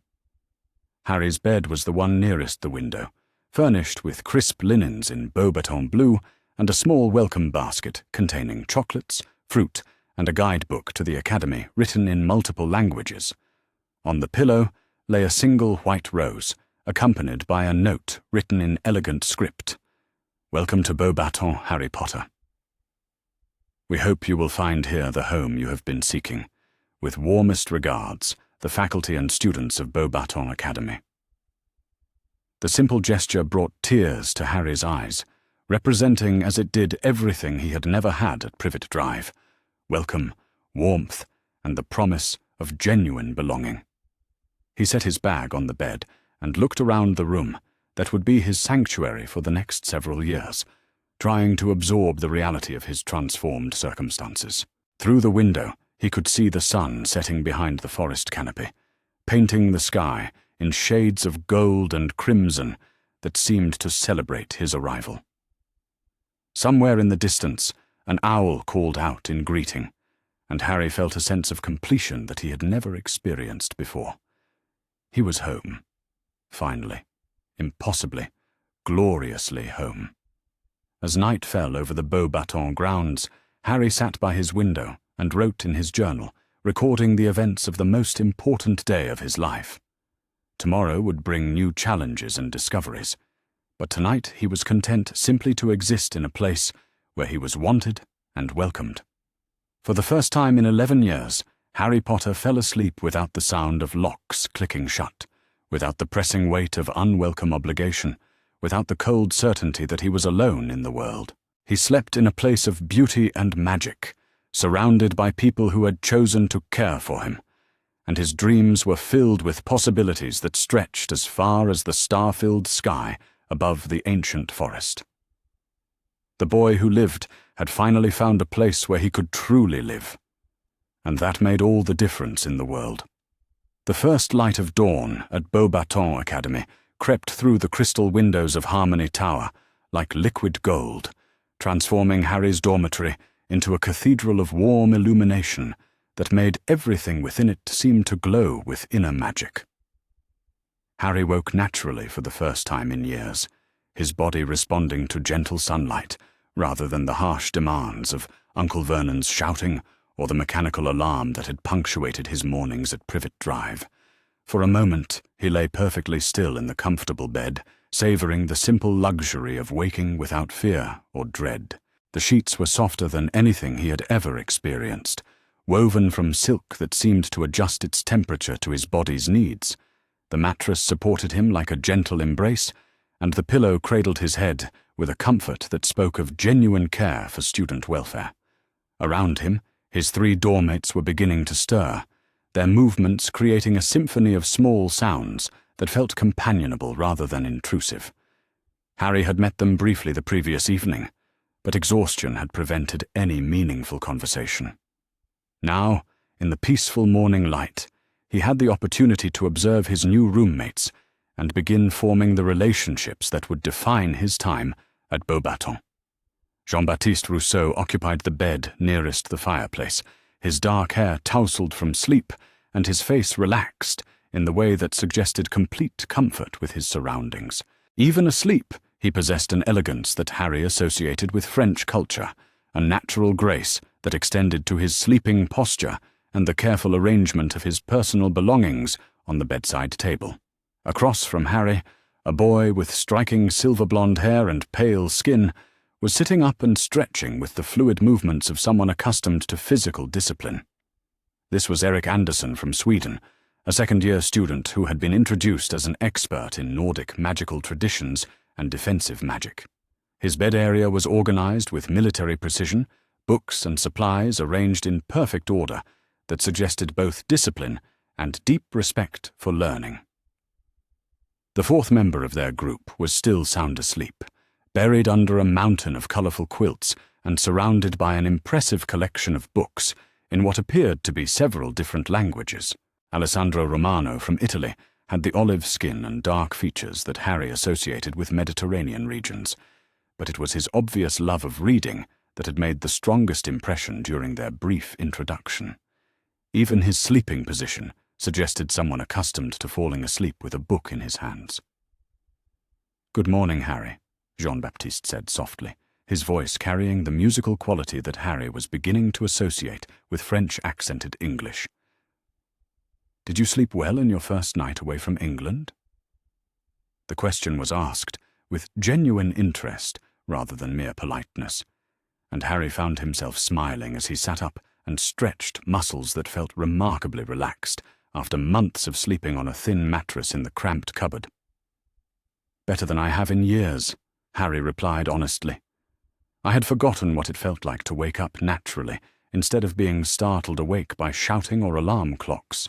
Jean-Baptiste's expression grew thoughtful, and Harry caught a flicker of something that might have been understanding or sympathy in the other boy's dark eyes.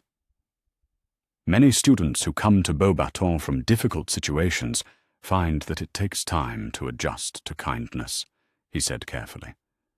"The professors are very patient with such transitions, and we are taught to support each other through the adjustment period." The casual acknowledgement that Harry might need time to adjust to kindness was both reassuring and slightly heartbreaking. It suggested that Beauxbatons regularly dealt with students who came from backgrounds of neglect or abuse and had developed sophisticated systems for helping them heal while pursuing their education. Eric had been listening to their conversation while getting dressed in robes that were beautifully tailored, but practical in design. "In my country," he said in English that carried only the slightest trace of a Swedish accent, "we have a saying, 'Trust grows like ice on a lake, slowly and from the edges inward.' You need not fear that anyone here will demand instant friendship or absolute confidence. We understand that some things take time." The wisdom in the statement impressed Harry, suggesting a level of emotional sophistication that was rare in boys their age. But then, Harry was beginning to understand that Beauxbatons attracted students who were exceptional in many ways beyond simple magical ability. Alessandro chose that moment to emerge from his nest of quilts, his hair standing at improbable angles, and a leather-bound book clutched in one hand. He blinked owlishly at his roommates, taking several seconds to fully wake up, before offering a cheerful grin that transformed his sleepy features. "Buongiorno," he said warmly, then switched to heavily accented but enthusiastic English. "Good morning, Harry. I trust the beds here are an improvement over your previous accommodations. Jean-Baptiste mentioned that your living situation in England was less than ideal." Harry appreciated the directness of the question, the way Alessandro addressed his situation, without tiptoeing around it, or treating him like a victim to be pitied. There was genuine concern in the Italian boy's voice, but also a refreshing lack of false sympathy or excessive delicacy. "Much better," Harry confirmed. "Everything about this place is better than I expected, actually. I'm still trying to process the difference between this and where I came from." Alessandro nodded thoughtfully as he began the process of getting dressed, selecting robes from a wardrobe that seemed to contain an astonishing variety of clothing in different styles and colors. At Beauxbatons, he explained, we believe that education should be beautiful as well as practical. Magic that comes from joy and wonder is more powerful than magic that comes from fear or desperation.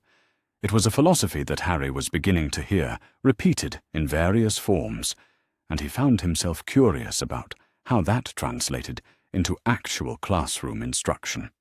His education at primary school had been adequate but uninspiring, focused on memorization and compliance rather than creativity or personal growth. The idea that learning could be actively enjoyable was both appealing and slightly foreign. The process of getting ready for the day was unlike anything Harry had experienced in his previous life. At Privet Drive, mornings had been a careful choreography of avoidance, timing his movements to minimize contact with the Dursleys while still completing the chores that were expected of him. Here, the morning routine felt collaborative and supportive, with his roommates offering advice about everything from which robes were most appropriate for different classes to the best routes through the castle for reaching various destinations. Jean-Baptiste produced a schedule written in elegant script and helped Harry navigate the complex system of courses and electives that made up the Beauxbatons curriculum. Unlike Hogwarts, which apparently followed a fairly rigid program of required subjects, Beauxbatons allowed students considerable flexibility in designing their own educational experience. As a first-year student, you will take the core subjects that all students must master, Jean-Baptiste explained, pointing to items on the schedule. Charms, transfiguration, potions, defense against the dark arts, history of magic, and herbology. But you also have the opportunity to choose from several electives that reflect your interests and talents. The list of available electives was impressive in its scope and diversity. Beyond the practical magical subjects, students could choose from options like magical arts, which included music and visual arts enhanced by magic, comparative magical cultures, which examined different approaches to magic around the world, and even magical languages, which taught students to communicate with various magical creatures and understand ancient magical texts. "What are your interests, Harry?" Alessandro asked, as he braided his dark hair back in a style that was both practical and elegant. "Do you have any particular areas of magic that call to you, or subjects from your previous education that you especially enjoyed?" Harry considered the question carefully. His education at primary school had been broad but shallow, and he had never had the opportunity to pursue any subject in real depth. But looking back, he could identify patterns in what had captured his attention and held it despite the challenging circumstances. "I've always been drawn to defensive magic, I think," Harry said slowly. "Not just protecting myself, but protecting others. And I enjoyed the more analytical subjects at my previous school: mathematics, logic problems, anything that required careful thinking rather than just memorization." Eric looked up from his own preparations with obvious interest. "Defensive magic is my specialty as well," he said with enthusiasm. "Professor Dubois, who you met yesterday, is perhaps the finest defense instructor in Europe. He has developed techniques that combine traditional European defensive magic with methods adapted from other magical cultures. If you have a natural inclination toward protection, you will find his classes extremely rewarding. The prospect of studying under a master of defensive magic sent a thrill of anticipation through Harry's chest. After years of being helpless to protect himself from the Dursleys' cruelty, the idea of learning magic that could shield others from harm felt like discovering a calling he had never known he possessed. For magical arts, you might consider starting with basic theory, and see if any particular discipline calls to you, Jean-Baptiste suggested. Some students discover they have talent for magical music, others for enchanted sculpture or animated painting. The arts program here is designed to help students find their unique creative voice. Harry nodded thoughtfully, adding magical arts to his list of potential electives. The idea of creating beauty through magic appealed to him in ways he was still trying to understand. After years of living in an environment where anything beautiful was viewed with suspicion, the opportunity to actively participate in creating art felt like a form of rebellion against everything the Dursleys had tried to make him believe about himself. The dining hall at Beauxbatons was a masterpiece of magical architecture and hospitality. The space was enormous, but somehow managed to feel intimate, with tables that adjusted their size automatically based on the number of students seated at them, and ceiling enchantments that created the illusion of dining under the open sky. The breakfast spread was unlike anything Harry had ever seen, offering foods from across Europe and beyond in a celebration of international magical cuisine. Harry filled his plate carefully, still adjusting to the reality that he could take as much food as he wanted without fear of punishment or scarcity. The abundance was overwhelming after years of controlled portions and frequent hunger, but his roommates helped guide him toward dishes that would provide good nutrition without overloading his still-adjusting digestive system. The conversation at their table flowed easily between English, French, Italian, and Swedish, with students switching languages naturally as they discussed everything from the previous night's reading assignments to plans for the upcoming weekend. Harry found himself picking up fragments of other languages almost without effort, his mind seeming to absorb new vocabulary and grammatical patterns with an ease that surprised him. "You have a natural gift for languages," Alessandro observed, as Harry successfully asked for more fruit using a combination of French words and gestures. "That will serve you well here, where linguistic diversity is seen as an asset rather than a barrier." As they ate, other students stopped by their table to introduce themselves to Harry, offering welcome without overwhelming him with attention.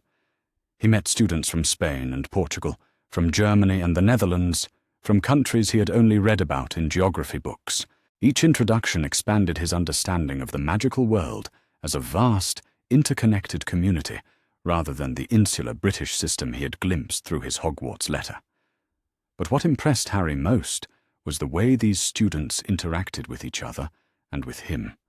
There was no apparent hierarchy based on blood status or family wealth, no sense that some students were inherently more valuable than others. Merit seemed to be measured by kindness, intelligence, and effort rather than by factors beyond individual control. The morning's first class was Introduction to Magical Theory, taught by Professor Laurent in a classroom that felt more like a comfortable library than a traditional academic space. Students sat in cushioned chairs arranged in a loose circle, with the professor moving among them, rather than lecturing from a distant podium. Professor Laurent was a woman in her 50s with silver-streaked hair and eyes that seemed to hold depths of knowledge accumulated over decades of teaching. She began the class not with a lecture about magical principles, but with a question that immediately engaged every student's attention. "Who can tell me what magic actually is?" she asked, her voice carrying the kind of authority that came from genuine expertise rather than artificial position. Not how we use it or what we can accomplish with it, but what it fundamentally represents in terms of natural forces and human potential. The question sparked an immediate discussion as students offered various definitions and theories, each building on the contributions of others in a collaborative exploration of magical principles. Harry found himself drawn into the conversation despite his limited background, offering observations based on his own experiences with accidental magic that helped illustrate broader theoretical concepts. Magic, Professor Laurent explained as the discussion developed, is essentially the ability to impose conscious intention upon the fundamental forces that govern reality. It requires not just knowledge and technique, but also clarity of purpose, emotional balance, and ethical understanding. This is why magical education must address the whole person, not simply technical skills. The approach was completely different from anything Harry had experienced in his previous education. Rather than simply memorizing information for later regurgitation, students were encouraged to think critically, ask questions, and develop their own understanding of complex concepts. The professor served as a guide and facilitator, rather than an authoritarian source of unquestioned truth. Harry's next class was Charms with Professor Delacroix, an elegant woman who seemed to move with the same fluid grace that characterized her magic. The Charms classroom was filled with objects that responded to various enchantments, creating an environment where students could immediately see the practical applications of their theoretical learning. Today we will begin with the fundamental principles of charm casting, Professor Delacroix announced as students settled into their seats. But before we attempt any actual magic, we must understand that charms are essentially conversations between the caster and the objects being enchanted. Respect and understanding produce far better results than force or domination. She demonstrated with a simple levitation charm, but instead of simply making a feather rise into the air, she explained her thought process throughout the casting. Students could see how she visualized the desired outcome, how she channeled her intention through her wand, and how she maintained the emotional state that allowed the magic to flow naturally. When students began attempting the charm themselves, Professor Delacroix moved among them, offering individual guidance that was tailored to each person's learning style and natural magical tendencies. She helped Harry understand that his magic seemed to respond best when he focused on protecting rather than controlling, suggesting modifications to his visualization that made the charm work more smoothly. The personal attention and customized instruction were revelations to Harry, who was accustomed to educational systems that treated all students identically, regardless of their individual needs or abilities. Here, teachers seemed to view each student as a unique individual with particular strengths and challenges that deserved personalized support. Lunchtime provided an opportunity for Harry to explore more of the Beauxbatons grounds, with Jean-Baptiste as his guide. The academy was even larger than it had appeared during his arrival, with multiple wings and towers connected by covered walkways that protected students from weather while allowing them to enjoy views of the surrounding forest. The gardens were particularly impressive, featuring plants from magical communities around the world arranged in displays that were both beautiful and educational. Harry learned about healing herbs from Mediterranean magical traditions, defensive plants used by Northern European wizards, and exotic specimens that had been gifts from magical schools in Asia and Africa. "This is the memorial garden," Jean-Baptiste explained, as they approached a section where flowers seemed to glow with their own inner light. "It honors Beauxbatons graduates who have died in service to their communities, whether in war or peacekeeping or humanitarian efforts. We are taught that magical education carries with it the responsibility to use our abilities for the betterment of all people, magical and non-magical alike." The concept of magical education as preparation for service, rather than simply personal advancement, was another philosophy that distinguished Beauxbatons from what Harry had learned about British magical education. Students here were encouraged to think beyond their own interests and consider how their abilities could contribute to the broader good. The afternoon brought Harry's first Defense Against the Dark Arts class with Professor Dubois, held in a practice room equipped with protective enchantments that allowed students to safely attempt more advanced magic than would be possible in ordinary classrooms. Professor Dubois proved to be an instructor who combined deep theoretical knowledge with extensive practical experience, having served as an aura for the French Ministry of Magic before transitioning to teaching. "Defense magic is not simply about learning to fight," Professor Dubois explained as students arranged themselves in the spacious practice area. "It is about understanding the nature of threats, both magical and mundane, and developing the skills and judgment necessary to protect yourself and others while minimizing harm to everyone involved, including potential attackers." The first lesson focused on situational awareness and threat assessment rather than specific defensive spells. Students practiced identifying potential dangers in various scenarios, learning to trust their instincts while also developing analytical skills that would help them make good decisions under pressure. Harry discovered that his years of hypervigilance at the Dursleys' house had actually provided him with excellent foundational skills for defensive magic. His ability to sense mood changes, predict aggressive behavior, and position himself strategically within social situations translated remarkably well to magical threat assessment. Professor Dubois noticed Harry's natural aptitude during the practical exercises and approached him afterward with an offer that took Harry completely by surprise.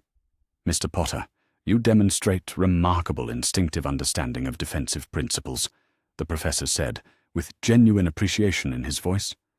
"If you are interested, I would be happy to provide you with additional instruction beyond the standard curriculum. Your natural abilities suggest significant potential that deserves specialized development." The offer of advanced instruction felt like validation of capabilities that Harry had never realized he possessed. After years of being told that he was worthless and unwanted, the idea that a respected teacher saw enough potential in him to warrant extra attention was almost overwhelming. "I would be honored by any instruction you're willing to provide, Professor," Harry replied, trying to keep the emotion out of his voice. "I want to learn everything I can about protecting myself and others." Professor Dubois smiled, clearly pleased by Harry's response. "We shall begin with basic principles and gradually work toward more advanced techniques. Defensive magic is as much about mental discipline and emotional control as it is about spell casting, so we will develop all aspects of your abilities in parallel." Harry's final class of the day was Magical History with Professor Moreau, but this proved to be unlike any history class he had previously experienced. Rather than simply memorizing dates and events, students were encouraged to analyze historical patterns and understand how past events continued to influence contemporary magical society. "Today we will examine the development of international magical law," Professor Moreau announced, as students settled into seats arranged around a large table covered with maps and documents. Understanding how different magical communities have learned to coexist peacefully is essential knowledge for anyone who wishes to participate constructively in the modern magical world. The lesson included primary source documents from various magical cultures, allowing students to see how different societies had approached questions of magical governance and international relations. Harry found himself particularly interested in the treaties that governed magical education, especially the provisions that protected students' rights to choose their own educational paths. The international perspective that characterized all classes at Beauxbatons was eye-opening for Harry, who had grown up with no knowledge of the magical world and was now discovering that it was far larger and more complex than he had ever imagined. Britain was just one small part of a global magical community that included dozens of magical schools, hundreds of magical governments, and thousands of years of accumulated wisdom about living with magic. As the academic day concluded, Harry found himself both exhausted and exhilarated. The intensity of learning, the constant stimulation of new ideas and perspectives, and the emotional adjustment to being treated with genuine care and respect had left him feeling overwhelmed in the most positive way possible. His roommates seemed to understand his state without explanation, guiding him back to their dormitory with gentle conversation that required no response, but offered companionship and support. The room felt like a haven after the day's adventures, a place where Harry could process his experiences without pressure or judgment. Harry settled at the small desk near his bed and opened his journal, trying to capture the essence of his first day of magical education. The words came slowly at first, then in a rush, as he attempted to record not just the facts of what he had learned, but the emotional reality of being treated as someone worthy of education and respect. "Today I attended my first classes at Beauxbatons Academy," he wrote, "and I'm beginning to understand what real education looks like. The professors don't just teach subjects, they teach students to think. They don't just provide information, they help develop understanding. And most importantly, they seem to genuinely care about each student's growth as both a wizard and a person. I'm starting to realize how much I missed by growing up isolated from the magical world, not just the knowledge and skills, but the entire philosophy of what magic means and how it should be used. At Beauxbatons, magic is seen as a gift that comes with responsibilities, a tool for creating beauty and protecting others, rather than just a source of personal power. My roommates have been incredibly welcoming, treating me as just another student rather than as the famous Harry Potter. I think they understand that I need time to adjust to kindness and they're patient with my awkwardness around genuine friendship. For the first time in my life, I feel like I'm part of a community rather than an outsider looking in. The classes are challenging but supportive, pushing me to think in new ways while providing all the help I need to succeed. Professor Dubois has offered me advanced instruction in defense against the dark arts, which feels like discovering a calling I never knew I had. Professor Delacroix helped me understand that my magic works best when I focus on protecting rather than controlling, which explains why accidental magic always seemed to happen when I was trying to help or defend rather than hurt. I keep waiting for something to go wrong, for someone to decide that I don't belong here or that caring for me is too much trouble. But so far, everyone has treated me as though my presence is wanted and valuable. It's going to take time for me to believe that completely, but I'm beginning to hope that maybe this really can be the home I've been looking for. As night fell over the academy, Harry completed his journal entry and prepared for his second night in his new life. Through the window he could see lights beginning to twinkle throughout the forest as magical creatures emerged for their nocturnal activities.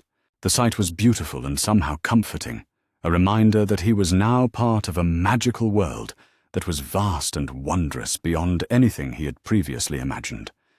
His roommates were engaged in their own evening activities, Jean-Baptiste practicing charm work with elegant wand movements that looked more like dancing than spellcasting, Eric reviewing defense techniques while making careful notes in multiple languages, and Alessandro reading what appeared to be a complex treatise on magical theory, while occasionally pausing to translate interesting passages for the others. The atmosphere was studious but comfortable, productive but relaxed. It was the kind of environment that Harry had only read about in books, where young people could pursue their education surrounded by beauty and supported by genuine care from both teachers and peers. For the first time in his life, Harry fell asleep looking forward to the next day, rather than dreading it. His dreams were filled with swirling magic and kind faces, with the promise of learning and growing in a place where his abilities were seen as gifts rather than curses. The Palace of Learning had welcomed him completely, and Harry Potter was finally home. 3 weeks into his new life at Beauxbatons Academy, Harry Potter discovered that freedom could be as overwhelming as captivity, though infinitely more welcome. He stood in the practice courtyard as dawn painted the sky in shades of rose and gold, his wand held loosely in his right hand, while magical energy coursed through his body like electricity seeking an outlet. What had started as a simple levitation charm during morning practice had somehow evolved into something far more complex and powerful than anything he had attempted before. The feather that should have risen gently into the air now floated in the center of a shimmering sphere of protective energy that pulsed with silver light and responded to Harry's emotions with an intensity that both thrilled and terrified him. Around the sphere, the very air seemed to sparkle with residual magic, creating patterns that reminded Harry of the aurora borealis he had seen in geography textbooks. Professor Dubois approached with the careful steps of someone who recognized powerful magic when he encountered it, his experienced eyes taking in every detail of the magical construct that Harry had unconsciously created. The Defense Against the Dark Arts instructor had arrived early for their private lesson to find Harry already practicing in the courtyard, but what he had discovered was magical ability that far exceeded anything he had expected from a first-year student. "Mr. Potter," Professor Dubois said quietly, his voice carrying both admiration and concern. "That is not a simple levitation charm. What you have created is a protective sphere powered by emotion and stabilized by unconscious magical theory that most students don't encounter until their 4th or 5th year." Harry looked at the sphere with new eyes, suddenly aware that he had no clear memory of how he had created it, or any conscious understanding of how to safely dismiss it. The magical construct continued to pulse with silver light, and Harry could feel its connection to his own magical core like a warm current running through his chest and arms. I don't know how I did it, Harry admitted, his voice steady despite the uncertainty he felt. I was practicing the levitation charm like you taught me, focusing on protection rather than control. And then something shifted. The magic felt different, stronger, like it was responding to something deeper than just my conscious intention. Professor Dubois nodded thoughtfully, circling the magical sphere while maintaining a respectful distance. Your magic appears to be naturally defensive in nature, he observed, which is quite rare. Most young wizards unconsciously lean toward either transformation or manipulation magic, but your instinctive response to any magical working is to create protection. This suggests both unusual natural ability and, perhaps, a personal history that has trained your subconscious mind to prioritize safety above all else. The assessment was delivered without judgment, but Harry felt a familiar tightness in his chest as he recognized the implication. Even here, in this place of beauty and acceptance, his past continued to shape his present in ways both obvious and subtle. The years of abuse and neglect had left their mark not just on his personality and behavior, but on his magical development itself. However, Professor Dubois continued, his tone shifting to one of unmistakable enthusiasm. Defensive magic, powered by emotional depth and stabilized by analytical thinking, represents an extraordinarily powerful combination. What you have accomplished here suggests magical potential that could be developed into abilities that most wizards can only dream of achieving. As if responding to the professor's words, the protective sphere pulsed brighter and expanded slightly, its silver light reflecting off the crystal walls of the surrounding buildings and casting dancing shadows across the courtyard. Harry felt the magic respond to his emotional state, growing stronger as his confidence increased and his fear diminished. "Can you teach me to control it?" Harry asked, watching the sphere with fascination and growing respect for the power he apparently carried within himself. Professor Dubois smiled, the expression transforming his usually serious features into something warm and encouraging. "Mr. Potter, I would consider it a privilege to help you develop abilities like these. But first, we must learn to safely dismiss what you have created, and then we must begin building the theoretical foundation that will allow you to channel this power consciously rather than accidentally." The process of dismissing the protective sphere became Harry's first lesson in advanced magical theory, requiring him to understand not just how to stop the magic, but how to gradually reduce its intensity while maintaining its structural integrity until it could be safely absorbed back into his magical core. Professor Dubois guided him through breathing exercises and visualization techniques that helped Harry develop conscious control over magical processes that had been purely instinctive. When the sphere finally dissolved into sparkles of fading light, Harry felt both exhausted and exhilarated. The experience had shown him that his magical abilities extended far beyond anything he had previously imagined, but it had also demonstrated how much he still needed to learn about controlling and directing those abilities safely. "Your magical education will need to be significantly accelerated," Professor Dubois said as they walked back toward the main academy building. "What you have shown me today suggests abilities that require immediate attention and specialized instruction. With your permission, I would like to speak with Madame Maxime about arranging additional tutoring in advanced magical theory." The prospect of accelerated learning sent a thrill of anticipation through Harry's chest. After years of intellectual starvation at Privet Drive and the numbing routine of primary school, the opportunity to be challenged academically felt like discovering a talent he had never known he possessed. "I would welcome any additional instruction," Harry replied eagerly. "I want to understand everything I can about magic and about what I'm capable of doing with it." Professor Dubois paused at the entrance to the academy and turned to face Harry with an expression that combined respect with gentle warning. "Power like yours comes with significant responsibilities, Mr. Potter. The magic you displayed today could easily be turned to harmful purposes if it were not guided by strong ethical principles and emotional discipline. This is why your character development is every bit as important as your magical training. The reminder was sobering but not discouraging. Harry had spent his entire life being told that he was dangerous and untrustworthy, but Professor Dubois was speaking from a perspective of confidence in Harry's essential goodness rather than fear of his potential for harm. The morning's regular classes took on new meaning for Harry after his early morning revelation. During Charms with Professor Delacroix, he found himself analyzing the magical processes behind each spell with an intensity that impressed both his instructor and his classmates. When they practiced the summoning charm, Harry instinctively modified the casting to include protective elements that prevented the summoned object from causing harm to anyone in its path. "Excellent adaptation, Mr. Potter," Professor Delacroix observed, as Harry successfully summoned a book while simultaneously creating a cushioning charm that caught it gently before it could strike another student.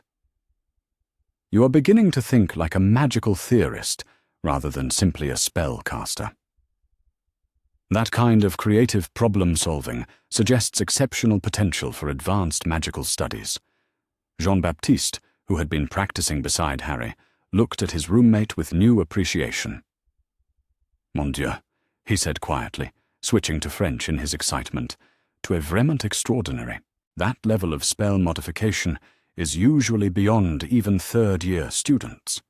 Harry felt heat rise in his cheeks at the praise, still uncomfortable with being the center of attention, even when that attention was positive and encouraging. But he was beginning to understand that his discomfort with recognition stemmed from years of being noticed only when he had done something wrong, and that learning to accept genuine appreciation was part of his healing process.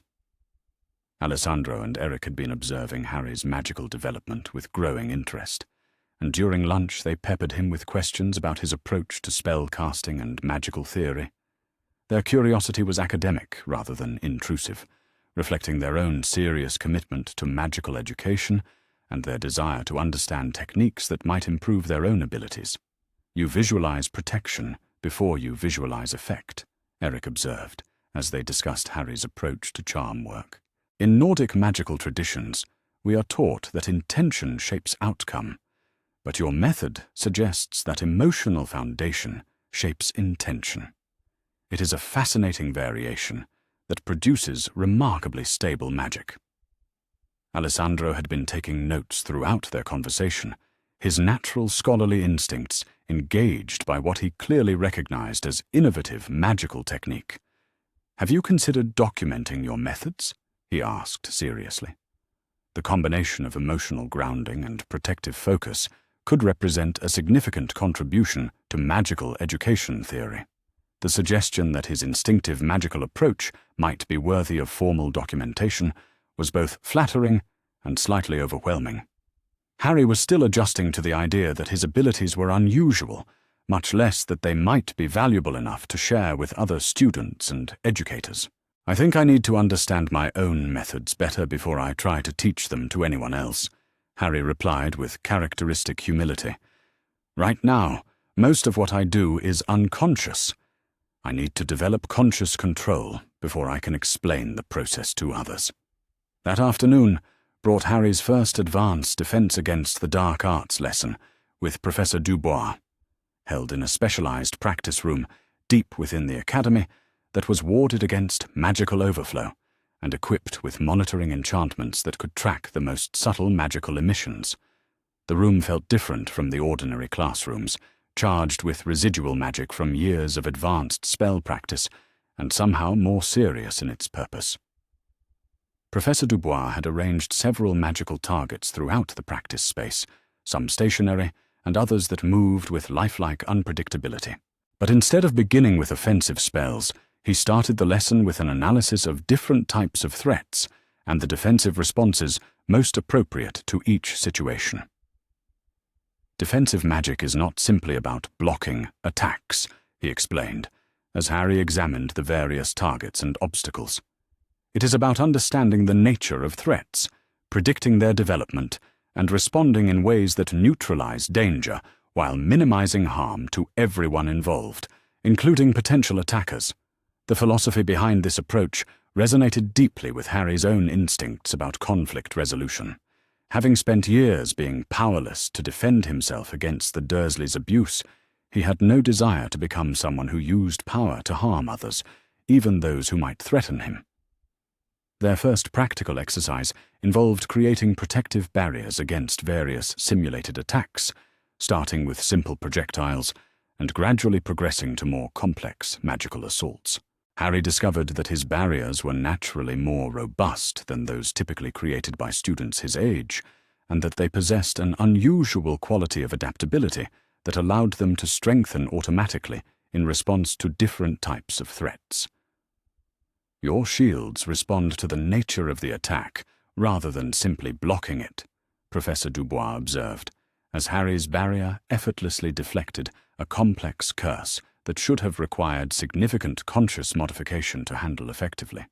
This suggests an intuitive understanding of magical theory that usually takes years of study to develop. But what impressed Professor Dubois most was not the power of Harry's defensive magic, but its restraint. When presented with scenarios that included potential innocent bystanders, Harry instinctively created selective barriers that protected everyone present rather than simply shielding himself. His magic seemed to automatically distinguish between threats and non-combatants, responding with precisely the amount of force necessary to neutralize danger without causing unnecessary harm. "You have a gift for proportional response," Professor Dubois said, with obvious admiration. That kind of ethical discrimination in spell casting is extremely rare, especially in someone who has experienced significant trauma. Most people who have been hurt tend to overreact when they finally gain the power to protect themselves. The observation touched on something that Harry had been thinking about frequently since his arrival at Beauxbatons. His experiences with the Dursleys could easily have turned him into someone bitter and vengeful, someone who used his magical abilities to settle old scores or prove his superiority over those who had hurt him. But instead, those experiences seemed to have given him a deep appreciation for the vulnerability of the powerless and a determination to use his abilities to protect rather than to dominate. "I never want anyone to feel as helpless as I felt for those 11 years, Harry said quietly, lowering his wand as the practice session concluded. "If I have power now, I want to use it to make sure other people don't have to experience that kind of fear and helplessness." Professor Dubois nodded approvingly, clearly pleased by Harry's response. "That attitude, combined with your natural abilities, suggests that you have the potential to become an exceptional guardian and protector. We shall work together to develop those abilities while ensuring that they remain grounded in wisdom and compassion." That evening, Harry's dormmates found him in the common area of Harmony Tower, hunched over a collection of advanced magical theory books that Professor Dubois had recommended for his accelerated studies. The texts were significantly more complex than anything typically assigned to first-year students, filled with equations and diagrams that required careful study to understand. Jean-Baptiste settled into a chair beside Harry with his own homework, but his attention was clearly focused on his roommate's unusual study materials. Advanced Protective Theory by Hermas Longbottom, he read from the spine of one of Harry's books. "That is typically a fourth-year text. Are you finding it comprehensible?" Harry looked up from a particularly complex diagram showing the mathematical relationships between emotional state and magical output, his eyes slightly unfocused from concentration.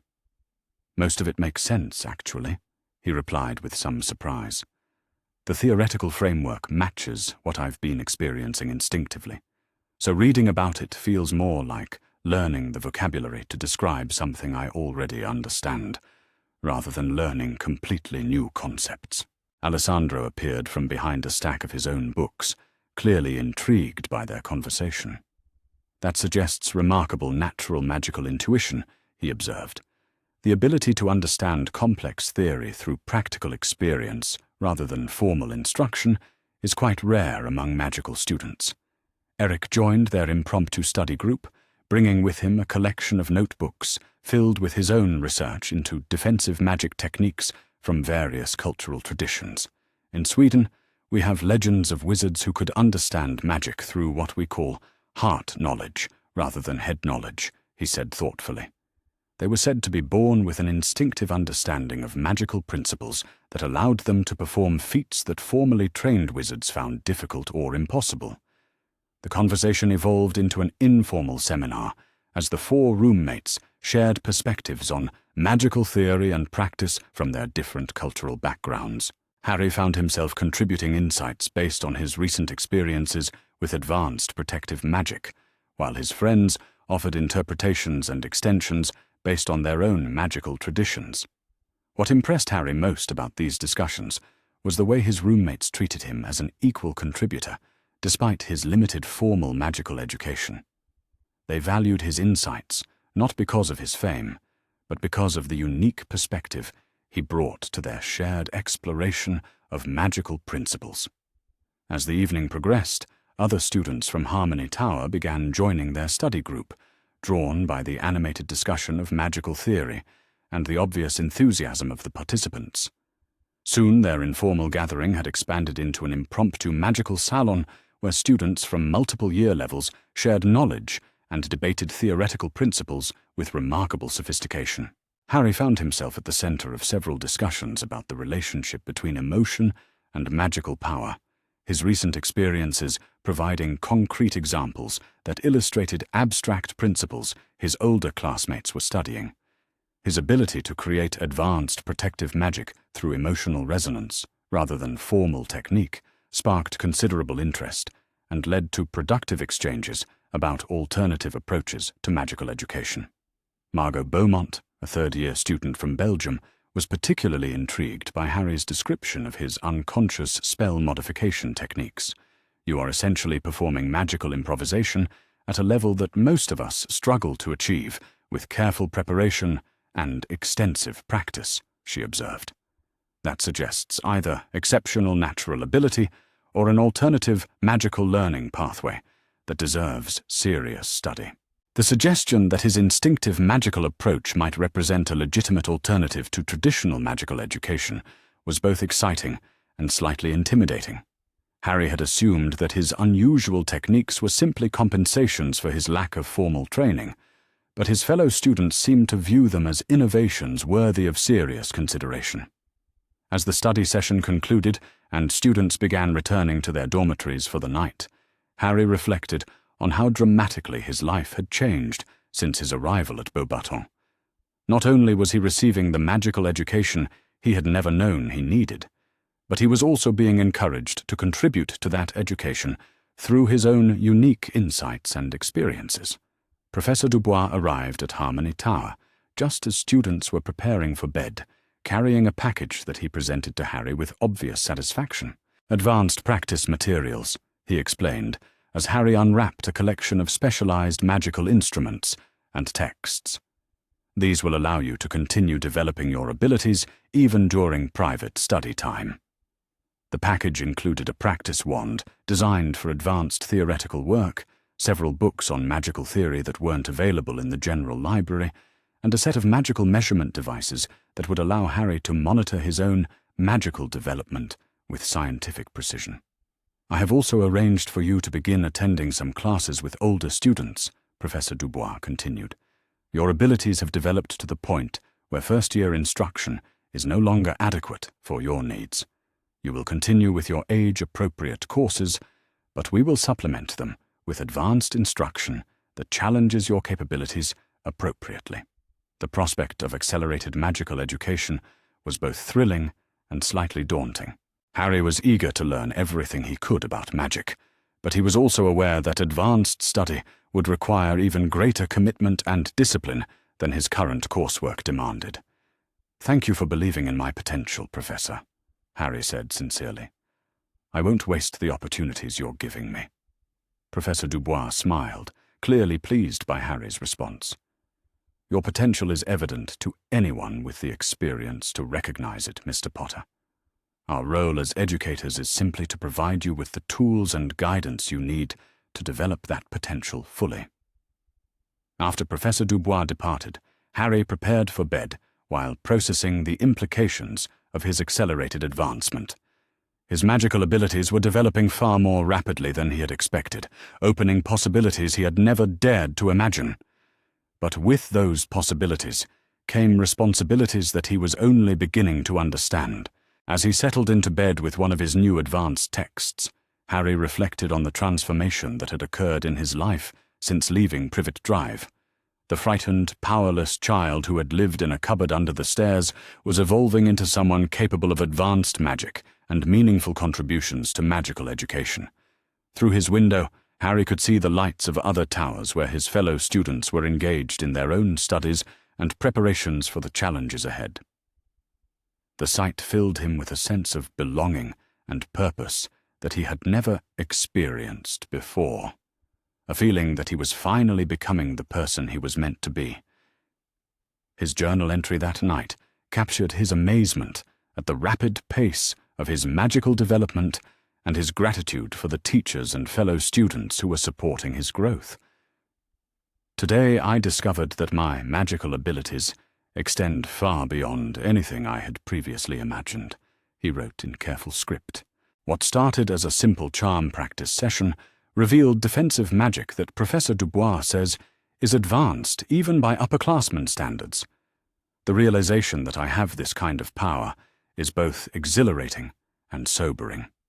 More importantly, I'm beginning to understand that my unusual magical development isn't a random accident, but the result of my particular combination of natural ability and life experience.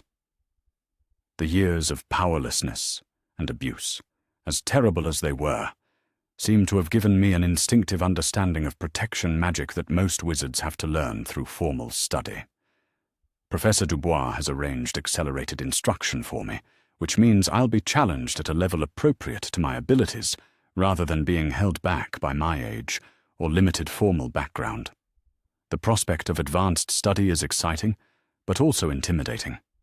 I want to prove worthy of the faith everyone is placing in me. My fellow students continue to amaze me with their intelligence, kindness, and willingness to share their knowledge. Tonight's impromptu study session turned into a genuine magical salon where students from multiple year levels exchanged ideas and perspectives as equals. Being treated as someone whose insights have value, despite my limited background, is still a new and wonderful experience. I'm beginning to understand that Beauxbatons isn't just teaching me magic, it's helping me become someone who can contribute meaningfully to the magical world. The combination of academic excellence and ethical development that characterizes everything here is shaping me into someone I never dared to imagine I could become. As Harry drifted off to sleep, his dreams were filled with silver light and protective magic, with the faces of friends who valued him for who he was, rather than what he represented, and with possibilities that stretched as far as his rapidly expanding magical abilities would take him. The phoenix was indeed rising, transforming from the ashes of his painful past into something powerful and beautiful and fundamentally good. And that transformation was only the beginning of what promised to be an extraordinary magical education. The autumn morning air carried a crisp edge that spoke of approaching winter as Albus Dumbledore materialized at the gates of Beauxbatons Academy, his phoenix feather wand held loosely in his right hand and his blue eyes sharp with the focused intensity that had made him one of the most respected wizards of his generation. The ancient headmaster's typically serene expression showed subtle signs of strain, the carefully maintained facade of benevolent wisdom cracked by weeks of mounting frustration and carefully controlled panic. Harry Potter had been missing from the British magical world for over 2 months now, vanished without a trace just days after receiving his Hogwarts letter. The protective wards that Dumbledore had so carefully constructed around Privet Drive had reported the boy's departure, but had been unable to track his destination, leaving the architect of Harry's carefully planned future scrambling to locate his most important chess piece.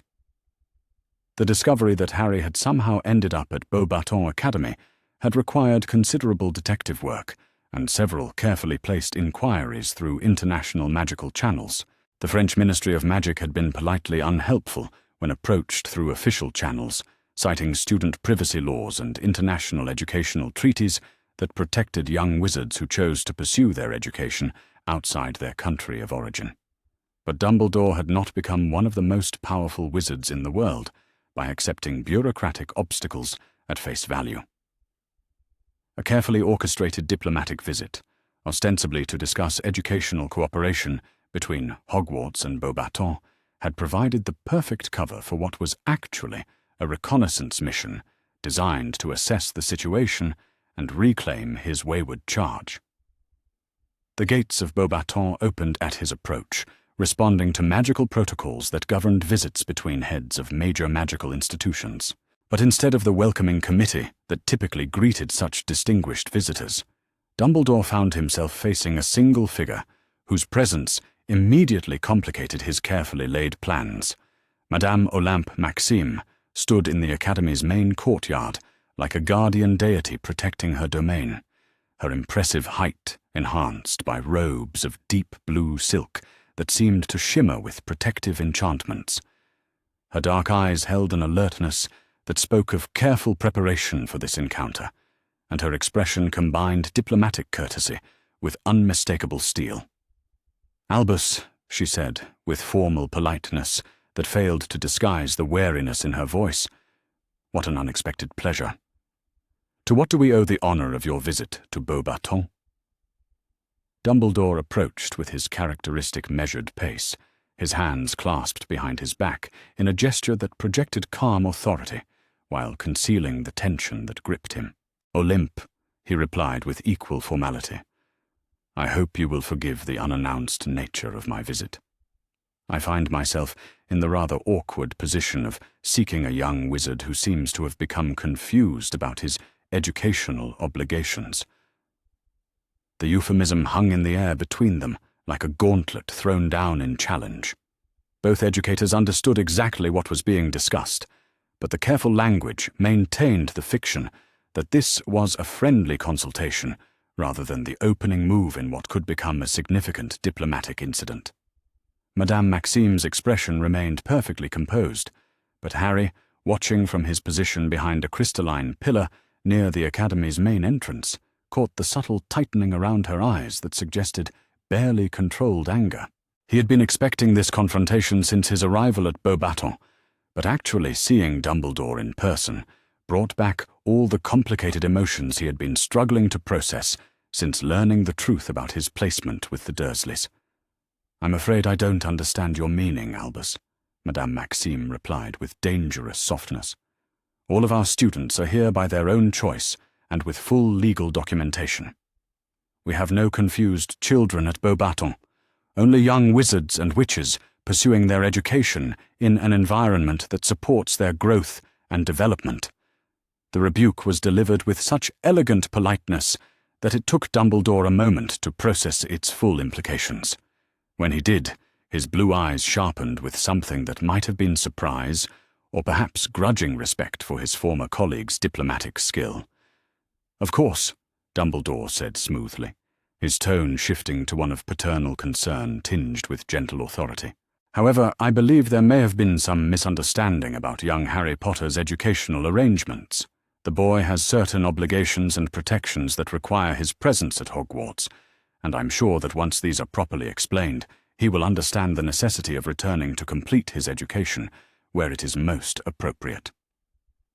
Harry felt his stomach clench with familiar dread as he listened to the carefully modulated words that transformed his autonomous choice into a misunderstanding, his carefully considered decision into childish confusion.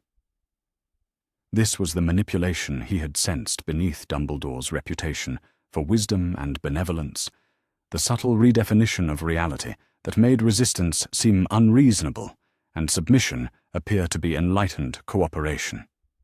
But Madame Maxime's response demonstrated why Beauxbatons Academy had maintained its independence and reputation for over 700 years. "I'm sure Mr. Potter appreciates your concern for his welfare, Albus," she said, with crystalline clarity. "But he is hardly a child to be told where he must go and what he must do." At 11 years old, he is quite capable of making informed decisions about his own education, particularly when provided with comprehensive information about his options. The emphasis on informed decisions carried its own accusation, the suggestion that Harry's previous choices had been constrained by deliberately limited information. Dumbledore's expression remained serene, but Harry noticed the subtle tightening of his hands behind his back that suggested the headmaster was not as comfortable with this conversation as his demeanor indicated. "Perhaps we might speak with young Harry directly," Dumbledore suggested, with the sort of reasonable tone that made disagreement seem churlish. "I'm sure that once he understands the full implications of his situation, he will recognize the wisdom of returning to complete his education in England." The presumption that Harry would inevitably choose Dumbledore's preferred outcome once properly informed was both arrogant and telling. It suggested that the headmaster viewed Harry's current situation as the result of insufficient understanding rather than genuine preference, that proper education would inevitably lead to compliance with Dumbledore's plans. Madame Maxime's smile was sharp enough to cut crystal. Of course, she agreed with dangerous pleasantness. Mr. Potter should certainly have the opportunity to hear all perspectives on his educational choices. However, as his current guardian and educational advocate, I must insist on being present during any such conversation to ensure that his rights are properly protected. The legal terminology was precise and deliberate, establishing the formal framework that would govern any interaction between Dumbledore and his target. Harry was not simply a student to be collected, but a young wizard under the protection of international magical law with rights that could not be arbitrarily dismissed. Dumbledore's pause was barely perceptible, but Harry caught the momentary hesitation that suggested the headmaster had not anticipated this level of legal formality. That would be entirely appropriate, he agreed finally, though his tone carried undertones that suggested he would have preferred a more private conversation. Harry took a deep breath and stepped out from behind the pillar, his decision made. He had known this confrontation was inevitable, and he was as prepared for it as he could ever be.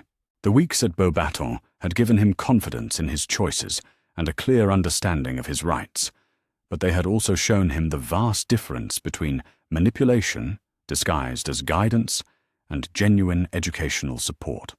"Professor Dumbledore," Harry said formally, his voice carrying the careful politeness he had learned from observing his international classmates, "I understand you wanted to speak with me about my educational arrangements." Dumbledore turned toward Harry with an expression of grandfatherly warmth that would have been completely convincing to anyone who hadn't spent weeks learning to recognize genuine care and concern. "Ah, Harry," he said with paternal pleasure. "There you are, my boy.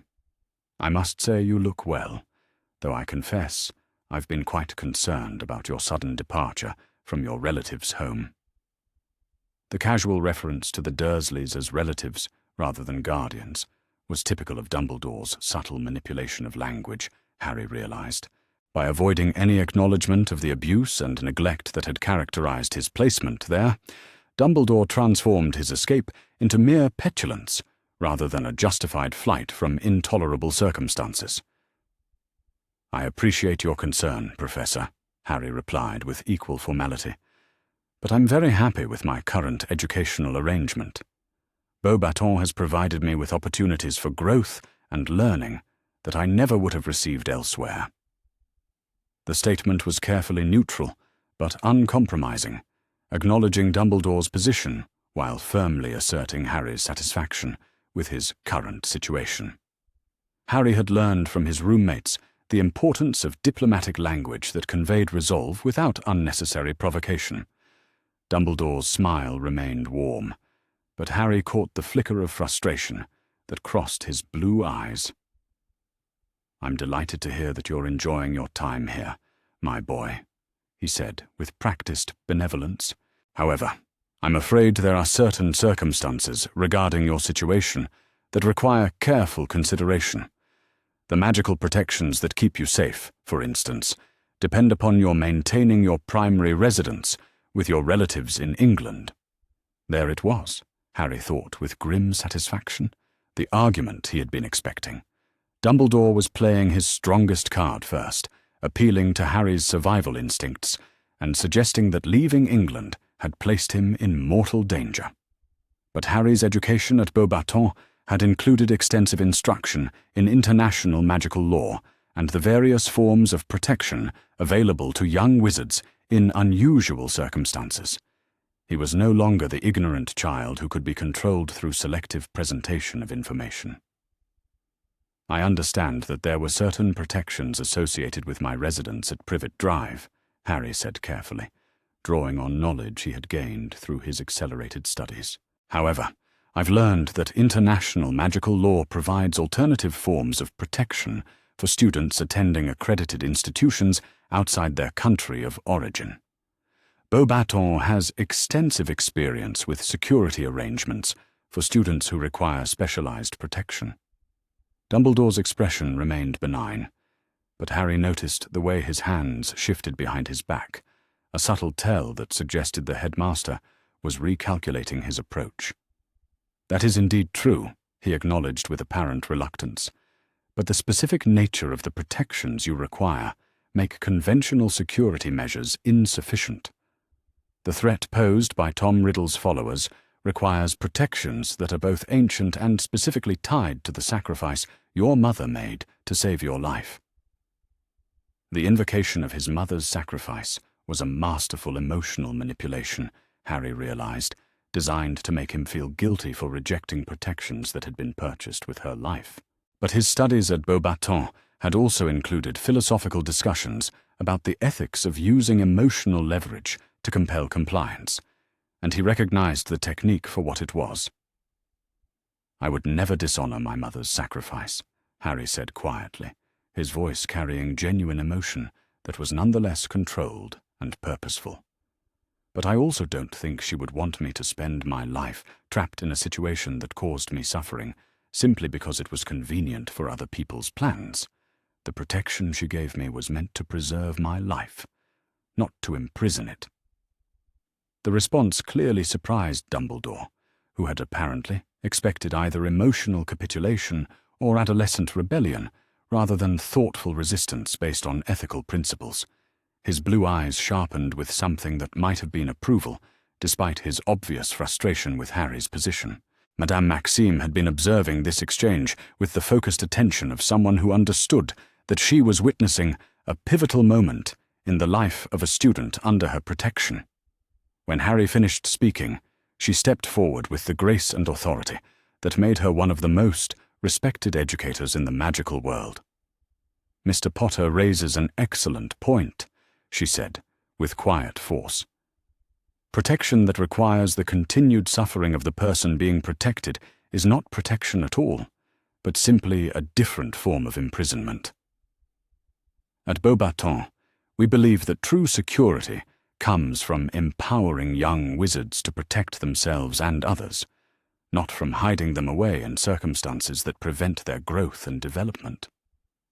Dumbledore's expression grew more serious as he recognized that he was facing not just a stubborn child, but a coalition of adult authority figures who had made a deliberate decision to support Harry's independence. The dynamics of the conversation had shifted significantly from what he had clearly expected when he arrived at the academy. "I understand your perspective," he said carefully, "and I appreciate your concern for Harry's well-being. However, the specific threat posed by Voldemort and his followers requires extraordinary measures. The protection offered by his mother's sacrifice is unique and irreplaceable, tied specifically to the family connection he maintains through his residence with his aunt." The use of Voldemort's name was clearly intended to demonstrate Dumbledore's courage and authority, while simultaneously emphasizing the seriousness of the threat Harry faced. But the effect was somewhat diminished by the clinical way he discussed using that threat to justify Harry's continued imprisonment with people who despised and abused him. "I've been thinking about that quite a lot, actually," Harry said, with the careful tone he had learned to use when presenting complex arguments to his professors. "If the protection depends on my considering the Dursleys' house my home, and if that home was characterized by abuse and neglect that made me feel unwanted and unsafe, then wasn't the protection already compromised by the very conditions that were supposed to sustain it? The question struck at the logical foundation of Dumbledore's argument with surgical precision. If the blood protections required genuine emotional connection and a sense of home, then the systematic abuse that Harry had endured had been undermining those very protections throughout his childhood. Dumbledore was silent for a long moment, his blue eyes studying Harry with an intensity that suggested he was reassessing everything he thought he knew about the boy's character and capabilities. When he finally spoke, his voice carried a weight of consideration that hadn't been present before. "That is a remarkably sophisticated analysis, Harry," he said finally. "You raise points that deserve serious consideration in any discussion of your future arrangements." It was not capitulation, but it was acknowledgement, and Harry felt a surge of satisfaction that his arguments were being taken seriously, rather than dismissed as childish misunderstanding. Professor Dubois chose that moment to emerge from the academy building, his timing so perfect that Harry suspected he had been monitoring the conversation through some form of magical surveillance. The Defense Against the Dark Arts instructor approached with the confident bearing of someone who was comfortable dealing with complex political situations. "Headmaster Dumbledore," Professor Dubois said with formal courtesy, "welcome to Beauxbatons Academy. I trust you are finding our facilities adequate for your visit." The greeting was polite, but contained subtle territorial markers that established Professor Dubois as a protective authority figure rather than a mere observer. His positioning between Dumbledore and Harry was carefully casual, but unmistakably deliberate. "Professor Dubois," Dumbledore replied with equal formality, "thank you for your hospitality. I was just discussing some concerns about young Harry's educational arrangements with Madame Maxime." Indeed, Professor Dubois agreed with dangerous pleasantness. "Mr. Potter's educational progress has been quite remarkable since his arrival here.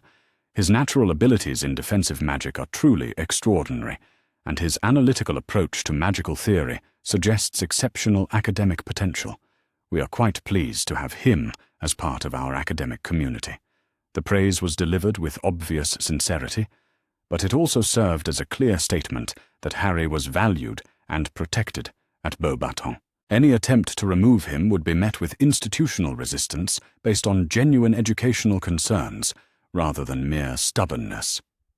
"I'm delighted to hear that Harry is thriving academically," Dumbledore said, with what appeared to be genuine pleasure. "However, as I was explaining to Madame Maxime, there are security considerations that supersede even the most excellent educational opportunities." Professor Dubois nodded thoughtfully, his expression suggesting careful consideration of Dumbledore's concerns. "Security is indeed important," he agreed. "However, we have found that the most effective protection for young wizards comes from comprehensive education that includes both magical training and character development. A wizard who understands his abilities and has strong ethical foundations is far more capable of protecting himself and others than one who has been kept in ignorance and dependence." The philosophical difference between their approaches to Harry's development could not have been stated more clearly. Dumbledore's method emphasized control and protection through limitation, while Beauxbatons advocated empowerment through education and ethical development. "That is certainly true in most circumstances," Dumbledore acknowledged carefully, "but Harry's situation is rather unique. The specific threats he faces require protections that go beyond conventional security measures. Perhaps we might discuss those specific threats and the protection options available to address them," Madame Maxime suggested, with the tone of someone proposing reasonable compromise. "If Mr. Potter is to make informed decisions about his future, he deserves complete information about both the risks he faces and the alternatives available to manage those risks." The suggestion was eminently reasonable, but Harry could see from Dumbledore's expression that complete transparency about the threats and protection options was not something the headmaster was prepared to provide. The older wizard's entire approach to Harry's situation had been based on controlling information and limiting options, and abandoning that strategy would represent a fundamental shift in their relationship. "I believe that would be premature," Dumbledore said finally, his tone carrying the authority of someone accustomed to having his judgment accepted without question. "Harry is still quite young, and some information is better shared when he is more mature and better able to process its implications." The paternalistic dismissal of Harry's right to information about his own situation was exactly what Harry had expected, but hearing it stated so explicitly still sent a spike of anger through his chest. He had spent 11 years being told that he was too young, too immature, or too unprepared to understand important information about his own life, and he was not willing to accept that limitation any longer. "With respect, Professor Dumbledore," Harry said, with carefully controlled intensity, "I think I'm old enough to understand information that affects my own safety and future. I've been living with the consequences of other people's decisions about my life for 11 years, and I would prefer to make my own choices based on complete information rather than having those choices made for me based on what other people think I can handle." The quiet determination in Harry's voice seemed to surprise Dumbledore more than any dramatic declaration might have. The headmaster studied Harry's face with sharp blue eyes that seemed to be searching for something specific. "You have grown considerably since I last saw you, Harry," Dumbledore said finally, his tone carrying a mixture of approval and concern. "Your time here has clearly been beneficial in many ways. It was not the capitulation Harry had hoped for, but it was acknowledgement that he had changed in ways that demanded different treatment. The implication that his growth might complicate Dumbledore's plans was both encouraging and slightly ominous." The conversation was interrupted by the arrival of Jean-Baptiste, Eric, and Alessandro, who approached with the casual confidence of students comfortable in their own academic environment. Their timing suggested that they had been coordinated with the adult supervision, providing Harry with peer support during what they clearly recognized as a difficult conversation. "Harry," Jean-Baptiste said with warm familiarity, "Professor Laurent is looking for you in the library. She wanted to discuss your essay on comparative magical theory before tomorrow's seminar. The message was probably genuine, but its delivery served multiple purposes beyond simple communication. It demonstrated that Harry had academic obligations and social connections at Beauxbatons that would be disrupted by any precipitous departure, and it provided him with a graceful exit from a conversation that had reached an impasse. "Thank you for letting me know," Harry replied gratefully. "Professor Dumbledore, I appreciate your visit and your concern for my welfare. However, I'm very happy with my current educational situation and have no intention of changing it.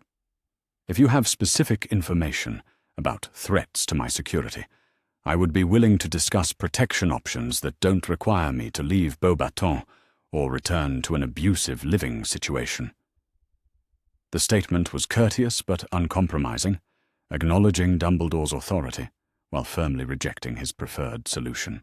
Harry had learned from his international classmates the importance of diplomatic language that left room for future negotiation while establishing clear boundaries.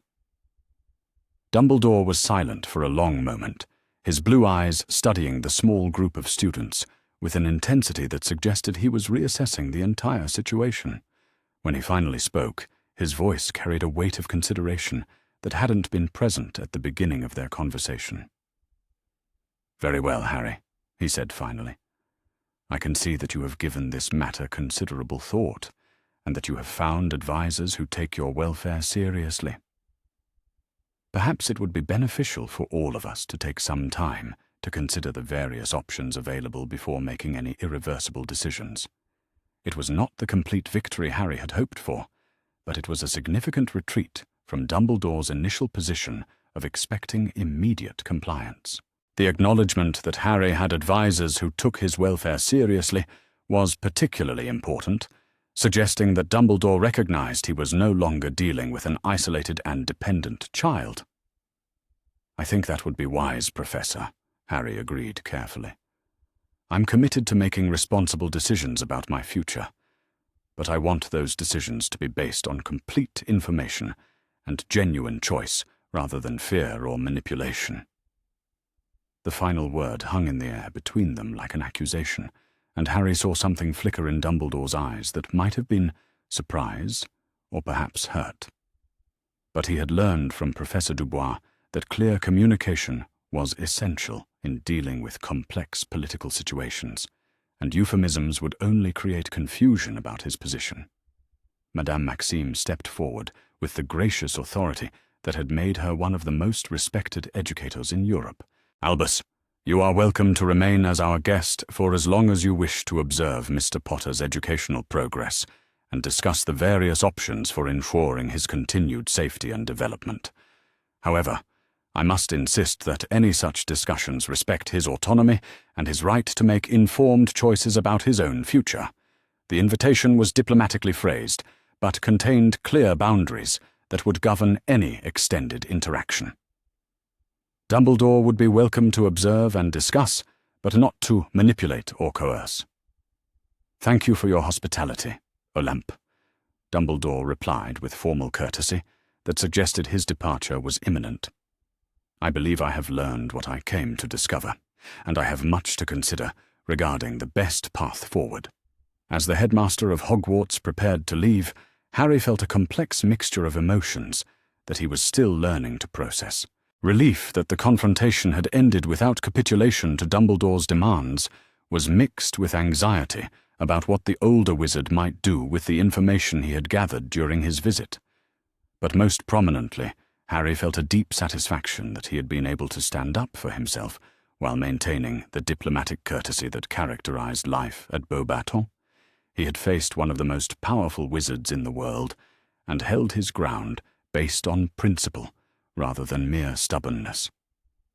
"Professor Dumbledore," Harry said, as the headmaster began to walk toward the academy gates, "I hope you understand that my decision to stay here isn't meant as a rejection of you personally or of the magical world in Britain. I'm grateful for everything you've done to protect me over the years. But I need to make my own choices about my future now."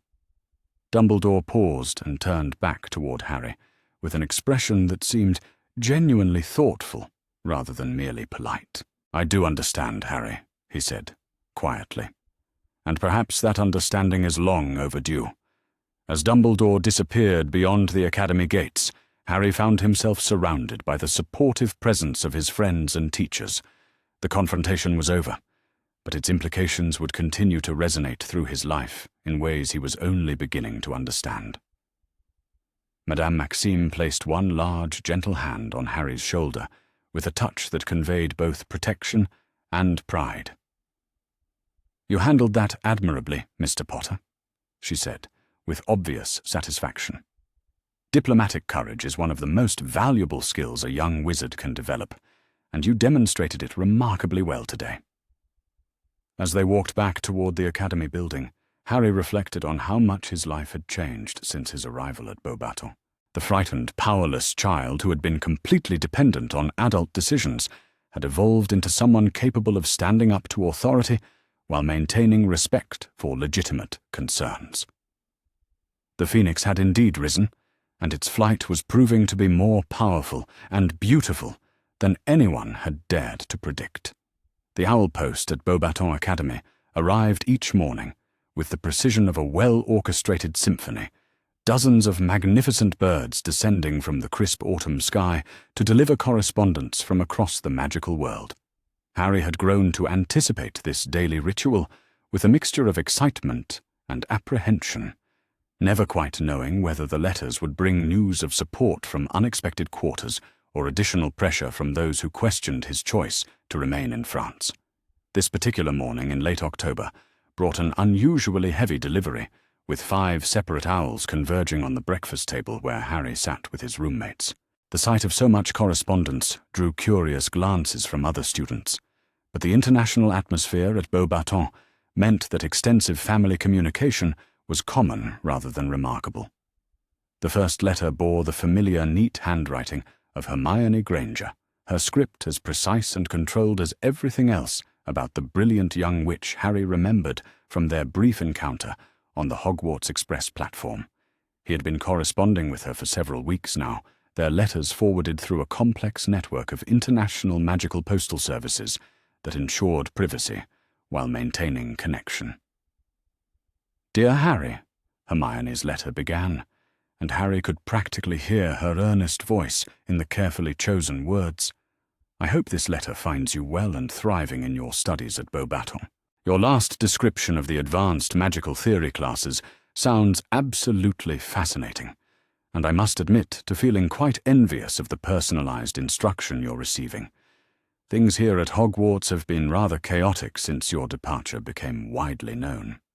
Professor Dumbledore made an announcement during the welcome feast that you had chosen to pursue your education elsewhere, but he provided very few details about the circumstances of your decision. This has led to considerable speculation among the students, and I suspect significant concern among the faculty.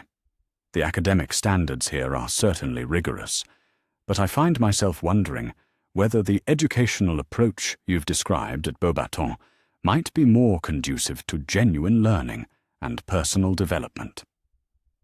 The emphasis on collaborative study and individual growth rather than competition and house rivalry seems much more appealing than what I've experienced during my first months here. Professor McGonagall has been asking about you frequently, though she tries to be subtle about it. I get the impression that she's genuinely concerned for your welfare, and perhaps a bit confused about why you would choose to leave England. She mentioned that your magical potential was quite remarkable during your brief testing, and she seemed disappointed that Hogwarts wouldn't have the opportunity to nurture those abilities. On a more personal note, I wanted you to know that I've been researching international magical education law and the various protections available to students who choose to study outside their country of origin. What I've discovered suggests that your decision to remain at Beauxbatons is not only legally sound, but may actually provide you with better security options than would be available through conventional British magical channels. I would very much like to visit you during the Christmas holidays if such an arrangement would be possible. The descriptions of Beauxbatons in your letters have convinced me that I might benefit from observing alternative approaches to magical education, and I confess to being quite curious about the cultural diversity you've described among your fellow students. Please give my regards to Jean-Baptiste, Alessandro, and Eric. From your descriptions, they sound like the sort of intellectually curious friends that make education a genuine pleasure rather than mere obligation. With warmest regards and considerable admiration for your courage in choosing your own path, Harry smiled as he folded Hermione's letter, feeling a warm satisfaction that their friendship was developing despite the geographical distance and the political complications surrounding his situation. Her offer to visit during the holidays was particularly appealing, as he suspected she would thrive in the collaborative intellectual environment that characterized Beauxbatons. The second letter came from Ron Weasley, and its very existence surprised Harry considerably. Ron's handwriting was less polished than Hermione's, but carried an earnestness that suggested considerable thought behind each carefully chosen word. Harry, Ron's letter began with characteristic directness. I'm not much good at writing letters, but Hermione said I should tell you what's been happening here and let you know that not everyone thinks you're completely balmy for leaving. Things at Hogwarts are weird without you, though I guess that sounds stupid since we barely knew each other. But everyone was expecting the famous Harry Potter to show up, and when you didn't, it left this strange gap that nobody knows how to fill. Professor Dumbledore keeps saying that you're pursuing excellent educational opportunities, but you can tell he's not happy about the whole situation. My mum is in a right state about it all. She keeps muttering about irresponsible adults and children being left to make decisions they're not prepared for, but I think she's more angry at whoever put you in a situation where you felt you had to leave than she is at you for leaving. She's been sending care packages to Hermione to forward to you, which is her way of saying she's worried but doesn't want to interfere. Dad thinks what you did was brilliant, actually. He says that standing up to expectations and choosing your own path takes the kind of courage that most adults never develop, much less 11-year-old kids. He's been reading everything he can find about international magical education, and he keeps talking about how much more advanced the continental schools are compared to British magical education. My brother Charlie wrote from Romania to say that Beauxbatons has an excellent reputation among dragon researchers, and that several of his colleagues are graduates who speak very highly of the academic preparation they received there. He said, "If you're interested in magical creatures at all, you're getting access to some of the best instruction available anywhere in the world. The hardest part about all this is that I keep wanting to ask you questions about what it's like to be famous, and whether you really defeated you-know-who when you were a baby, and all that sort of thing. But Hermione keeps reminding me that you're probably sick of being treated like some kind of celebrity when you just want to be a normal student. I hope France is everything you wanted it to be, and I hope the food is better than what we get here. Hermione says you're learning multiple languages and getting personalized instruction from some of the best teachers in Europe, which sounds amazing, even if it does make me feel a bit thick by comparison. If you ever want to write back, I'd like to hear about what it's really like there. And if you ever decide to visit England again, you'd be welcome at the Borough any time. Ron Weasley P.S. My twin brothers Fred and George say to tell you that they're impressed by your dramatic exit strategy, and that they'd like to compare notes about escaping from situations where adults think they know what's best for you. Harry found himself genuinely moved by Ron's letter, which revealed a thoughtfulness and empathy that went well beyond what he had expected, based on their brief previous interactions. The support from the Weasley family was particularly touching, suggesting that his decision had found allies in quarters where he had never expected them. The third letter bore an address he didn't immediately recognize, written in handwriting that seemed somehow familiar, despite his inability to place it. When he opened the envelope, he discovered that it came from Neville Longbottom, the round-faced boy he remembered from their encounter on the Hogwarts Express. Dear Harry, Neville's letter began in script that was far neater than his nervous demeanor would have suggested. I hope you don't mind me writing to you, but Hermione gave me your forwarding address and said she thought you might like to hear from other students who were supposed to be in your year at Hogwarts. I was sorted into Gryffindor, which surprised everyone, including me, since I'm not particularly brave or daring. But Professor McGonagall said that sometimes the hat sees potential that hasn't had the chance to develop yet, and that Gryffindor values the courage to do what's right, even when it's difficult. I think what you did takes exactly that kind of courage. Everyone here was talking about how you were supposed to be the famous Harry Potter, who would make Gryffindor the most important house and help us win everything. But you chose to go somewhere you could just be yourself, instead of living up to other people's expectations. And I think that's really brave. Things have been pretty difficult for me here, without you as a lightning rod for attention. Professor Snape seems to have decided that since he can't take his bad mood out on you, I'm the next best target. He's been particularly nasty about my potion work, which admittedly isn't very good, but his criticisms go well beyond anything that could be considered educational. Professor McGonagall has been trying to make up for it by giving me extra help with transfiguration, and I'm actually doing quite well in that subject. She mentioned that you showed remarkable instinctive ability during your brief testing, and that she was disappointed not to have the opportunity to work with you on developing those skills. Hermione has been brilliant about helping me with my other subjects, and she's told me quite a lot about your letters describing education at Beauxbatons. The collaborative approach you've described sounds so much better than the competitive atmosphere here, where everything seems designed to make students feel inadequate if they're not the best at everything. My grandmother was initially furious about your decision to leave England, but when I explained what Hermione had told me about your living situation before Hogwarts, she changed her tune completely. She said that any adult who would leave a child in an abusive situation and then expect gratitude for eventually providing alternatives was not someone whose judgment should be trusted. I wanted you to know that you have friends here who support your decision and who think you were right to choose what was best for you instead of what was convenient for other people. I hope your studies are going well, and that you're finding the kind of education that helps you become whoever you want to be. Your friend, Neville Longbottom.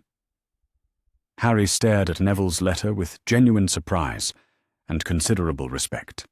The nervous, uncertain boy he remembered from the train had revealed depths of insight and moral clarity that were quite remarkable.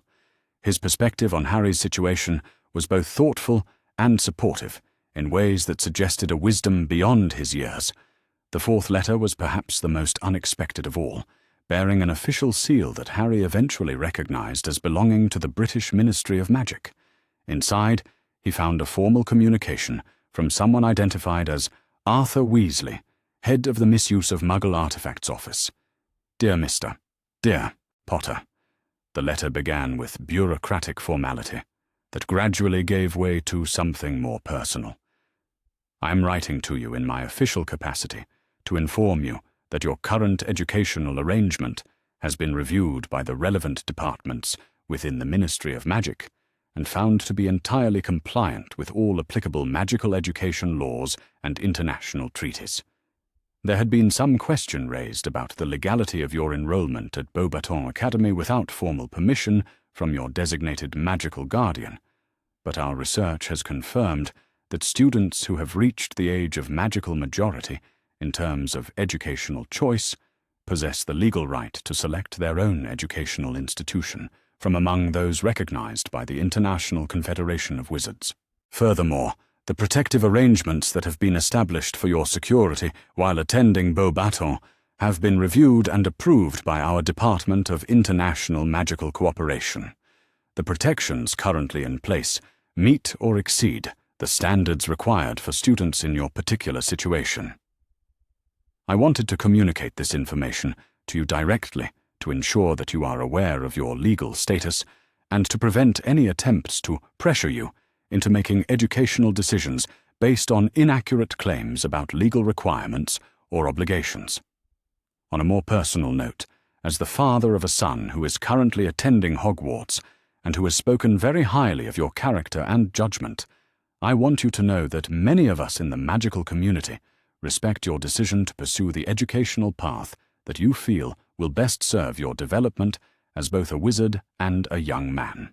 The courage required to stand up for your own needs and values in the face of significant pressure from authority figures is not common in people of any age, and it suggests a strength of character that will serve you well regardless of which path your life ultimately takes. Please know that you have supporters within the British magical community who believe that your welfare and happiness are more important than any political or strategic considerations that others might wish to prioritize. With respect and best wishes for your continued success, Arthur Weasley Head, Misuse of Muggle Artifacts, Office Ministry of Magic. Harry read Arthur Weasley's letter twice, struggling to process the implications of having official ministry support for his decision. The formal validation of his legal right to choose his own education was enormously reassuring. But the personal support from someone who was clearly risking political complications by writing such a letter was deeply moving. The final letter was perhaps the most surprising of all, bearing no return address, and arriving with an owl that departed immediately after making its delivery. The handwriting was elegant, but unfamiliar, and the parchment carried the subtle texture of expensive stationery. Mr. Potter, the letter began without preamble. You do not know me, but I have been following your situation with considerable interest and no small amount of admiration. My name is Sirius Black, and I was your father's closest friend during our time at Hogwarts. I am currently in a situation that prevents me from communicating with you through conventional channels, but I wanted you to know that James Potter's son has allies who understand the courage required to reject paths chosen by others in favor of following one's own moral compass. Your father faced similar pressures during his final years at Hogwarts, when certain authority figures attempted to direct his choices based on their perception of his obligations to the magical community. James ultimately chose to follow his own principles rather than comply with expectations that would have compromised his integrity, and I see that same strength of character in the decision you have made regarding your education. Dumbledore means well, but his tendency to manipulate situations and people according to his vision of the greater good has caused considerable harm over the years. Your instinct to seek alternatives that preserve your autonomy while still serving worthy purposes shows a wisdom that many adults never develop.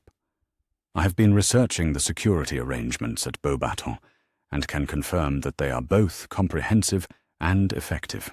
The combination of institutional protections, international magical law, and your own developing abilities provides security that is at least equal to anything available through British magical authorities. More importantly, the educational opportunities you are receiving will prepare you to protect yourself and others far more effectively than any approach that keeps you isolated and dependent on the decisions of others. Trust your instincts, Harry. They have served you well so far, and they will continue to guide you toward choices that honor both your own well-being and your responsibilities to the magical community. You are not alone, even when it might seem otherwise. A friend of your father, Harry, stared at this final letter with a mixture of excitement and confusion. Sirius Black was a name he had heard mentioned in whispered conversations between his professors, always in contexts that suggested someone important but controversial. The idea that his father had faced similar pressures and had chosen independence over compliance was both validating and sobering. Jean-Baptiste had been observing Harry's letter, reading, with the polite interest of a friend who cared about his well-being, but respected his privacy. As Harry finished with the mysterious communication from Sirius Black, Jean-Baptiste leaned forward with obvious curiosity. "Good news from home?" he asked carefully, his tone suggesting that he was prepared to offer support regardless of the answer. Harry looked around the breakfast table at his 3 roommates, all of whom had paused their own morning activities to offer their attention if needed. The sight of their genuine concern and friendship filled him with a warmth that made it easier to process the complex emotions stirred up by his correspondence. "Mixed news," Harry replied thoughtfully. "Support from quarters I didn't expect, and confirmation that some of my concerns about the pressures I was facing were justified. It's reassuring to know that there are people who understand why I made the choice to come here." Alessandro looked up from his own breakfast with the scholarly interest that characterized his approach to most subjects. The support of one's peers can be invaluable when facing complex decisions about one's future, he observed. Even when we are confident in our choices, external validation helps strengthen our resolve and clarifies our thinking. Eric nodded in agreement, his practical nature focusing on the implications of Harry's correspondence for his ongoing situation. "Having allies in your country of origin will be important if pressures mount for you to return," he pointed out. "Political support can provide protection that goes beyond simple legal rights." The conversation was interrupted by the arrival of Professor Dubois, who approached their table with the purposeful stride that suggested important business rather than casual interaction.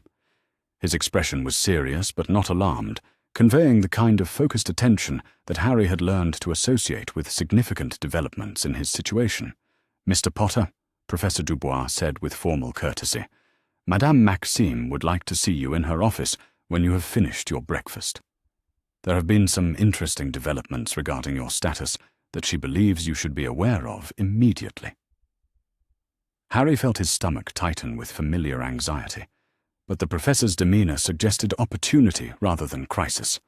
He finished his meal quickly and excused himself from his friends with promises to update them on whatever news awaited him in the headmistress's office.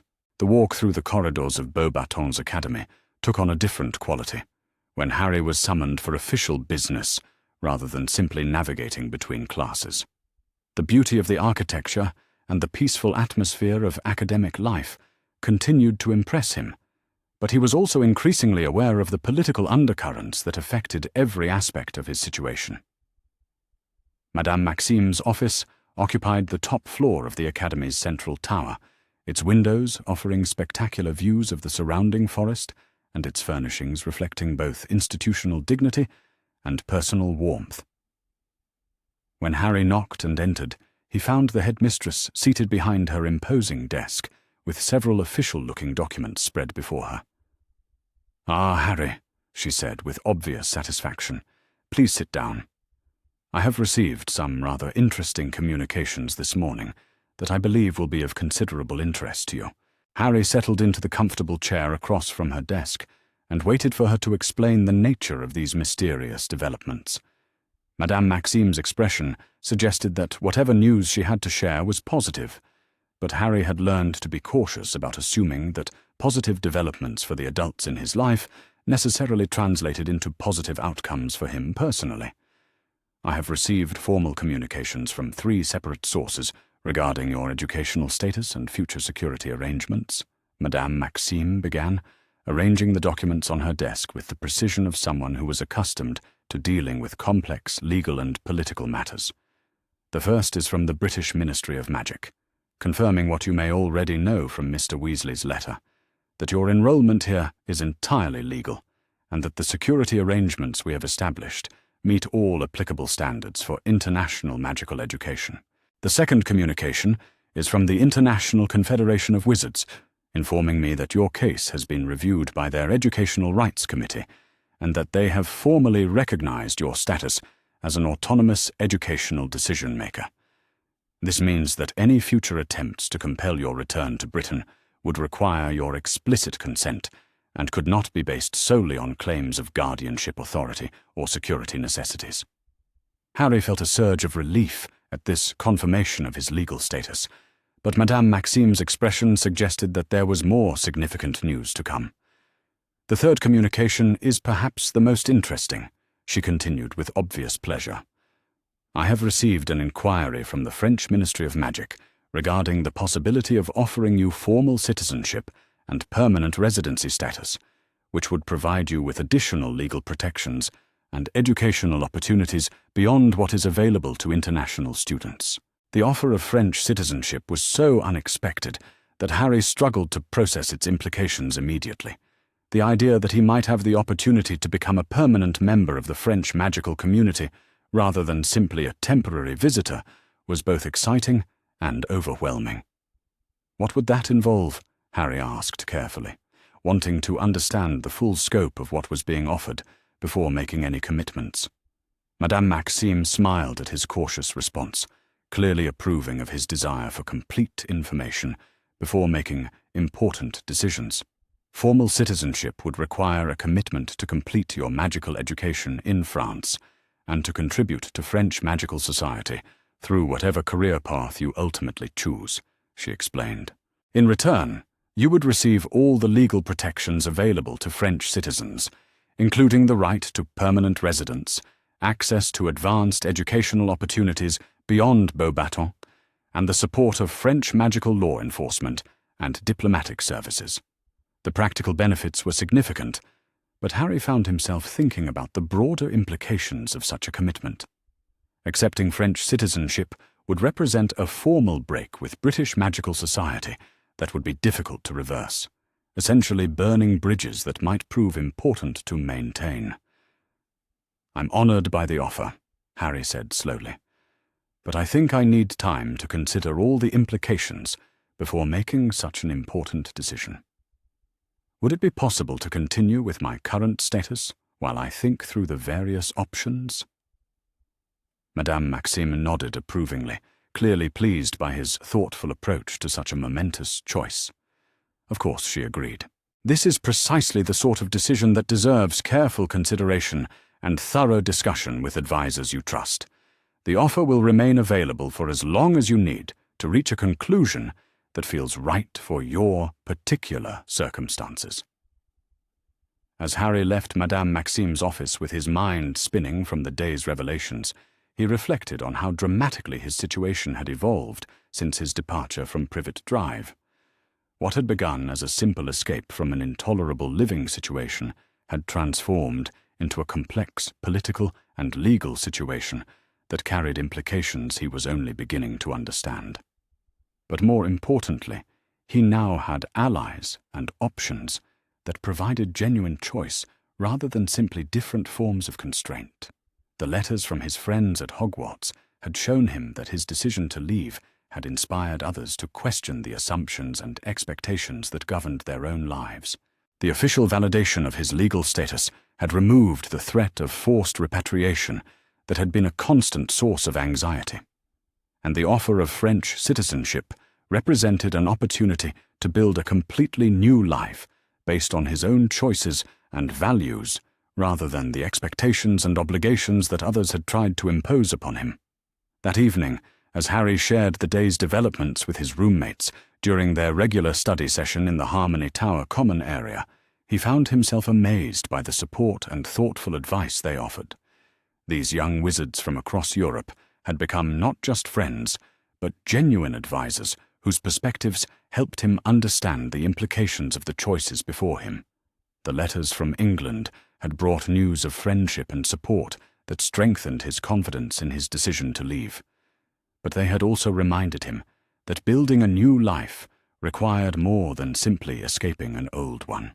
The choices he made now would determine not just his own future, but his ability to contribute meaningfully to the magical world that was slowly accepting him as someone capable of autonomous decision-making. As Harry settled into bed that night with his journal, he reflected on the complexity of freedom and the responsibilities that came with genuine choice.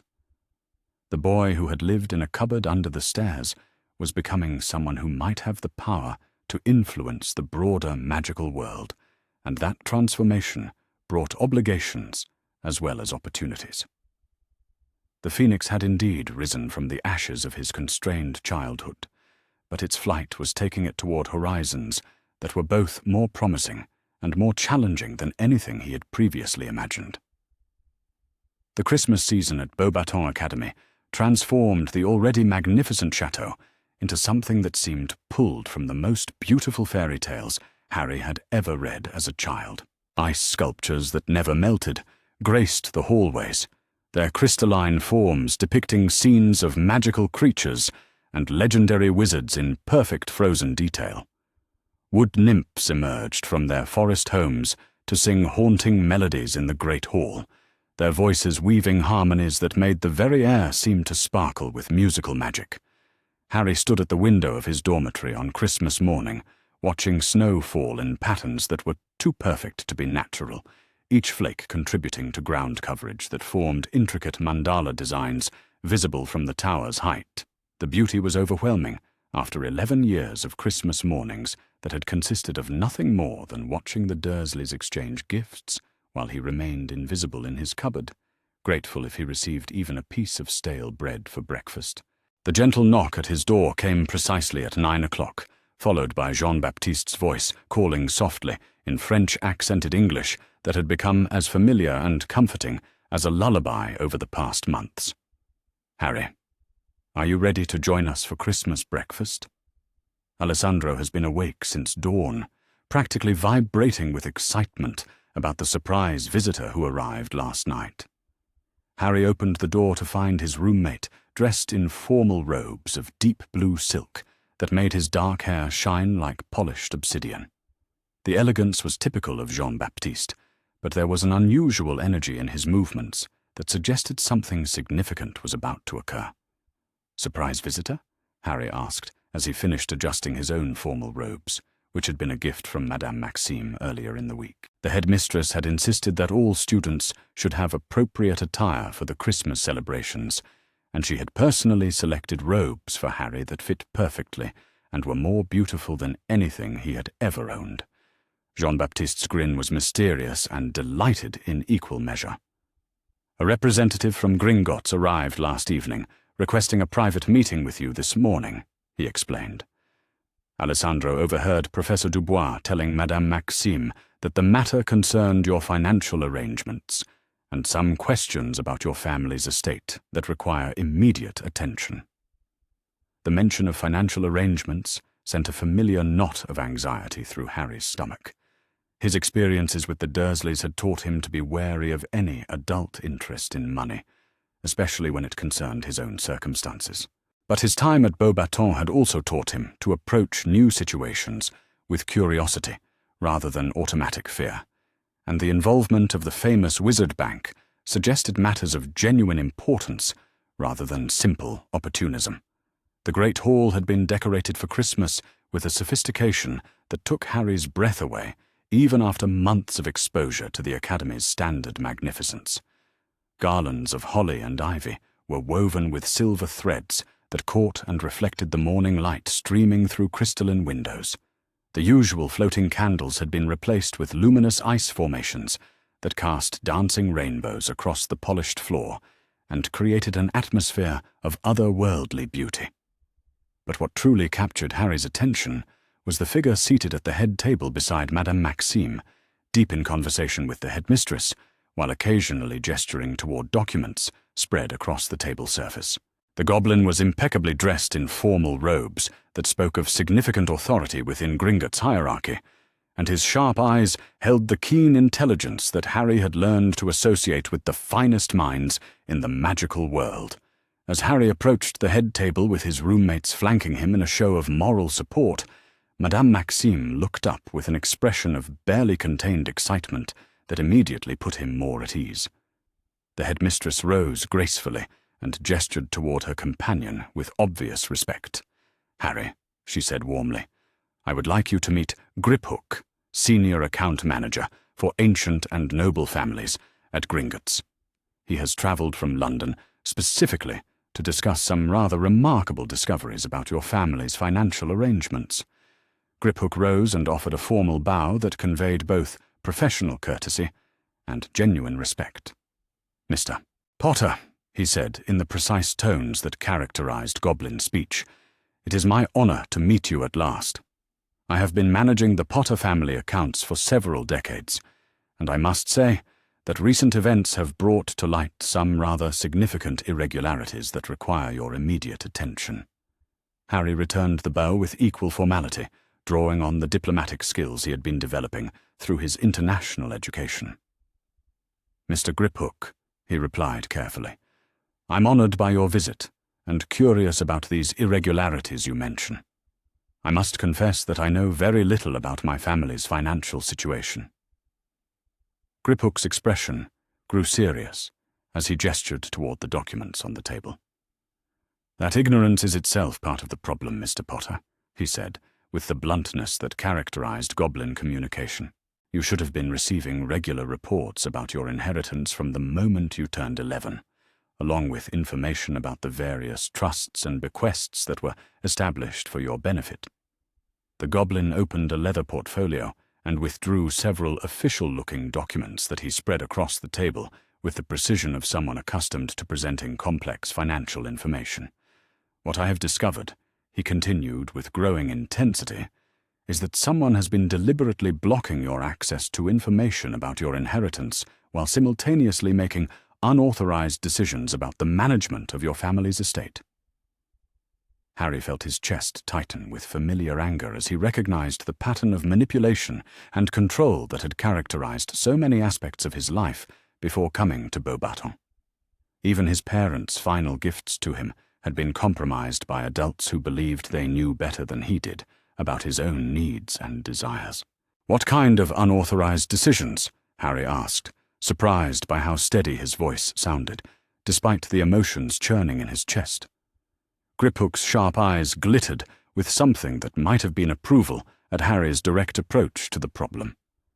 "Your parents established several trusts for your education and general welfare," he explained, "including specific provisions for international magical education should you choose to pursue your studies outside of Britain. These trusts included sufficient funds to cover tuition, living expenses, and educational materials at any accredited magical institution in the world." The revelation hit Harry like a physical blow, leaving him momentarily breathless with the implications. His parents had anticipated the possibility that he might need or want to study abroad, and they had made financial provision for exactly the choice he had made in coming to Beauxbatons. More significantly, Griphook continued with growing intensity. They specified in their will that educational decisions should be left entirely to your discretion once you reached the age of magical majority for such choices. No guardian or magical authority was given the right to override your educational preferences, and any attempt to limit your options through financial constraints was explicitly forbidden. Harry sank into the chair that Madame Maxime offered him, struggling to process the full scope of what Griphook was revealing. Not only had his parents provided for his financial independence, but they had specifically protected his right to make autonomous educational decisions. The very choice that had required such courage and determination on his part had been anticipated and supported by his parents over a decade before his birth. "Who has been blocking access to this information?" Harry asked quietly, though he suspected he already knew the answer. Griphook's expression grew grim as he consulted his documents. "Albus Dumbledore, in his capacity as Chief Warlock of the Wizengamot, filed a motion claiming emergency guardianship over your financial affairs immediately after your parents' deaths," he explained.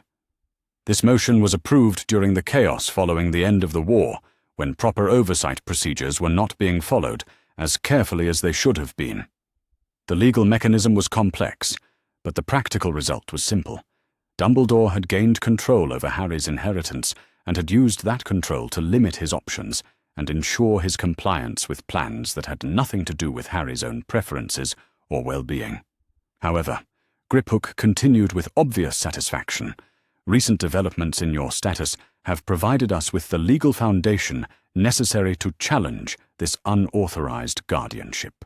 Your enrollment at Beauxbatons as an autonomous educational decision-maker, combined with the formal recognition of your rights by international magical authorities, gives us grounds to petition for immediate restoration of your full inheritance."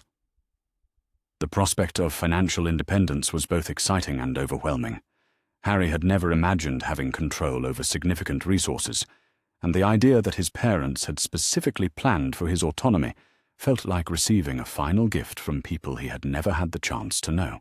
"What would restoration of my inheritance involve?" Harry asked, wanting to understand both the practical implications and the potential complications of such a dramatic change in his circumstances. Griphook smiled with the expression of someone who enjoyed delivering good news about financial matters. Complete control over assets that include not only liquid funds, but also property holdings, investment portfolios, and a rather impressive collection of books and magical artifacts that your parents assembled during their brief but accomplished careers, he explained. The account manager opened another folder and withdrew a summary document that made Harry's eyes widen with amazement. The numbers were larger than anything he had ever imagined, representing not just comfort, but genuine wealth that would provide him with options and opportunities beyond anything he had dared to hope for. "But more importantly for your current situation," Griphook added with obvious pleasure, "the restoration of your inheritance would include access to the Potter family's library, which contains extensive collections of advanced magical theory, international magical law, and defensive magic techniques accumulated over several generations of accomplished wizards." The mention of his family's library sent a thrill of anticipation through Harry's chest. The idea of having access to books chosen by his parents and ancestors felt like discovering a way to connect with the family he had lost, while the practical value of advanced magical knowledge would support his continuing education in ways that even Beauxbatons' excellent library could not match. "There is, however, one complication," Griphook said, with the careful tone of someone delivering potentially unwelcome news. "Challenging Dumbledore's guardianship will require a formal hearing before the Wizengamot, and it will inevitably attract considerable public attention. Your case will become a matter of public record, and the political implications could be significant." Harry considered this warning carefully, weighing his desire for independence against the potential consequences of such a public confrontation. But his experiences at Beauxbatons had taught him that autonomy was worth fighting for, even when that fight involved personal risk. "What kind of political implications?" Harry asked, wanting to understand the full scope of what he would be undertaking. Griphook exchanged a meaningful glance with Madame Maxime before responding. "Your case would establish precedents about the rights of young wizards to make autonomous decisions about their own lives," he explained. "It would also raise questions about the extent to which authority figures can manipulate the financial resources of orphaned children to ensure compliance with their preferred plans. The broader implications were both exciting and sobering. Harry's individual case could become a catalyst for changes in how the magical world treated orphaned children, and the extent to which adult authority figures could override the expressed wishes of young wizards who were capable of making informed decisions. "I want to move forward with challenging the unauthorized guardianship," Harry said, after a long moment of consideration. "My parents made these provisions because they believed I should have the right to make my own choices, and I think I owe it to them to claim that right, even if doing so creates political complications." Griphook nodded approvingly, clearly pleased by Harry's decision. "Very well, Mr. Potter," he said formally. "I will begin the process of filing the necessary petitions immediately. However, I should warn you that Dumbledore will undoubtedly attempt to pressure you into withdrawing your challenge, and his arguments will likely focus on security concerns and your supposed obligations to the magical community." Harry felt a familiar surge of determination that had become stronger and more focused during his months at Beauxbatons. "I've already faced that kind of pressure," he replied with quiet confidence, "and I've learned that my security and my obligations are better served by making informed choices than by accepting other people's plans without question." The conversation was interrupted by the arrival of Alessandro and Eric, who approached the head table with the careful respect appropriate for such a formal occasion. Alessandro carried a wrapped package that he presented to Harry with obvious excitement. "Harry," he said warmly, "this arrived for you early this morning, with special Christmas delivery instructions. The owl said it came from someone who wanted to ensure you received it on Christmas Day specifically." Harry accepted the package with curiosity, noting that it was larger and heavier than typical correspondence, and that the wrapping paper seemed to shimmer with protective enchantments. The attached card bore his name in unfamiliar handwriting, but there was something about the script that seemed somehow familiar, despite his inability to place it. Inside the package, Harry discovered a leather-bound journal that was clearly very old, but had been maintained in perfect condition. The cover was embossed with symbols he didn't recognize, and when he opened it to the first page, he found an inscription written in the same hand as the mysterious letter he had received from Sirius Black. For Harry Potter, the inscription read, "This journal belonged to your father during his final years at Hogwarts and the early years of his marriage to your mother." It contains his thoughts about education, responsibility, and the courage required to make choices based on principle rather than convenience. I hope his words will provide guidance as you navigate the challenges ahead. Harry turned to the first entry and found himself reading his father's thoughts about the pressures facing young wizards who were expected to fulfill other people's expectations rather than follow their own moral compass. The parallels between James Potter's experiences and his own were striking, and the wisdom contained in his father's reflections felt like receiving advice from a mentor he had never had the chance to meet. As Harry read his father's journal throughout the morning, he found validation for many of the choices he had made, and insights that helped him understand the broader implications of his decision to claim his independence. James Potter had faced similar pressures to compromise his principles for the supposed greater good, and he had ultimately chosen to follow his own moral judgment, even when doing so created political complications. The Christmas feast at Beauxbatons was a celebration of international magical culture that brought together students and faculty from across Europe in a display of diversity and harmony that would have been impossible in the more insular atmosphere of British magical education. Harry found himself seated between representatives from magical schools in Spain and Germany, engaged in conversations about educational philosophy and magical theory that expanded his understanding of the broader magical world. But throughout the festivities, his attention kept returning to his father's journal and the implications of the information Griphook had shared about his inheritance. The realization that his parents had anticipated and supported his desire for educational autonomy felt like discovering a foundation of love and wisdom that had been hidden from him throughout his childhood. That evening, as the Christmas celebrations wound down and students began retiring to their dormitories, Harry found himself in Madame Maxime's office for a private conversation about the developments of the day. The headmistress had been observing his reaction to Griphook's revelations with the careful attention of an educator who understood the profound impact such information could have on a young person's understanding of themselves and their place in the world. "How are you processing everything that Griphook shared with you today?" she asked with gentle concern, settling into her chair with the grace that characterized all her movements. Harry considered the question carefully, trying to articulate the complex mixture of emotions that had been churning through his consciousness since learning the truth about his inheritance. "It's overwhelming," he said finally, "but also validating in a way I hadn't expected. Learning that my parents specifically planned for my educational independence makes me feel like the choices I've made honor their memory rather than disappoint them." Madame Maxime nodded thoughtfully, clearly pleased by his mature response to such revelations. "Your parents were remarkable people who understood that true protection comes from empowering someone to make good choices rather than limiting their options to prevent bad ones," she observed. "The provisions they made for your education reflect a profound trust in your character and judgment." The conversation continued for nearly an hour, covering everything from the practical implications of challenging Dumbledore's unauthorized guardianship to the broader philosophical questions about autonomy and responsibility that his case raised.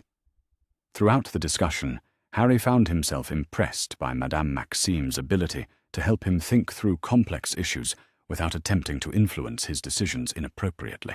When Harry finally returned to his dormitory, he found his roommates waiting for him with expressions of curiosity and support.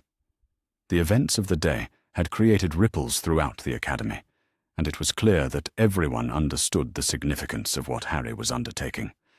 Jean-Baptiste was the first to speak, his voice carrying the diplomatic wisdom that had made him such a valuable friend and advisor.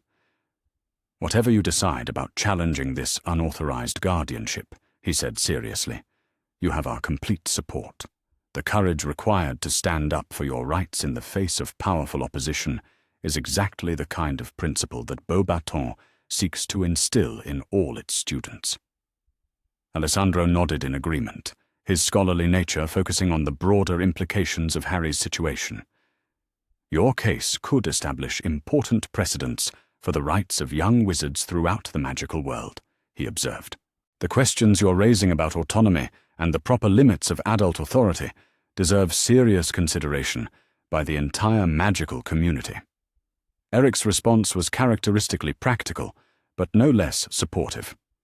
"The defensive magic training you have been receiving here will serve you well if this challenge creates additional security concerns," he pointed out. "You are far better prepared to protect yourself now than you were when you first arrived, and that preparation will give you confidence as you face whatever political complications might arise." As Harry prepared for bed that night, he reflected on the profound changes that had occurred in his understanding of himself and his place in the magical world. The frightened, powerless child who had lived in a cupboard under the stairs was evolving into someone capable of challenging the most powerful authority figures in the magical world, based on principle rather than mere rebellion.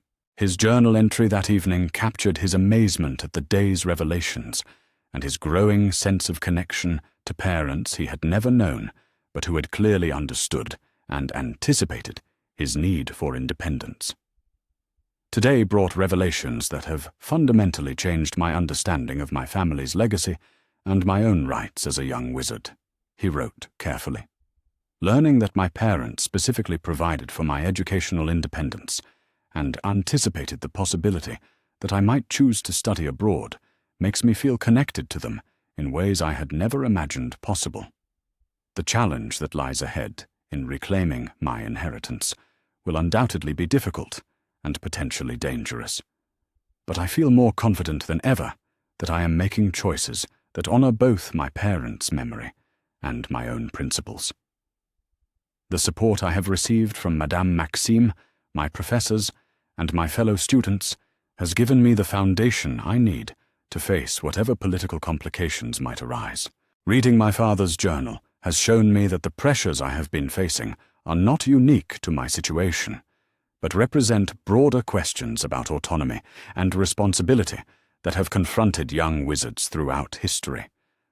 The courage required to make principled choices in the face of powerful opposition is something that must be developed and maintained through constant practice. I am no longer the frightened child who escaped from Privet Drive, but I am also not yet the adult I hope to become. The path ahead will require continued growth and learning, but I feel ready for whatever challenges await me. The phoenix has truly risen from the ashes of my constrained childhood, and its flight is taking it toward horizons that promise both freedom and responsibility in equal measure. As Harry drifted off to sleep on Christmas night, his dreams were filled with images of his parents and the legacy of love and wisdom they had left for him to discover. The journal that lay on his bedside table seemed to pulse with warmth, as though it carried within its pages not just words, but the living presence of the father who had faced similar choices and had chosen courage over compliance. The Christmas revelation had given Harry not just financial independence, but a deeper understanding of the principles that would guide him as he continued to grow into whatever kind of wizard he was meant to become. And that understanding felt like the most precious gift he could have received.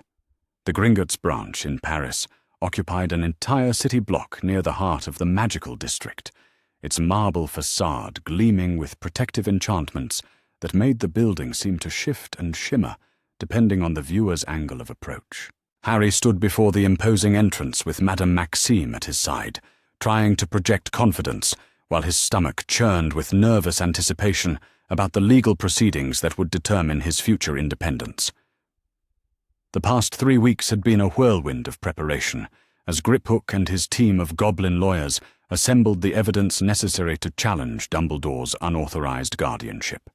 Harry had spent countless hours reviewing financial documents, studying international magical law, and preparing for the testimony he would need to provide during the formal hearing. The complexity of the legal process had been overwhelming at first, but his advanced education at Beauxbatons had given him the analytical skills necessary to understand the arguments and evidence that would support his case. Today marked the beginning of the formal challenge, with preliminary meetings designed to establish the legal foundation before the case moved to the full Wizengamot hearing that would ultimately determine the outcome. Harry had been warned that the process could take months and would inevitably attract significant media attention, but he remained committed to pursuing his independence, regardless of the political complications that might arise.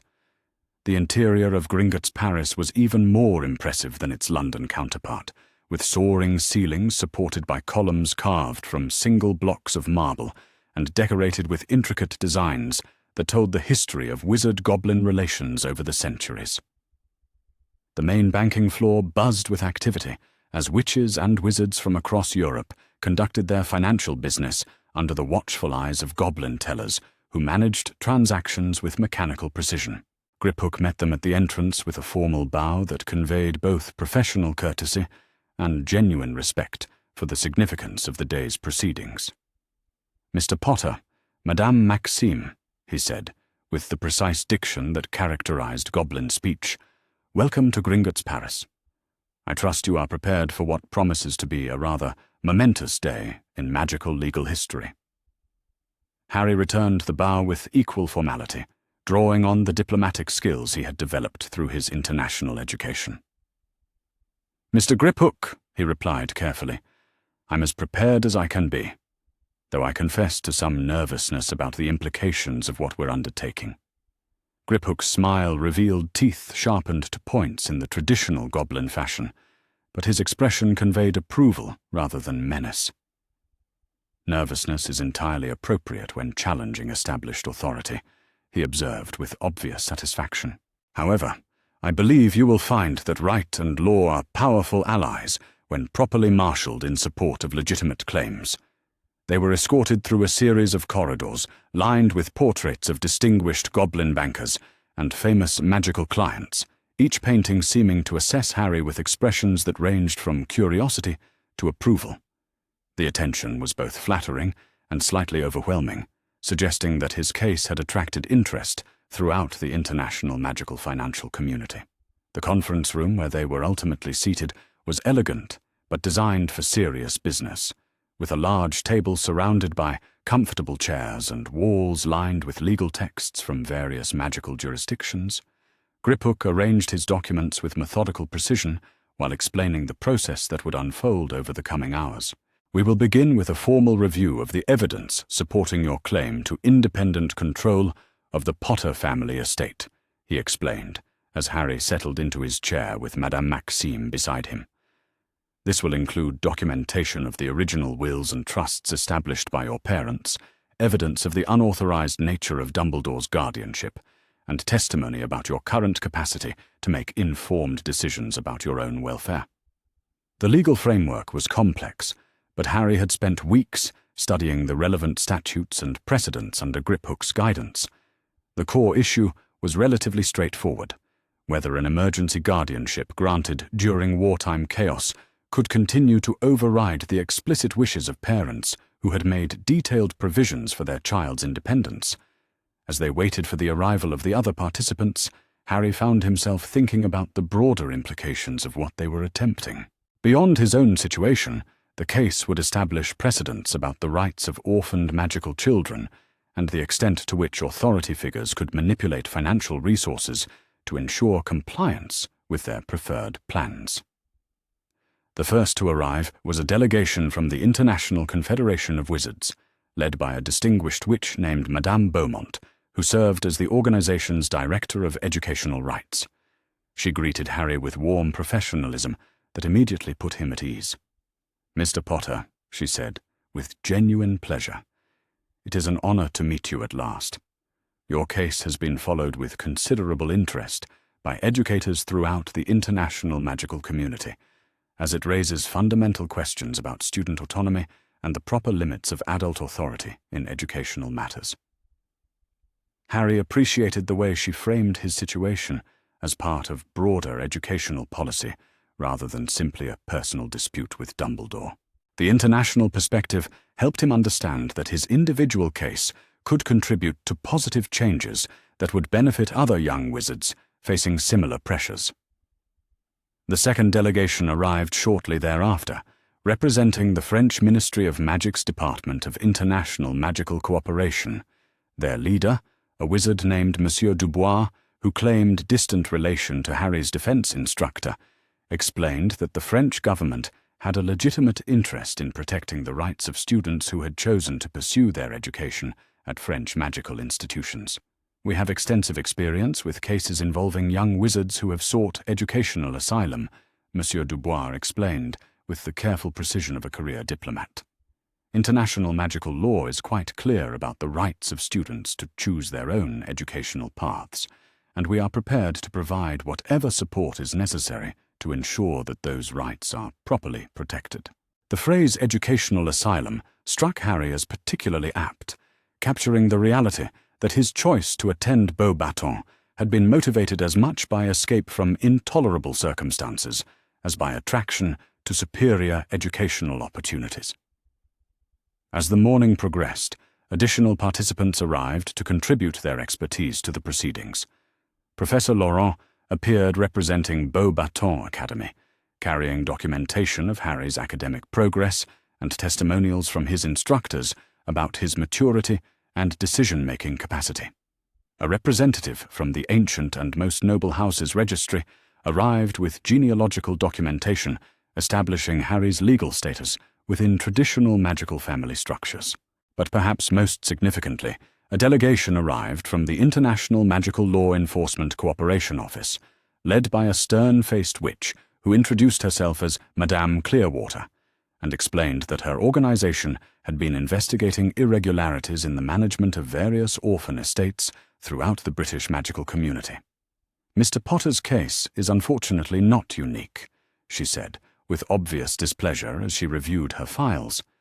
"We have identified a pattern of questionable guardianship decisions that appear to prioritize political convenience over the welfare of the children involved. Your willingness to challenge these practices publicly could provide the evidence necessary to address systemic problems that have persisted for decades. The revelation that his situation was part of a broader pattern of abuse was both disturbing and validating.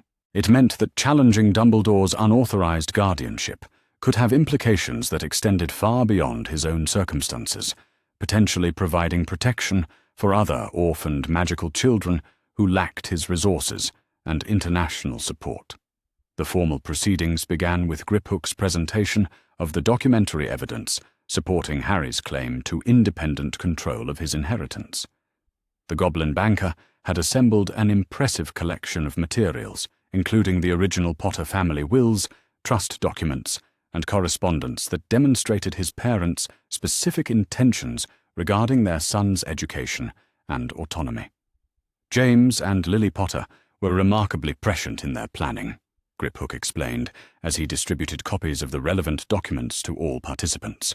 They understood that their son might face pressures to conform to other people's expectations rather than follow his own moral compass, and they made explicit provisions to ensure his independence, regardless of the political circumstances he might encounter.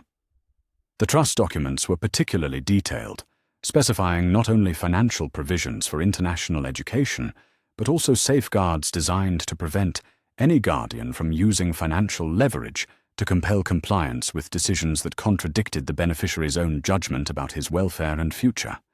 Most significantly, Griphook continued with obvious satisfaction. The wills explicitly state that educational decisions should be left entirely to Harry's discretion once he reaches the age of magical majority for such choices, which British magical law sets at 11 years for matters of school selection and academic planning. The legal argument was compelling, but Harry knew that Dumbledore's response would likely focus on security concerns and claims about special circumstances that justified overriding normal legal protections. The older wizard had built his reputation on being the expert in managing threats posed by dark wizards, and he would certainly argue that conventional legal frameworks were inadequate for dealing with someone in Harry's unique situation. The afternoon session focused on testimony about Harry's current capacity to make informed decisions about his own welfare. Professor Laurent spoke eloquently about his academic achievements and the maturity he had demonstrated in adapting to the international educational environment at Beauxbatons. Mr. Potter has consistently shown exceptional judgment in his academic choices and personal relationships, she testified with obvious pride. His ability to analyze complex problems, consider multiple perspectives, and reach conclusions based on careful reasoning rather than emotional impulse is remarkable for someone his age. Madame Maxime's testimony was particularly powerful as she described the circumstances of Harry's arrival at Beauxbatons and the growth she had observed during his time at the academy. Her account of his living conditions with the Dursleys and his mature response to discovering alternatives painted a picture of a young wizard who had been forced to develop adult-level decision-making skills through necessity. Perhaps most importantly, she concluded with quiet intensity, Mr. Potter has demonstrated the courage to make difficult choices based on principle rather than convenience. That kind of moral backbone is exactly what we hope to develop in all our students, and it suggests a character capable of handling the responsibilities that come with genuine autonomy. The testimony from Madame Beaumont, representing the International Confederation of Wizards, focused on the broader implications of Harry's case for educational policy throughout the magical world. She cited precedents from other countries where young wizards had successfully claimed the right to choose their own educational paths, despite opposition from local authorities. The trend in international magical education law has been consistently toward greater recognition of student autonomy, she explained with academic precision. Young people who demonstrate the capacity for informed decision-making should not be denied the right to choose educational environments that best serve their development simply because those choices create inconvenience for adult authority figures. As the day's proceedings concluded, Harry felt both exhausted and cautiously optimistic about the strength of their case. The evidence supporting his claim to independent control of his inheritance was compelling, and the testimony about his capacity for mature decision-making had been overwhelmingly positive. But he also understood that the real test would come when Dumbledore presented his counter-arguments, likely focusing on security threats and special obligations that supposedly justified continued control over Harry's choices. The older wizard had decades of experience in magical politics and would certainly deploy every argument at his disposal to maintain his influence over Harry's future. The journey back to Beauxbatons took place in thoughtful silence, with Harry processing the day's events, while Madame Maxime provided companionable support without pressing for immediate reactions. The French countryside rolled past the windows of their magical carriage like a living painting, its beauty serving as a reminder of everything he had gained by choosing to pursue his education away from the constraints and expectations that had characterized his early life. That evening, Harry found himself in the academy library with his roommates, all of whom had been following the developments in his case with supportive interest. The international perspective that characterized their friend group had given them valuable insights into the broader implications of his legal challenge. Jean-Baptiste was the first to broach the subject of the day's proceedings, his diplomatic instincts helping him find the right balance between curiosity and respect for Harry's privacy. "How do you feel about the way things went today?" he asked carefully, settling into the comfortable chair beside Harry's study table. Harry considered the question carefully, trying to articulate the complex mixture of emotions that had been churning through his consciousness since leaving Gringotts. "I think we made a strong case," he said finally. "But I also know that Dumbledore hasn't presented his arguments yet. The real test will come when he tries to explain why emergency powers granted during wartime should continue to override my parents' explicit wishes about my independence." Alessandro looked up from his own studies with the scholarly interest that characterized his approach to complex problems. "The precedents cited by Madame Beaumont suggest that international magical law strongly favors student autonomy," he observed. "Even if Dumbledore can demonstrate legitimate security concerns, he would still need to show why those concerns cannot be addressed through alternative arrangements that preserve your right to choose your own educational path." Eric's practical nature focused on the potential consequences of successful challenge to Dumbledore's authority. "If you win this case, it will establish your right to make autonomous decisions about your future," he pointed out. "But it will also create powerful enemies who may view your independence as a threat to their own plans and expectations." The warning was sobering but not discouraging. Harry had learned during his time at Beauxbatons that autonomy always came with risks, but that those risks were preferable to the certainty of continued manipulation and control by people who prioritized their own plans over his welfare and happiness. Over the following days, as news of the legal challenge spread through the international magical community, Harry received letters of support from unexpected quarters. Educators from magical schools across Europe wrote to express their admiration for his courage in standing up for student rights. Magical civil rights organizations offered assistance and resources for his case. Even some British magical families sent carefully worded messages indicating their support for his challenge to what they viewed as excessive authority on Dumbledore's part. But perhaps the most meaningful support came from his fellow students at Beauxbatons, who organized a study session focused on magical law and student rights that drew participants from all year levels. The discussion that evening was both educational and inspirational, as students from various countries shared examples of young wizards who had successfully challenged adult authority when principles were at stake.